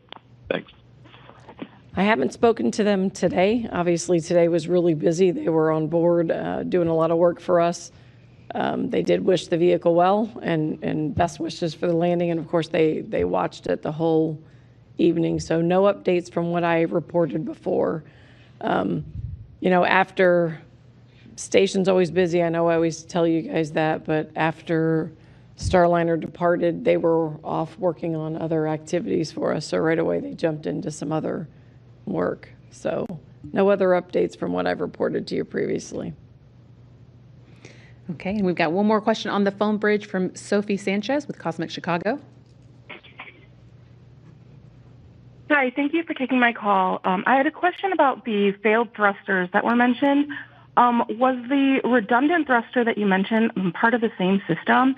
And just a hypothetical question, I guess, if that had failed, what would have been next, and what could have happened if they both failed?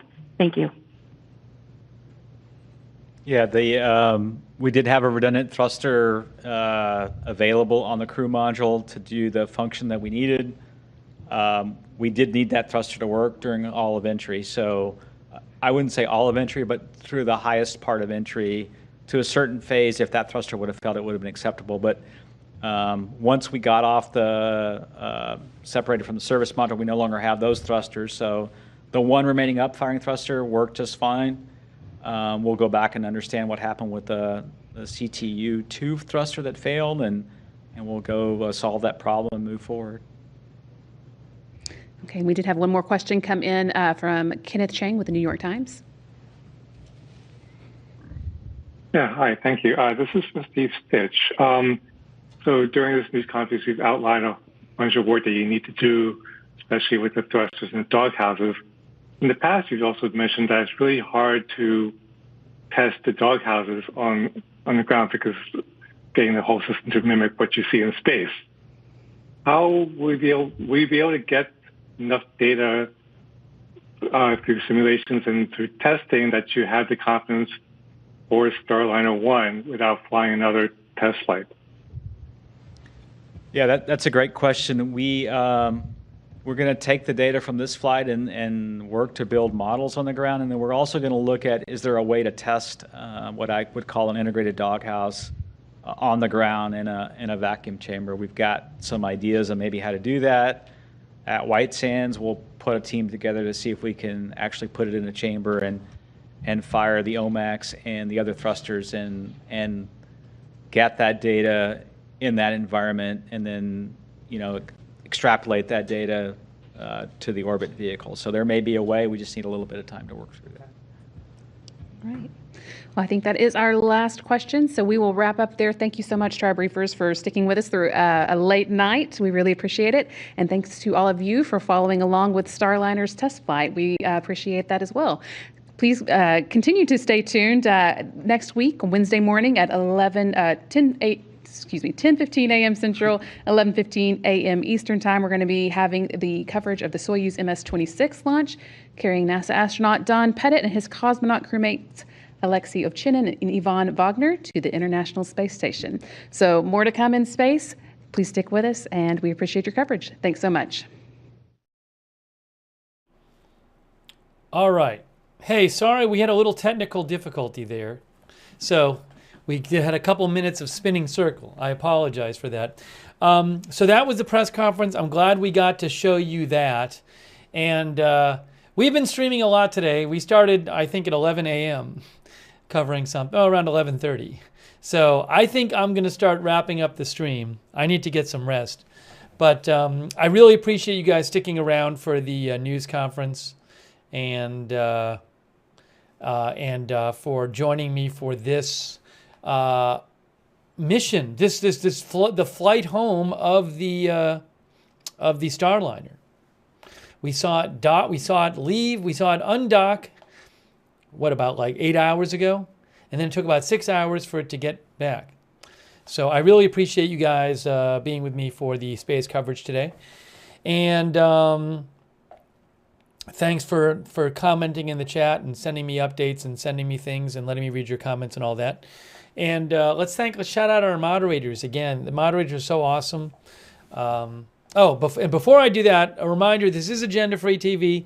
We cover all kinds of live breaking news. So if you want, subscribe, follow the channel, Agenda Free TV. And turn the notifications on. We have a free notification system. It works awesome. So you get notified whenever we're going live covering breaking news so you don't miss a stream. Turn on the notifications. It's free. The mods can post the link to the notifications in the chat, and you can find it in the description of this video on Facebook and YouTube. So sign up for the notifications. But thank you so much to our moderators. Ruth Grafasi, Havasumam, over there on YouTube, and all of our other moderators who have been there. Thank you so much. Appreciate it. Linda Belk and Larry on X, over on Twitch. Oh, I owe a couple. Thanks to Tatermong. Thanks to Tatermong for subscribing on Twitch, and thanks to our moderators over there on Twitch, like, oops, hold on, I messed something up. Sarah and Papa Bear and all of our other mods who've been there, thank you so much. Kay Lowry, Body, thanks for modding. Margaret Riley, Christina Neal, Ronald Egnor, Otis, thank you for moderating over there on Facebook. Paul Anderson, and appreciate it. Appreciate all of our moderators. Thank you. Thanks so much. And I will post news on my X account as I do when I'm not on the air. That is at Lookner on X. Oops. Hold on. I got to do this now. There it is. At Lookner on X. Follow me there for breaking news coverage. At Lookner. And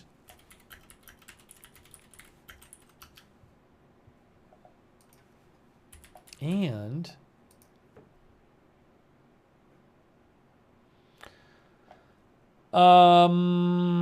on a second here.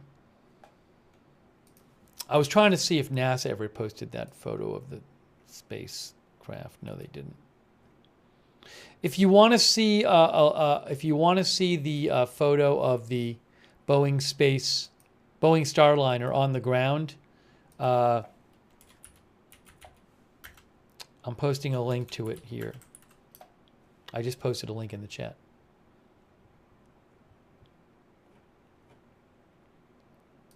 Oh, I should fix, anyways. I'm not going to fix the headline now. Before, the headline said Starliner landed successfully.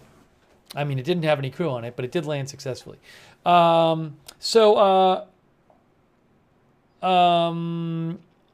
to our Discord mods, by the way, and in addition to our notifications, at the same link, there's a Discord chat. You can chat with other viewers when we're not on the air.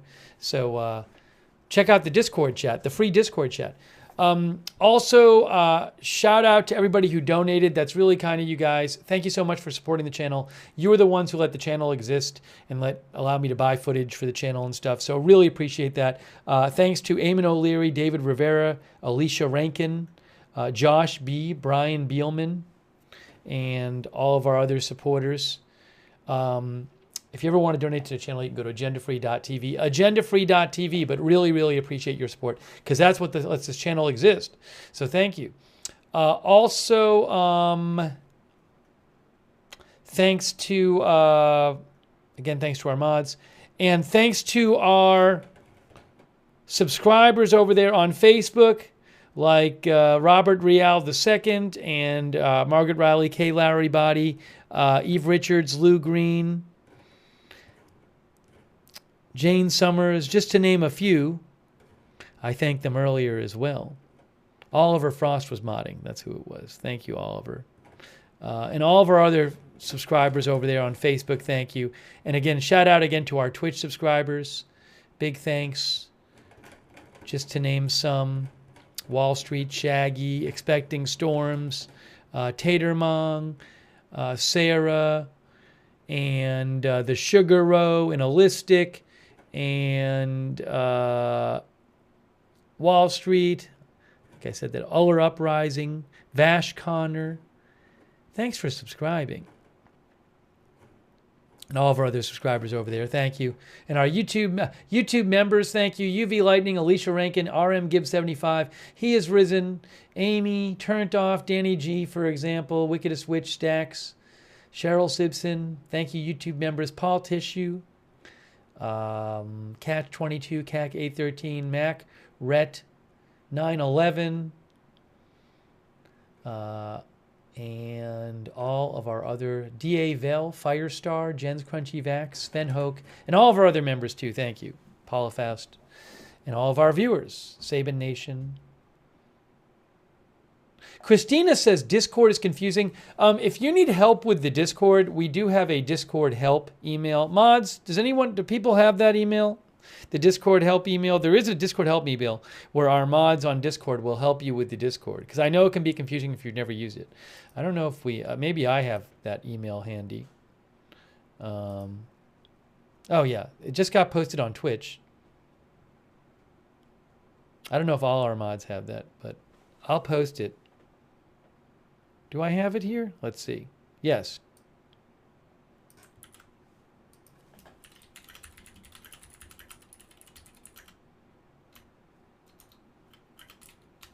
I'm posting it right now. AFTVfansDiscord@gmail.com. So reach out to them. They'll be happy to help you.